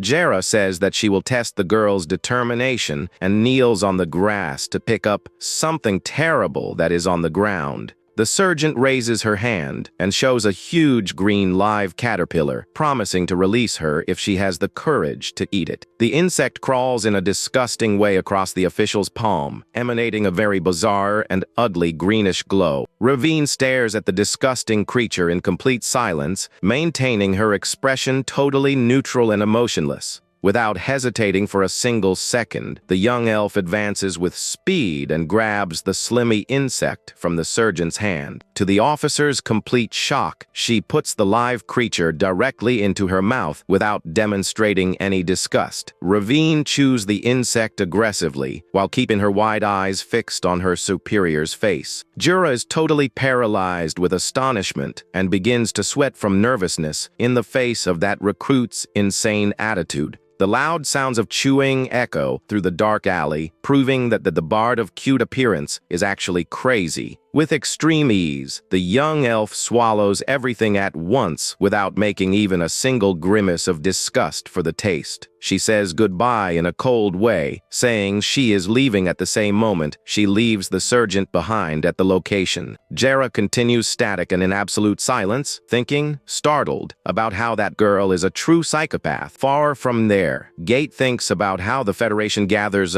races with thoughts and cultures completely different from each other. He understands that the obsession with hierarchy and hazing ends up being a necessary way to control the differences in the group, but the sergeant guarantees that his elite squad will overcome all those military absurdities in their own way. Ravine tightens her clothing collar and swears in thought that she will never accept that type of unjust humiliation in silence. She is indignant that there are still cowardly people who try to harm their own allies in the middle of a war. The bard swears tripled revenge because her personal motto has always been to return each of the received offenses double. The next day in the morning, one of the veterans teaches the correct rules of equipment cleaning using damp cloths. He warns severely that anyone who tries the pieces is in the creek to save work will be severely punished at the base. He trains the newcomer on what to say if the officers appear looking for him and orders him to continue polishing the shield. The giant recruit takes advantage of the conversation and asks with great shyness if the beautiful Sergeant Asen has a boyfriend. As a response, he receives a violent punch to the cheek that silences him immediately in the face of his silly question's audacity. Asen walks away, furious, threatening to assault him again if the armors are not shining later before dinner. The sergeant walks happily, singing for having managed to throw all her hard work on the back of her new helper. In truth, she is extremely accustomed to the army's violence and deals with the assaults without suffering any real shock. In the cafeteria, the giant tries to remember a task he was supposed to do but gives up, knowing that giants are insensitive. While eating lunch, Gate reflects that the score gained for defeating the demon Haka was considered insignificant at the base. He notices that the commanders do not value victories against low-class targets on the elite battlefield, but the sergeant was already prepared because he knows the Federation is very traditional in relation to changing positions. He concludes that to get the desired recognition, they will need to take down a mystical creature of a higher level. Gate explains that the further they advance into the enemy area, the higher the rank of the demons will be and the faster the promotions will be. He plans to guide the squad toward victory so that the chain promotions allow them to change the combat rules. Gate guarantees that his group will build a stable system that no one will be able to interfere with and asks for patience. The sergeant states with seriousness that tiring meeting on the battlefield will be the last of their lives.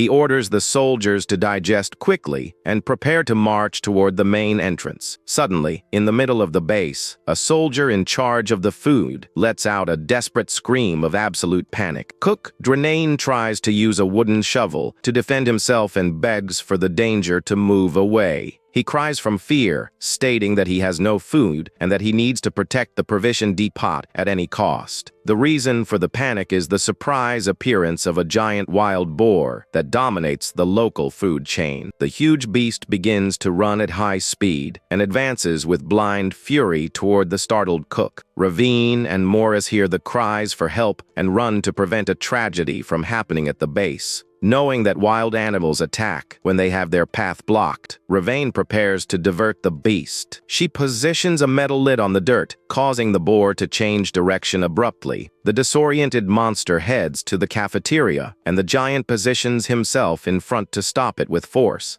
With a violent impact, the warrior grabs the boar's head, stopping the dangerous charge once and for all. The blow to the head leaves the huge animal completely stunned and without any sense of direction. Swan concentrates at the same time and activates her physical restraint magic to immobilize the opponent's paws. The magic vines emerge from the ground with speed and throw the huge wild boar directly into the air. Gate takes advantage of the boar being in the air and grabs a huge iron frying pan as if it were his sword. With Morris's mystical strength bonus, he performs a violent strike with the pan to the animal's head. The impact is so absurd that the huge animal is thrown far, flying with extreme speed through the sky. The creature falls heavily to the ground before the startled cook, who just screams for his mother from terror. The injured soldier gulps from fear of being discovered by the officers who hate troublemakers at the base. However, the head of the kitchen analyzes the dead animal with joy and decides that they will have a banquet the other day. Morris smiles, satisfied upon noticing that their teamwork was excellent to contain the threat.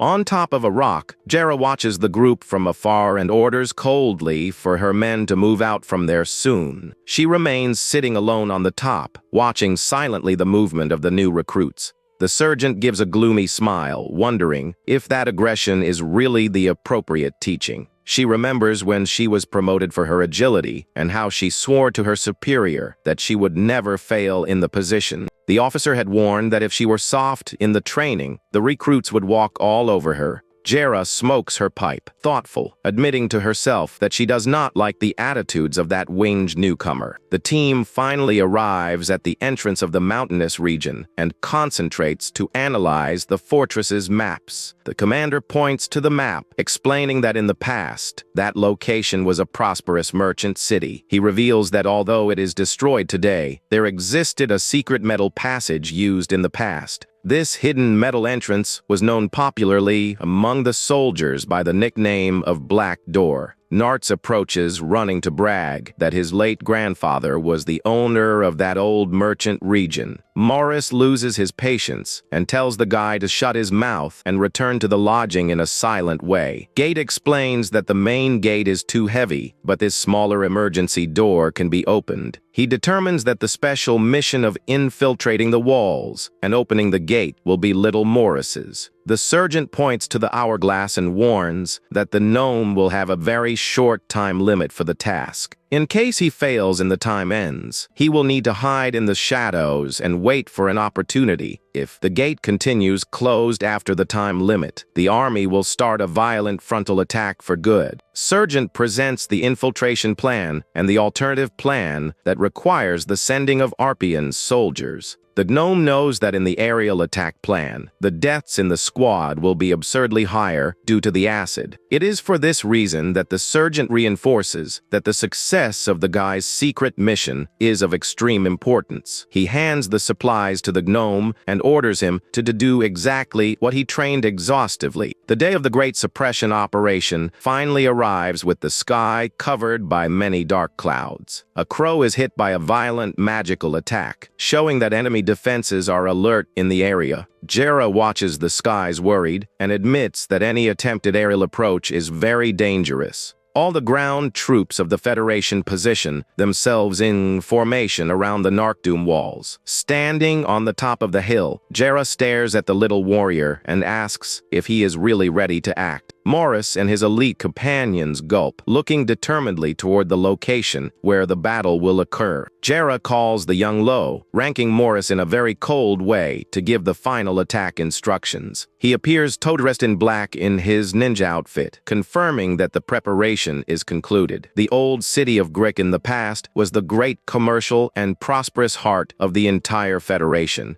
However, the location is now destroyed under the domain of the demons, remaining only few marks of that time. The big day of the infiltration operation into the dangerous land of the demons finally begins with much tension. Old texts reveal that a safe attack requires a numerical advantage of at least 5 times more soldiers. But in the current moment, the enemy army keeps the skies completely blocked with their deadly reapers. Furthermore, the demons patrolling the walls and waiting in the internal territory are formidable opponents. With so many monsters and the feared leader inside, the Federation is at an absurd numerical disadvantage in the battle. If they try to direct siege, destroying the main gate, the losses of soldiers would be absolutely horrible. The only viable option is the infiltration through the side door, and all the army's hope is on Morris's success. Gate stares at the sergeant with seriousness and begs for her to deposit total trust in his attack strategy. He highlights that Morris's skill in opening locks with few tools is absolutely extraordinary. Furthermore, the little gnome already proved his immense value, standing out with great mastery in previous battles. And the most important thing was his incredible mystical breath spell that guaranteed the crucial victory against Demon Haka.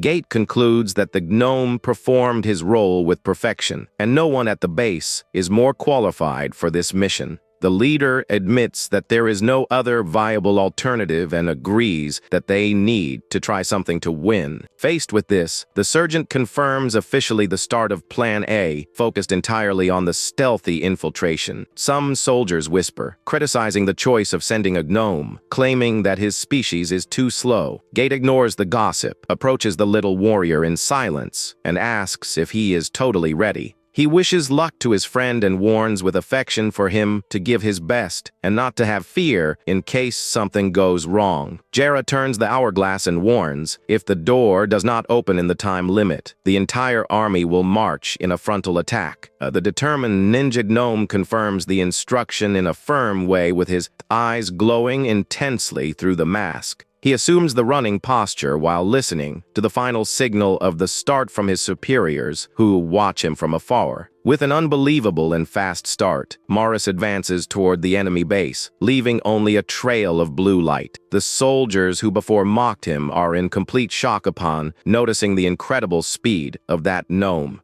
Morris climbs the immense stone wall with absurd agility, jumping in an impeccable way between the cracks of the rocks. Gate smiles, proud, thinking that the small body and the camouflage outfit make him the perfect person for this infiltration. He maintains total confidence that Morris will manage to pass by the sentinels and reach the secret door from the inside. The little one hides behind a stone box with determination, repeating to himself that he will manage to win. The winged official praises the start, but his partner Jiro warns him not to draw conclusions before the time. Jiro thinks seriously about how to invade the territory of the demons is an action of very high danger for the troops. He knows that any small mistake there equals placing the neck directly under the sharp blade of the adversary. The gnome remembers that the beasts focus on the top and focuses only on deviating from the line of sight of the wall sentinels.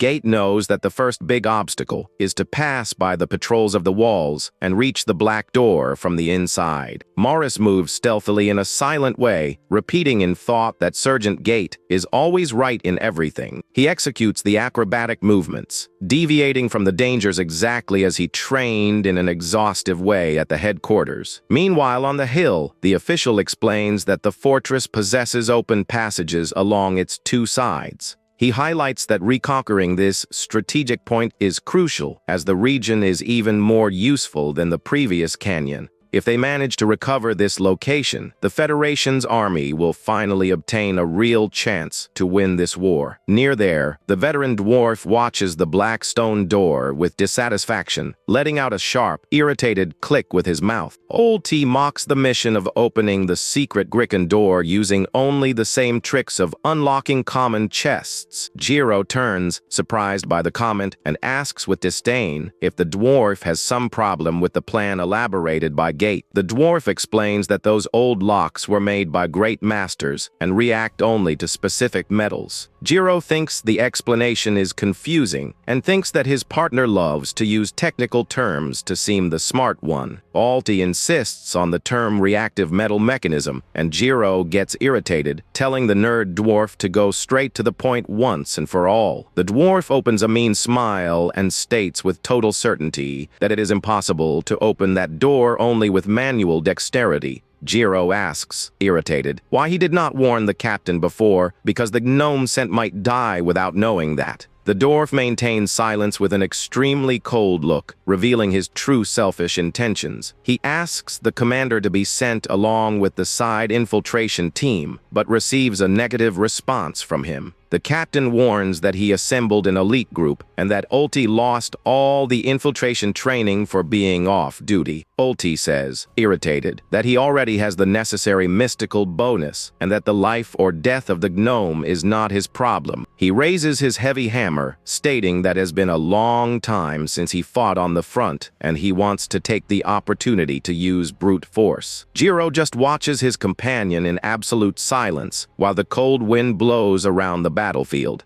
Jiro agrees, smiling, while he draws his sword, revealing that they are known as maniacs for war. Meanwhile, little Morris descends carefully through the crack of the rock, trying not to be seen by the monster below. He spies through the shadows and notices, worried that the internal path is much more confusing than they imagined. The little gnome moves with agility and nervousness, that his time limit is running out quickly. He hides behind a pillar and checks the mental map, hoping to be exactly in the correct location. Suddenly, the ninja widens his eyes upon spotting the small stone structure hidden right in the corner of the hallway. The gnome confirms that he found the famous black door and jumps quickly toward it to try to open it. Morris thinks, relieved, that the hardest part already passed, and that now very little is missing to conclude the mission. He analyzes the unusual lock and draws 2 small metal rods, confident that he will solve the problem soon. The fearless gnome inserts the metal tools into the secret of the mystical door, whispering words of encouragement. However, the young ninja feels something strange in the mechanism and stops the movement immediately with much confusion.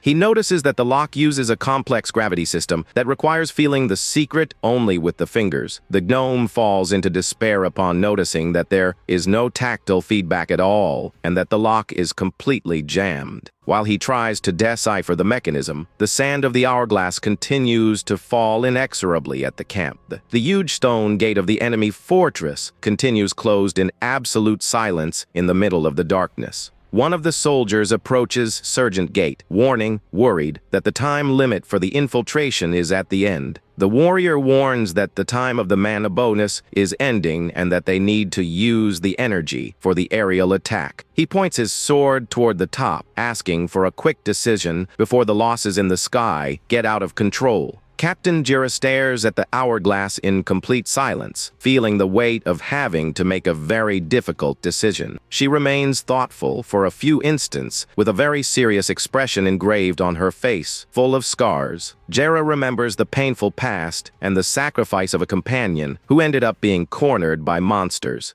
The bloodied alley smiled, asking for Jira to run away immediately from there before being caught the beasts too. Jira cries, desperate under the heavy rain, shouting the name of the companion she just lost in that battle. Back to the present, the surgeon's eyes glow with renewed fury upon remembering all her losses. The last grains of sand fall, revealing the fortress's gate, reflected in the glass interior of the hourglass. The time for the secret plan runs out completely for good, confirming the worst possible scenario for the soldiers. Leader Jera closes her eyes, knowing that there is no more viable alternative for the group's survival. She decides to activate Plan B, hoping in silence that little Morris manages to find a location to hide. The sergeant orders to focus the mana on the aerial attacks and sends to prepare all the heavy siege weapons immediately. She commands all the troops to advance with total force, shouting that the little warrior's life should be spared. But suddenly, the sergeant paralyzes in shock upon hearing an absurd bang coming directly from the fortress. The soldiers around also shout, surprised, pointing to the wall without being able to believe what is happening. Shortly before, little Morris was staring at the lock, totally confused, without knowing what to do to open it. He remembered the gravity mechanism of the lock that depended entirely on the physical sensitivity of his fingers. As there was no tactile response in the rods, the gnome noticed that he would fail if he continued trying to decipher it. Thinking that the mission would be a total failure, the ninja despairs without knowing what attitude to take at that moment. But a mental snap occurs, and he stops suddenly upon remembering a very important object he brought with him. He sticks his hand in his leather bag, turning over his items in search of a special secret he stored before. The little warrior draws the small silver key he gained from the friendly cook before leaving for the mission. He recalls the fat sergeant handing him the family artifact in a friendly way during the hard work. The Beckenberg family jewel was a universal magic key made to open any type of emergency exit. He looks at the object, thinking it silly to trust a random gift, and thinks that it will never work there. Even without believing much, he decides to try the final resource, determined to exhaust all his possible options. The instant he approaches the object, the ninja is startled to see the lock suck the key into the inside with ease. He notices, shocked, that the mystical door recognized the magic metal and began to unlock alone in an automatic way. The gnome remembers Nartz's lies and notices, impressed, that the stories about his lineage were real. Jer is in complete state of shock upon noticing that something totally unexpected is about to happen there. The soldiers around shout, surprised, upon witnessing the incredible event right before their eyes. Suddenly, the heavy black stone gate begins to open slowly, making a metallic and noisy sound. Morris appears, making a triumphant pose, and celebrates, saying that he completed his secret mission with success. His allies celebrate immensely upon noticing that the infiltration plan worked in an unbelievable way. Ulti is incredulous upon seeing the gate open, alleging in panic that lock should be impossible to open. Jera orders the magic division to use all remaining mana to give a strength bonus to the infiltration group. The mages activate their teams and tune their energies to channel a powerful flow of bluish mana into the air. The army receives the magical blessing of the full moon that exponentially increases the combat power of each soldier. With the magic active, the warriors of the squad advance quickly into the enemy territory at once. Morris takes off his tired hood and confesses to the sergeant that he felt much fear of dying during the infiltration. Gate looks with pride at the little companion and praises him, saying that he performed excellent work there. The captain details that the group must eliminate the enemy scouts at the gate and then neutralize the Reapers of the Sky. She explains that upon being attacked, these monsters shout loudly, alerting all the demons, but that they must die. The plan requires this, because otherwise the winged troops of the Federation will not manage to fly in safety in the area. Jera knows very well that whoever dominates the aerial space of the fortress will have the great tactical advantage of the battle for good. She ponders that the role of the winged warriors goes much beyond just eliminating weaker monsters in combat. The Arpians must disorient the enemies and pass the coordinates from above, acting in a strategic and crucial way. In the middle of the ground combat, the precise acting of these flying troops becomes a piece of extreme importance. The stealthy squad begins the surprise attack, striking violently the demon guards who watch the walls. With extremely precise and quick movements, they slice the elite monsters, preventing any reaction from them. One of the warriors finishes the opponent with an accurate thrust to the enemy's neck, guaranteeing the beast's death. The dark blood of the enemy gushes through the air, covering the stone ground while the cold night remains silent. The experienced warrior points to the main wall, warning that only one more Reaper remains active in the region. He orders the team of dwarves to go down one level with maximum speed to unlock the main gate for good. While they clear the skies, the infiltration group advances obstinate toward the mechanism that opens the huge defenses. Upon seeing the gate move, the leader shouts happily, announcing that the path is finally free of obstacles. She commands the ground troops to advance with total force toward the open entrance of the stone fortress. Upon hearing the desperate shouts of the beasts, the demons from inside run in panic in the same direction of the entrance.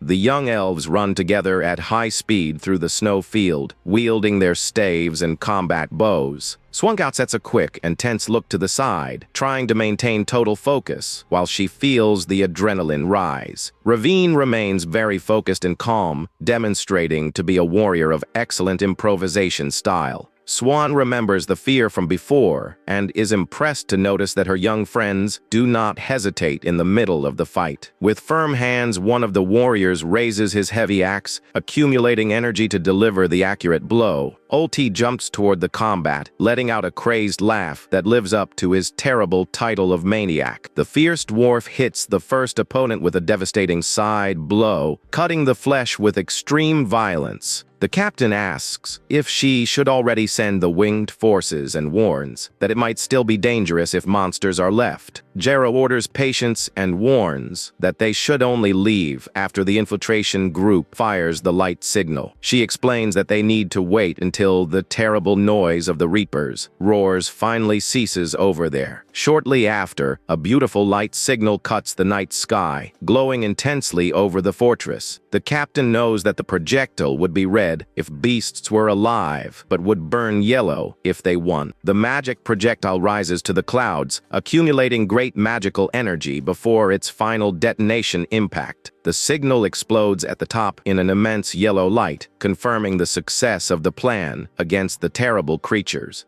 Jera smiles victorious and shouts, announcing that all the Sky Reapers on the walls were totally eliminated. She points her sword to the sky and commands the immediate start of the entire tactical air attack operation at the base. The fearless winged soldiers position themselves at the top of the sky, ready to fall directly on the enemy targets. With a war cry, the entire group of Arpians throws themselves in free fall toward the heart of the fortress. They descend, delivering devastating energy cuts, slicing the demons that guarded the stone towers. With extreme ease, the winged warriors slice the beasts in the air, guaranteeing total control over the combat. Ravine watches everything with a victorious smile on her face, knowing that things are going exactly as she predicted. At the moment the air forces enter the battle, the climate of the combat field changes totally for good. Jera spots the enemy group and orders to focus the aim, while she commands the security of the entrance to the lands of blood. The captain orders the group of Transcendents to go around the flanks to save energy for the attack. With a determined look, she shouts, ordering everyone to take advantage of the current momentum to break their defenses. The warriors respond in unison and advance against the horde of dark demons in a brutal investment for good. The infiltration group runs quickly through the dark cracks of the wall, trying to maintain the secrecy of their steps. Young elf Swan raises her glowing staff and conjures her special spell focused on weakening the others' defenses. The magic of restraint creates bright purple chains that trap the huge demon with horns in an implacable way. The beast tries to roar, but notices the tip of a deadly spear approaching with much speed directly to its neck. With a precise and overwhelming shot, the warrior hits the creature, killing it instantly in the fight arena.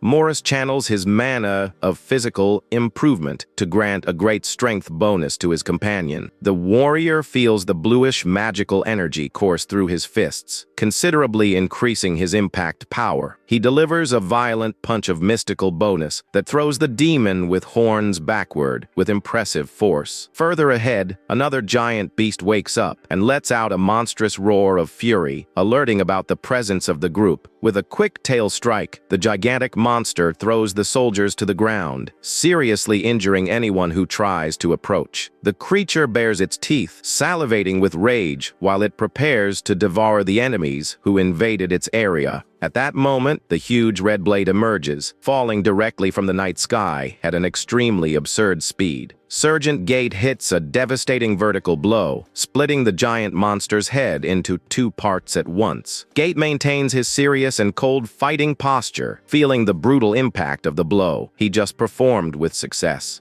The huge enemy disintegrates amid jets of dark blood, marking another victory for the brave squad there. Once again, Gate's red blade rises high toward the full moon, preparing for the next slaughter of beasts. The warrior dives again, delivering another crushing vertical attack that eliminates one more demon from the fortress. He cleans the blood from the blade with extreme tranquility, focusing his attention on the rest of the enemy combat area. Another demon is sliced in half under the overwhelming pressure of his legendary red sword on the snow battlefield. Next, a soldier hits a flying monster with a very fast upward strike, cutting its wing in a precise way. Gate grinds his teeth, feeling the tiredness of the continuous combat, but maintains focus to support his elite allies. He performs a perfect spinning movement with his sword, decapitating the monster's head in a single quick cut. Pieces of the creature fly far under the impact of the blow, covering the dark earth with the remains of the defeated opponent. Gate lets out a sigh of relief and looks to the top, seeing that the captain is giving perfect coverage in the aerial space. Jera warns that the fortress possesses double wall and orders to advance quickly to the central area to set up the defense. The warriors confirm the order and continue fighting bravely against the endless horde that advances in the darkness. Swan thinks that she will not need a total barrier this time, which will allow saving mana in an efficient way. The entire army roars, running with absolute determination to take control of all strategic points. Jera warns mentally that the casualties are inevitable in war and that the soldiers should not be shaken by emotions. She continues attacking with mastery, remembering that the secret to winning is to keep cold in the face of any situation. Suddenly, the winged warrior widens his eyes upon spotting something very impressive ahead on the battlefield. He points to the entrance of the lands of blood, warning the sergeant that the location is finally visible just ahead. Jera celebrates upon noticing that the enemies erected defenses around the entrance and commands the definitive advance of the group. She orders that as soon as everyone enters, they close the rear, creating a world tree wall to seal everything. The mages conjure an enormous wall of glowing roots with magical butterflies, completely sealing the gate. The beasts roar from the outside, hitting against the barrier, but they do not manage to pass through the thick magic vines. One of the winged scouts lands on top of the wall, watching the magical defense perfectly contain the adverse horde. Jera feels the terrible smell from afar and ponders that any warrior who dares enter there will never return alive. The army stares at the rocky hill with a small, dark entrance and wonders with terror if they really will enter there. The soldier thinks, worried, about what the fate of the kingdom will be if the elite heroes are eliminated in that den. He reflects that if the barrier falls, everyone will be massacred, and that failing in the mission equals accepting death for good. All the normal soldiers feel the evil aura emanating from the rocky den and understand the terrible danger by instinct. The dark energy is so strong that everyone notices that this battle will be completely different from everything they have seen. With trembling hands, the young warrior closes his eyes, begging the heavens for them to emerge victorious from this confrontation. Jera orders the healers to restore the life and protection spells of the entire group of heroes at the very same time. Under the glow of the healing bonus, Jera approaches Gate to pass the final coordinates before the invasion. Captain places her hand firmly on the surgeon's shoulder, demonstrating immense confidence in the elite warrior. Jera looks firmly at him and says with seriousness that she is counting entirely on the strength of his elite team. Sergeant Gate calms the leader, guaranteeing that his group of Transcendents is extremely powerful and is ready. He promises with great conviction that they will have absolute success in the mission and will return alive from that cave. Suddenly, a hand extends a beautiful red feather and places it by surprise on the hunter's hat of young Ravine. Sergeant Scully explains, smiling, that a Garuda feather symbolizes extreme luck and survival on the battlefield. Scully warns her to never let her guard down and to focus on giving covering fire, while Ravine confirms the order seriously. The entire Narkdoom fortress is covered by snow while the army prepares for the tensest moment of all. Gate thinks that the fate of his group will change completely after crossing that line and swears not to relax for a second. He raises his immense red sword and orders in an imposing way the official start of the dangerous invasion of those lands.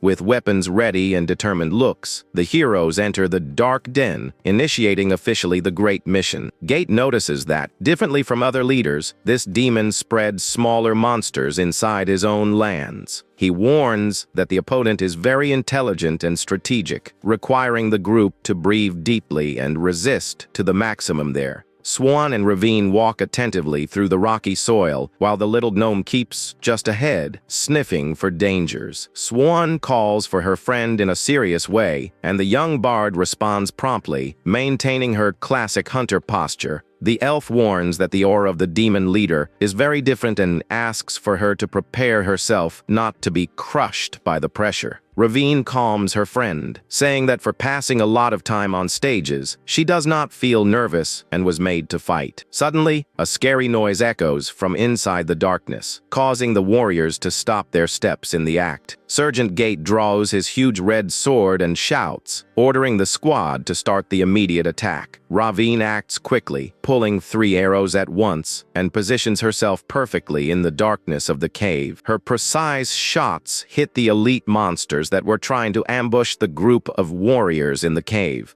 The flying creatures fall knocked out on the cave floor under the brutal impact of Ravine's accurate arrows. Swan and Morez utilize their elite support magics to give a great strength and protection bonus to the warriors. Baba takes advantage of the magical energy to deliver a crushing punch directly to the jaw of one of the demons. The giant delivers another crushing blow that destroys the opponent's body, spreading blood through the stone cave. Gate watches the fury of the battle with much seriousness and prepares to deliver one more of his deadly cuts. The sergeant jumps in an imposing way, delivering energy cuts that slice the demons that try to surround him. His strikes leave bright red traces, cutting any creature that dares to approach the squad. Ravine is amazed to see the ease which the leader manages the immense iron sword as if it were light. The squad moves in a coordinated way, cleaning all the dangers of the cave with extreme physical combat ease. After the end of the confrontation, the smaller monsters are eliminated, and Ravine kneels to recover her arrows from the floor. She gives a convinced smile, thinking that the warnings of danger were exaggerated, and that she got scared without any real reason. The young elf concludes that although the location is a bit inhospitable, the mission is much easier to resolve than she foresaw. Gate walks, thoughtful, knowing that until that moment everything ran in a suspiciously too quiet way in the mission. He finds this silence disturbing because all previous incursions always seem to march toward certain death. The veteran tries to understand why this mission is bringing a premonition of danger much more intense than before. Suddenly, Morris calls for the sergeant, pointing with his glowing mystical staff toward a crack just ahead. He reveals that the area illuminated by the moon just ahead seems to be a dead end road surrounded by many rocks. Upon approaching, the group comes across a scary and huge pile of skulls illuminated by the moonlight beam. A mysterious noise begins to whisper from the deep shadows, leaving all the warriors in a state of maximum alert. Gate feels a shiver down his spine and notices the immense and scary evil presence that is hidden in the darkness of there. The experienced sergeant shouts, ordering all his companions to stop immediately in the middle of the dark path. In the deepest darkness of the cave, the elite warriors finally feel an absolutely monstrous force surge. All the previous arrogance of the young archer goes away on the spot upon feeling a terrible nausea caused by absolute dread. A dark and imposing silhouette emerges sitting on top of the pile of bones, exhaling an overwhelming murderous intent. The elite heroes feel a primordial panic that paralyzes their bodies in a way that annuls any attempt at escape. The young archer trembles with fear, wondering if it is possible to face something so terrifying just by sharing space. Jera had already warned in previous meetings that the worst raid-type demons are intelligent and know how to speak. Suddenly, a scary voice echoes directly from the silhouette on top of the pile of bones and addresses the group coldly. Baba and Swan remain completely paralyzed with terror upon hearing the scary voice of the powerful demon Narkdoom. The beast's glowing eyes emerge in the darkness, revealing in a sadistic way that it was already waiting for them there. Remains tense while little Morris hides behind him, dying of fear of the overwhelming presence. Young Ravine begins to tremble violently and realizes with despair that it is impossible to fight against that thing. With eyes full of tears, the archer cries, terrorized, begging mentally to continue alive. Faced with the creature on top of the pile of bones, the girl understands that the entire elite squad will be killed there. Swan wonders why all of this is happening while trying to control the cold sweat running down her face. She looks at her teammates and is shocked to realize that no one seems shaken by the gigantic monster right before them. In reality, they are all terrified on the inside, feeling their legs tremble with fear in the face of that terrible enemy presence. But even with all this panic, Sergeant Gate refuses to retreat and positions himself firmly with his sword drawn behind his back. The young elf regains her strength and realizes that she will be able to fight bravely as long as the experienced Sergeant Gate is by her side leading the group. She recognizes that the reason the Transcendent squad has managed to overcome impossible missions so many times is because of his presence. It is all because mid-rank Sergeant Gate has always been at the center of every battle, leading each of his companions with great bravery. Before them, an immense and terrifying pile of human skulls emerges under the faint beam of light that enters through the crevices of the dark cave. A terrible demonic claw points to the bone, while the enemy's dark voice calls them the beautiful and inevitable results of nature. The monster lifts one of the skulls from the pile, showing that all human vanity disappears when the cruel laws of nature finally take their course. The creature's voice continues to echo through the cave, claiming in a sadistic way that it did not have to do anything at all against the humans. The demon reveals that it merely dragged the people there and watched with pleasure as they died suffocated by the poisonous gas of that dark swamp. The creature mocks Gate, remembering how he tried to comfort the victims with hopeful lies until their final moments of life in that place.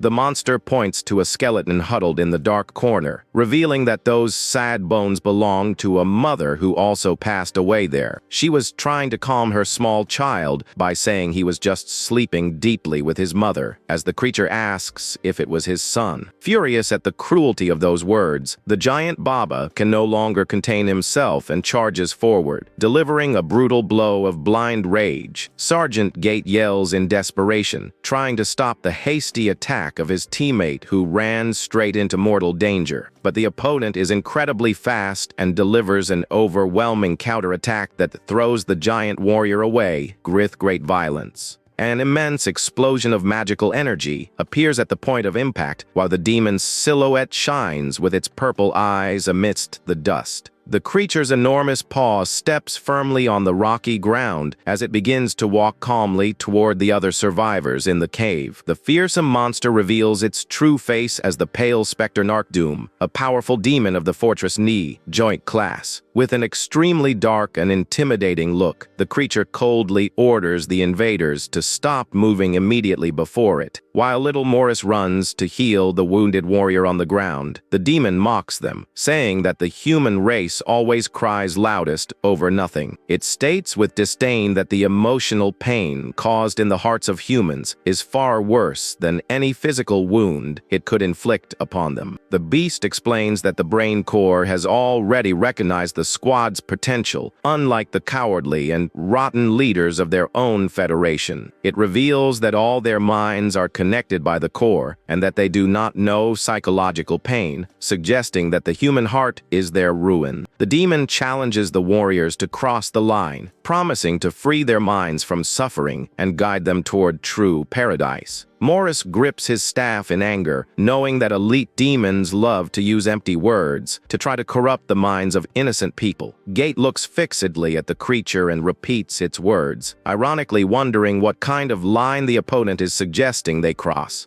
The sergeant demands a direct answer and tells the monster to stop beating around the bush, explaining clearly what it truly means to cross such a line. The beast gives a smirk and replies coldly that they need not hurry, for they will understand the real meaning much sooner than they imagine. But Gate gives a confident smile and mocks the demon, calling it a stray dog of the brain core that lacks the courage to face them head on in combat. The stinging insult strikes the opponent's pride, and it widens its eyes, taken by an unbelievable murderous rage against the daring sergeant. Taking advantage of the enemy's distraction, the agile elf swan pulls her bowstring and fires a swift arrow that cuts through the air toward the creature. But to everyone's astonishment, the demon raises its arm with absurd speed and grabs the projectile directly out of the air using only its firm fingers. With the official start of hostilities, Sergeant Gate yells, ordering the immediate beginning of combat while charging fiercely against the beast. The demonic wolf reacts with extreme agility and leaps toward the warrior, delivering a violent attack that makes the earth shake with the impact. The two trade incredibly fast and devastating blows, generating a huge shockwave that forces the other allies to protect themselves from the dust. The creature lets out a sadistic laugh and states that it will play with them all at once before, finally, ending their miserable lives in the cave. Suddenly, an immense pillar of dark, magical energy appears in the middle of the battlefield and seems to be absorbed directly into the cave floor. Little Morris is confused to notice the phenomenon, and Sergeant Gate yells, warning everyone to remain extremely alert to their surroundings. Swan tries to retreat quickly, but feels the rocky ground begin to shake and crack beneath the soles of her boots in the midst of that tense darkness. a gigantic shadowy claw emerges by surprise from the ground, trying to grab the elf, who lets out a scream of terror upon noticing the mortal danger right beneath her. The brave warrior Baba reacts immediately and runs toward his companion, pushing her away so she is not hit by the attack. But by doing so, he ends up becoming the target and receives the brutal impact of the enemy's strike, suffering a very serious injury to his robust body. The demon emerges from the shadows at high speed and crushes the giant warrior against the cave's rocky ground and in a totally merciless and brutal manner. With its sharp claws, the creature applies crushing pressure directly onto the soldier's helmet, making blood gush onto the cave floor. Upon witnessing that brutal scene, the companions scream in desperation at seeing the terrible state their ally is in on the ground. With blind rage, the group of heroes begins to unleash all of their most powerful magical attacks in a desperate attempt to save their wounded friend. Gate grinds his teeth, feeling cold sweat run down, and realizes with despair that the enemy's movements are totally unpredictable in combat. The monster throws Baba against the stone wall with such force that the entire structure around them begins to crumble under the brutal impact of the blow. Ravine tries to recover quickly and prepares her arrows, pointing her bow in the direction where the swift opponent hid in the cave. The young elf focuses her vision and realizes that the monster's sharp fingers are the most dangerous part of its direct physical attacks in combat. But the demon simply ignores the onslaught and crushes the giant warrior against the solid rock with absolutely frightening violence. Ravine fires, and her arrows strike the creature's enormous claw dead-on, and it lets out a roar of pain upon being wounded by surprise in the darkness. The opponent retreats nimbly, jumping backward while the wounded Baba falls unconscious to the dirt ground under Morris's worried gaze. The little gnome realizes with fright that the creature has the ability to move freely through the walls and the ground of that cave. Gate yells, asking Senior Moldrin to use his Devouring Mist spell to close the hole in the wall and contain the monster's movements. The wise sorcerer Moldrin channels all his mana, accumulating immense magical energy around his staff to begin the sealing. He keeps his gaze very firm and serious, stating that any living being that breathes air will eventually fall before the power of his mystical spell. With a mystical command, he evokes the power of the Devouring Mist, which emerges as a huge swirl of purple smoke, covering the entire area of the cave. The demonic wolf begins to suffocate on the poisonous gas and tries to escape by any means, crawling out of that deadly purple smoke. Gate takes advantage of the opponent's moment of weakness and advances swiftly with his red sword, praising Swan's excellent precision in the fight. The experienced sergeant delivers a devastating vertical slash that hits the creature dead on with absolutely absurd physical force. The force of the impact is so monstrous that it generates several waves of purifying energy that destroy everything around them in the middle of that dark cave. Gate rests his immense iron blade on the rocky ground while observing the traces of the purple magical energy slowly fade into the cave's air. However, little Morris remains apprehensive upon noticing that the murderous presence of the mysterious enemy has not yet completely disappeared from there. The gnome tries to dodge upon noticing that the demon used a swift mirage of its body to trick them and deliver a fatal surprise attack from behind. Gate realizes he needs to keep the adversary's full attention focused on himself to prevent his wounded companions from being hit there. He analyzes the enemy tactically and notes that, unlike the demon Haka, this new beast does not just run in straight lines in its attacks. The opponent's movement trajectory is completely erratic, spinning its entire body while advancing with absurd speed against the group. Gate understands that standard traps will not work and that he will have to provoke the beast to force it to focus its attacks only on him. The sergeant yells, challenging the creature to stop running along the sides and face him head-on in a direct confrontation of physical strength in the cave. Taken by rage, the monster dives toward the warrior, enveloped by a spiral of dark energy that cracks the stone ground along its path. the beast hits the ground with a brutal impact, generating an immense explosion of dust and destroying the rocky platform where the group was standing. The terrible demon opens a sadistic smile with its dark mouth, asking if the heroes really think they will be able to dodge its strength. The creature takes a firm step forward and warns mockingly that the warriors made a grave mistake by underestimating the real level of its power. Gate lets out a roar of fury and runs toward the danger, preparing his large red sword to carry out a devastating slash attack. He lands a violent blow on the opponent's back, but the blade rebounds, generating sparks without being able to cause even a scratch on the beast's skin. Upon seeing their leader's most powerful attack fail miserably, all the squad members fall into complete panic inside the cave. Even the fearless Sergeant Gate widens his eyes in shock upon noticing that his sword strike left no mark on the adversary's body. Morris cries, unable to believe that he stacked all the strength-boosting spells on Gate and still did not cause any damage to the monster. The beast explains that the skin of its class is much more resistant than metal itself, and that weak sword that defeated Haka will never cut it. The opponent raises its claws before Gate in an imposing manner, stating that this useless battle is nothing more than a simple diversion for it. The demon reveals that the sergeant only managed to defeat the previous opponent because he used the force of the enemy's own weapon against it in combat. With a quick blow, the beast disarms Gate and throws him far away, making it clear that its body's physical resistance is on a superior level.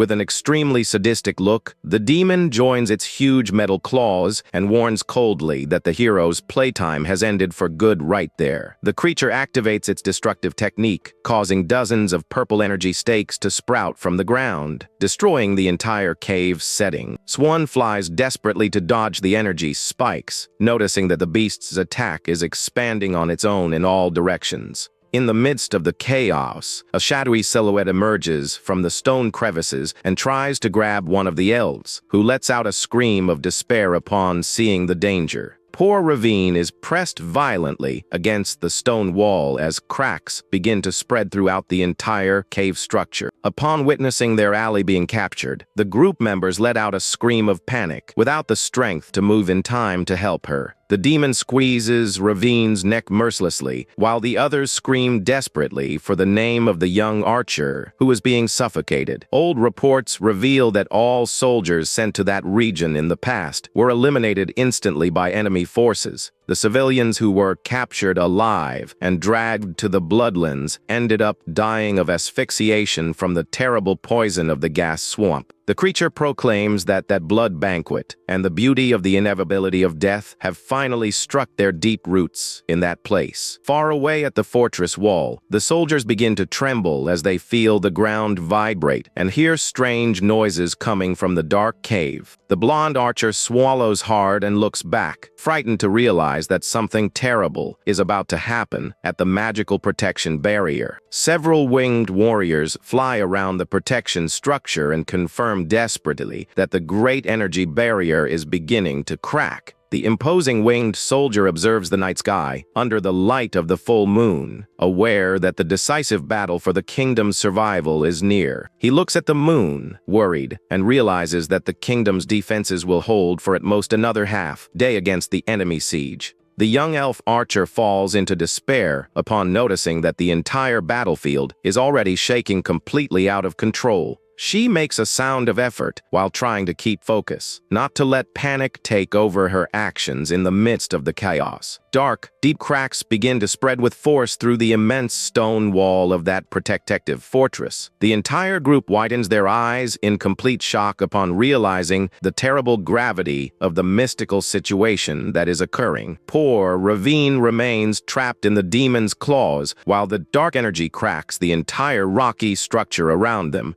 Sergeant Gate and his warriors look helplessly at the companion, who is being held hostage by the terrible opponent. The monster laughs sadistically upon noticing how the young elf still tries to hold on to the hope of being rescued by her allies there. Beast coldly orders that no one move if they do not want to see their dear friend's neck cut right before their eyes. Gate grinds his teeth in pure fury and tries to devise a quick strategy to save his ally without putting her life in danger. The demon exudes a terrible murderous intent while focusing its dark gaze directly on the human surgeon's reactions. The warrior grips his huge red sword firmly, prepared to attack as soon as any opening appears in the opponent. The monster reveals that it was waiting for them, aware that the Transcendent warriors would be different from other weak races. Suddenly, a huge purple energy barrier emerges from the ground to block any attempt at a direct advance by the soldiers. A colossal wolf projection emerges in the shadows, mocking the effort the group made to defeat the previous opponents in the cave. The monster compares humans to insignificant ants that die under a simple step, questioning the arrogance of trying to fight. It states cruelly that the young elf's painful death will be the ideal punishment for the insolence of that elite squad. But Gate refuses the beast's words and advances with all his speed, destroying the purple energy stakes with his mystical sword. The demon faces the attack with supreme contempt, labeling the determined heroes as arrogant worms who do not accept their fate. The surgeon performs a precise rotating movement, delivering a devastating energy slash to break the creature's defenses. The blades and claws clash with extreme violence, generating a deafening roar that echoes through every corner of that cave. Gade recalls the information from the bestiary about the weaker, lower-class demons that the army usually hunts with ease. He also thinks of the feared finger, joint-class creatures that already require much more effort and magical power to be beaten. And finally, he remembers Haka, the powerful leg joint-class demon, which was the most difficult opponent he had ever faced in his life. He knows that none of those previous opponents were easy to defeat, and that the power of the current beast is completely unknown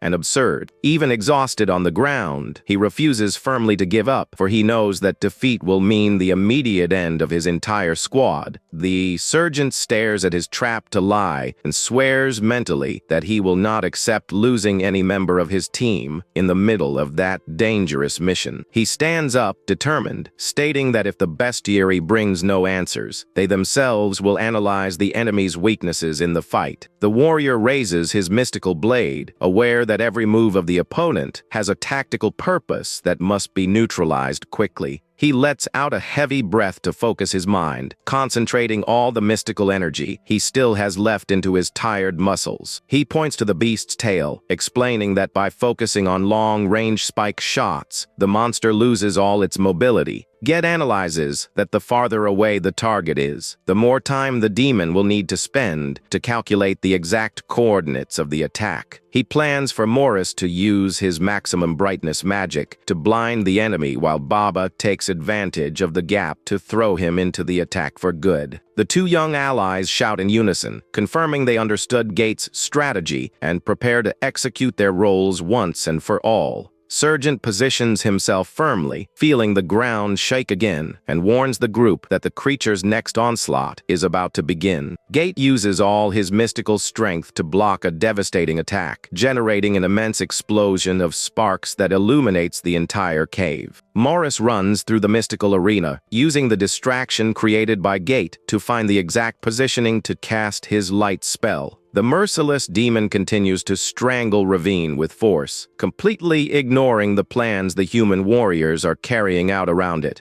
The terrible creature's eyes shine intensely in the darkness, revealing that it is totally focused on finishing off the young elf for good. The little gnome mage points his glowing staff upward and conjures his powerful high-intensity light spell in the direction of the beast. A colossal beam of bluish magical energy explodes in the middle of the cave, illuminating absolutely every dark corner with a blinding glow. The blinding light spell strikes the sensitive eyes of the demonic wolf dead on, leaving it temporarily blind in the middle of the battlefield. The gigantic monster lets out a roar of pure agony and covers its face with its hands, trying to alleviate the terrible pain caused by the bright light. Baba takes advantage of the perfect opportunity and uses all his tremendous physical strength to throw Sergeant Gate with speed toward the enemy. The giant boosts his companion's foot with a perfect throw, generating incredible speed that launches the surgeon straight at the target. Gate flies through the cave skies like a projectile, wielding his large red mystical sword with determination toward the terrible demon. The surgeon yells with all the strength of his lungs, while focusing his aim on the monster's neck, preparing his most lethal slash attack. He strikes the creature with a devastating impact that generates an immense shock wave, cutting the claws that were holding the young elf. The sergeant retreats, jumping backward after the impact, while the demon staggers in pain because of the powerful cut it received by surprise. The giant Baba manages to catch young Ravine in his arms, ensuring that she remains in total safety far from the monster's dangerous reach. Sergeant Gate recovers from the impact and yells for Ravine to reposition herself immediately and prepare her combat stance. The young elf stutters, confirming the order, aware that that mortal battle does not allow for even a second of hesitation. Baba and Ravine position themselves side by side in the stone arena with their weapons ready, feeling the true tension of the bloodlands. Gate rests his foot firmly on the blade of his large red sword, preparing his body to perform another swift leap. He propels himself upward, performing incredible acrobatics in the air while advancing at maximum speed against the opponent.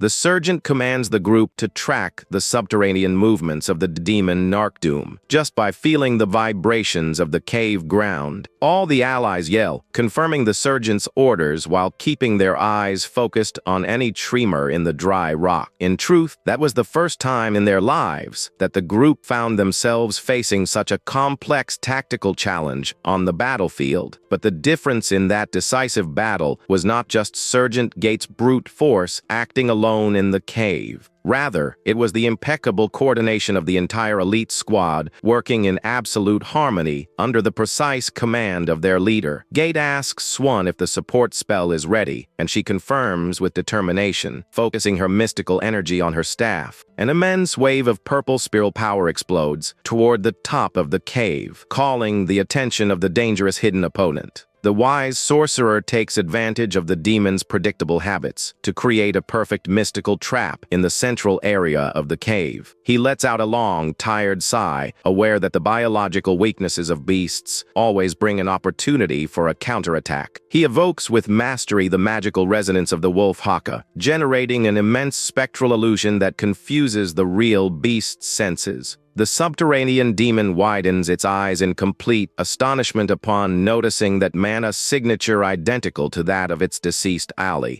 Git analyzes that although the light spell worked, the creature avoided the counterattack by retreating extremely quickly. The demon simply dove back into the rocky cave floor to be able to protect itself from Morris's strong light spell. The beast's reaction of pain is too extreme, proving that its eyes possess a sensitivity to light much greater than expected there. The experienced sergeant explains that no matter how hard a demon's carcass is, its retinas remain fragile and sensitive. This means that the elite squad has finally discovered the crucial biological weakness of that fearsome elite-level creature. With a perfect shot, Ravine hits one of the beast's sensitive eyes dead on, making dark blood gush across the battlefield. The monster roars in pure agony from the accurate attack and cracks the rocky ground, while trying to retreat in a hurry into the shadows. Gate realizes that after having its eye wounded, the creature's dangerous rotation spiral attacks began to diminish considerably. Just as a fish moves with extreme physical ease in water, the demon also moves very naturally under the dry ground. The mystical movement of this monster through the deep layers of the cave earth is its greatest and most feared combat advantage. However, this spiral advance with its entire body consumes an absurd amount of physical energy and tires the opponent with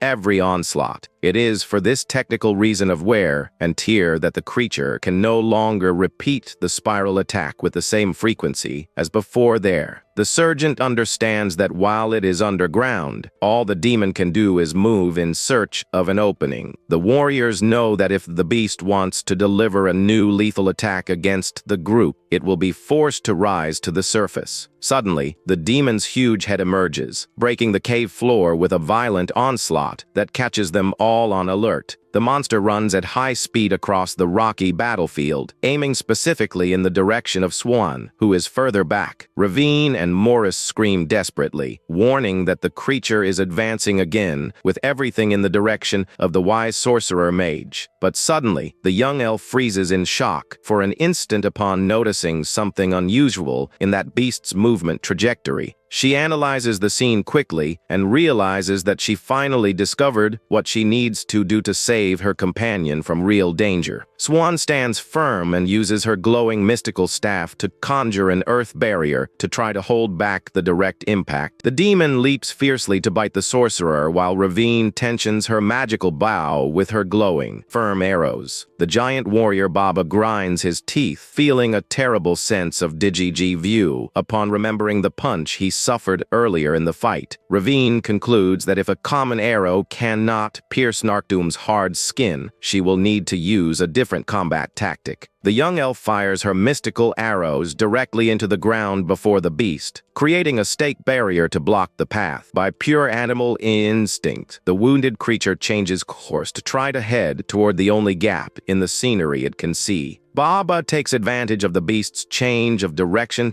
to advance by surprise behind it, preparing another of his powerful blows. The giant warrior delivers a devastating punch that hits the beast's skull dead on, causing the cave's rocky ground to break for good. The tactic works perfectly again, with Ravine's arrows skillfully restricting the movements of that elite creature. Forced by the mystical stakes, the disoriented monster heads to the right and enters straight into the counterattack route of the mystical squad. Little Morris uses his mystical staff and casts a blue defense, boosting spell on Baba, who leaps imposingly through the air. The fearless warrior approaches the blind monster from behind and prepares to deliver another of his lethal techniques in the cave. The giant Baba uses all his tremendous physical strength and applies a crushing blow that breaks the opponent's skull with absolute fury. He retreats, panting from exhaustion, feeling the weight of the brutal impact, but maintaining his firm stance in the midst of all that cave dust. In the midst of the smoke, the demon's eyes widen in despair upon realizing that the elite squad deciphered all its secrets. Gate yells, warning that although the beast's carcass is too hard for the sword, the impact and physical pain still spread inside it. The giant Baba takes advantage of every fraction of a second in which the demon remains paralyzed with pain to pin it down with all his physical strength. The sergeant leaps imposingly, delivering another of his devastating sword slashes directly toward the enemy's head. The creature tries to dodge, but the precise attack hits its other eye dead on, causing an extremely serious and painful injury. Blood gushes through the air, covering the stone ground while Gate retreats quickly to re-establish his tactical combat position. Ravine warns them to keep pressing and orders them to focus the next accurate shot on the right eye of that demonic wolf. But the beast reacts by pure instinct and performs a quick spin in the air, escaping being hit again by the elf's mystical arrows. The demon raises its paw to protect itself and roars in anger upon realizing that its right eye was grazed by the arrow. The creature manages to block the attack at the last second using its sharp claws as an improvised mystical shield in battle. Gate takes advantage of the gap and delivers a powerful thrust, but the monster bites the iron blade, locking the red sword with its teeth. The brave sergeant grinds his teeth, worried, and wonders mentally how they will manage to defeat a monster with such a hard carcass. The fight intensifies with the heroes delivering a violent sequence of coordinated attacks that generate sparks all over the stone arena.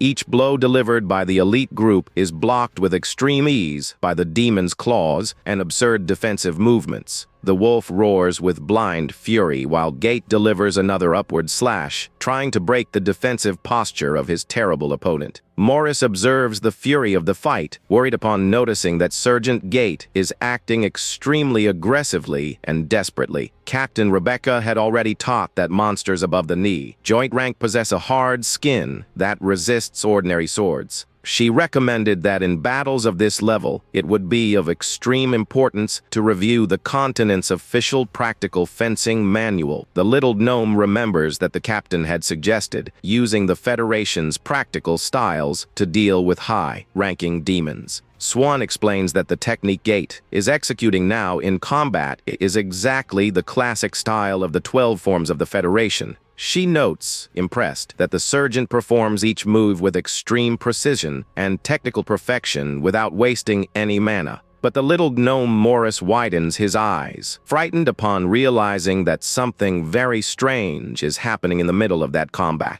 The elf admits, worried, that despite Gate's impeccable style, none of the physical sword strikes are managing to hit the monster. Young Ravine observes the scene with a melancholic look and begins to fear that the group of heroes will be totally defeated in that place. She despairs, thinking about how they will manage to decapitate an elite demon if none of their weapons can pierce its skin. The feeling of helplessness begins to take hold of the entire squad, while the darkness of the cave seems to become even gloomier. Despair spreads across the faces of the surviving warriors, who begin to lose all hope of getting out of that combat alive. But even in the face of such an unfavorable scenario, the brave Sergeant Gate refuses firmly to accept defeat right there. Ravine observes, amazed, upon noticing that even when absolutely nothing of the plan works, the Sergeant remains standing, fighting bravely. The experienced warrior continues trading attacks with the monster without showing a single drop of fear on his battle-worn countenance. The Sergeant simply keeps his gaze focused with fury and continues attacking the mystical opponent tirelessly in the stone arena. The swift sword blows collide against the sharp claws, generating a violent shockwave that makes dust rise throughout the cave. Small, mysterious dark fragments begin to detach from the demon's body and fall softly through the air of that stone cave. Little Morris points his staff upward and wonders, intrigued, what those dark particles floating in the darkness could be. He picks up the dark hairs in his hands and is very surprised to notice that the real coat of the powerful monster Narkdoom was not white.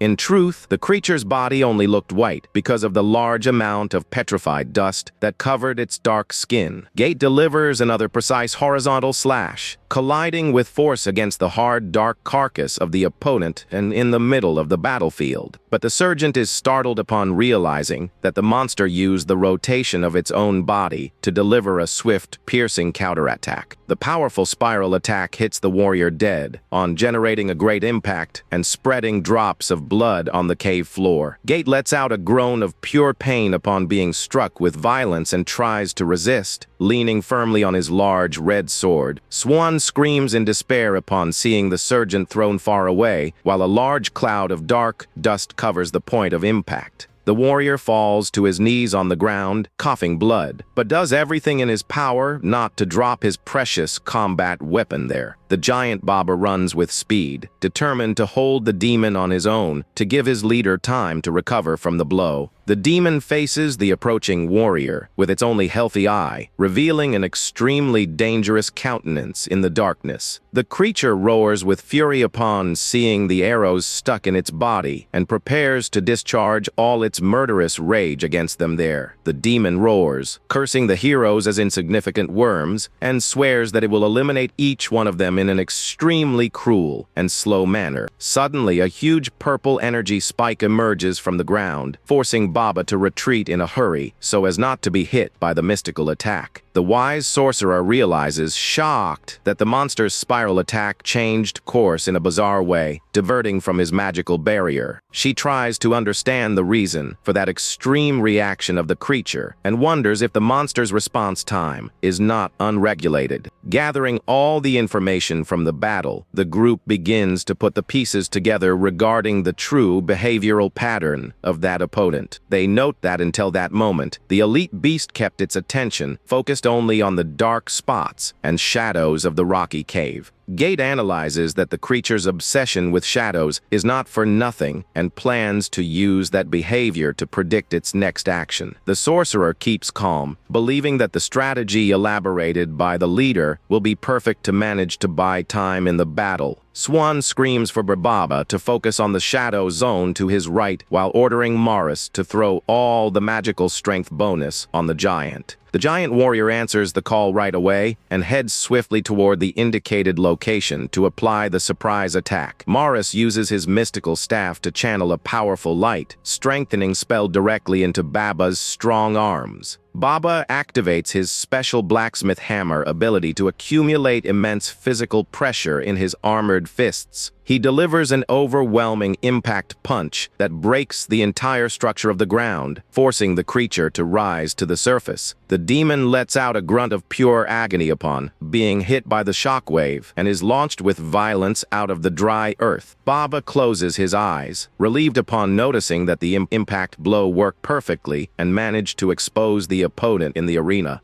Swan screams, guiding the group to a new blind spot on the hill, trying to surround the monster before it can recover for good. The giant warrior runs again at high speed to provide cover for his allies, who prepare for the final attack. He channels all the mystical energy he still has left into his glowing fist and prepares to deliver another impact blow. The giant crushes the rocky ground with absurd pressure, generating another immense explosion of dust and rocks around the creature. Swan analyzes the beast's movements and realizes clearly that its goal is not simply to deliver attacks through the shadows. The sorcerer unravels the mystery and discovers that, in truth, the terrible beast possesses an extreme biological aversion to the light of the cave. The giant Baba advances without hesitation toward the indicated point to try to corner the opponent for good in the middle of that tense darkness. He leaps imposingly over the disoriented beast, trusting fully in the magical coordinates he received from his allies. With a brutal movement of physical strength, the warrior immobilizes the creature against the stone wall, holding it without any mercy. But even with half its body immobilized, the creature still manages to contort its carcass to try to escape from the strong blockade.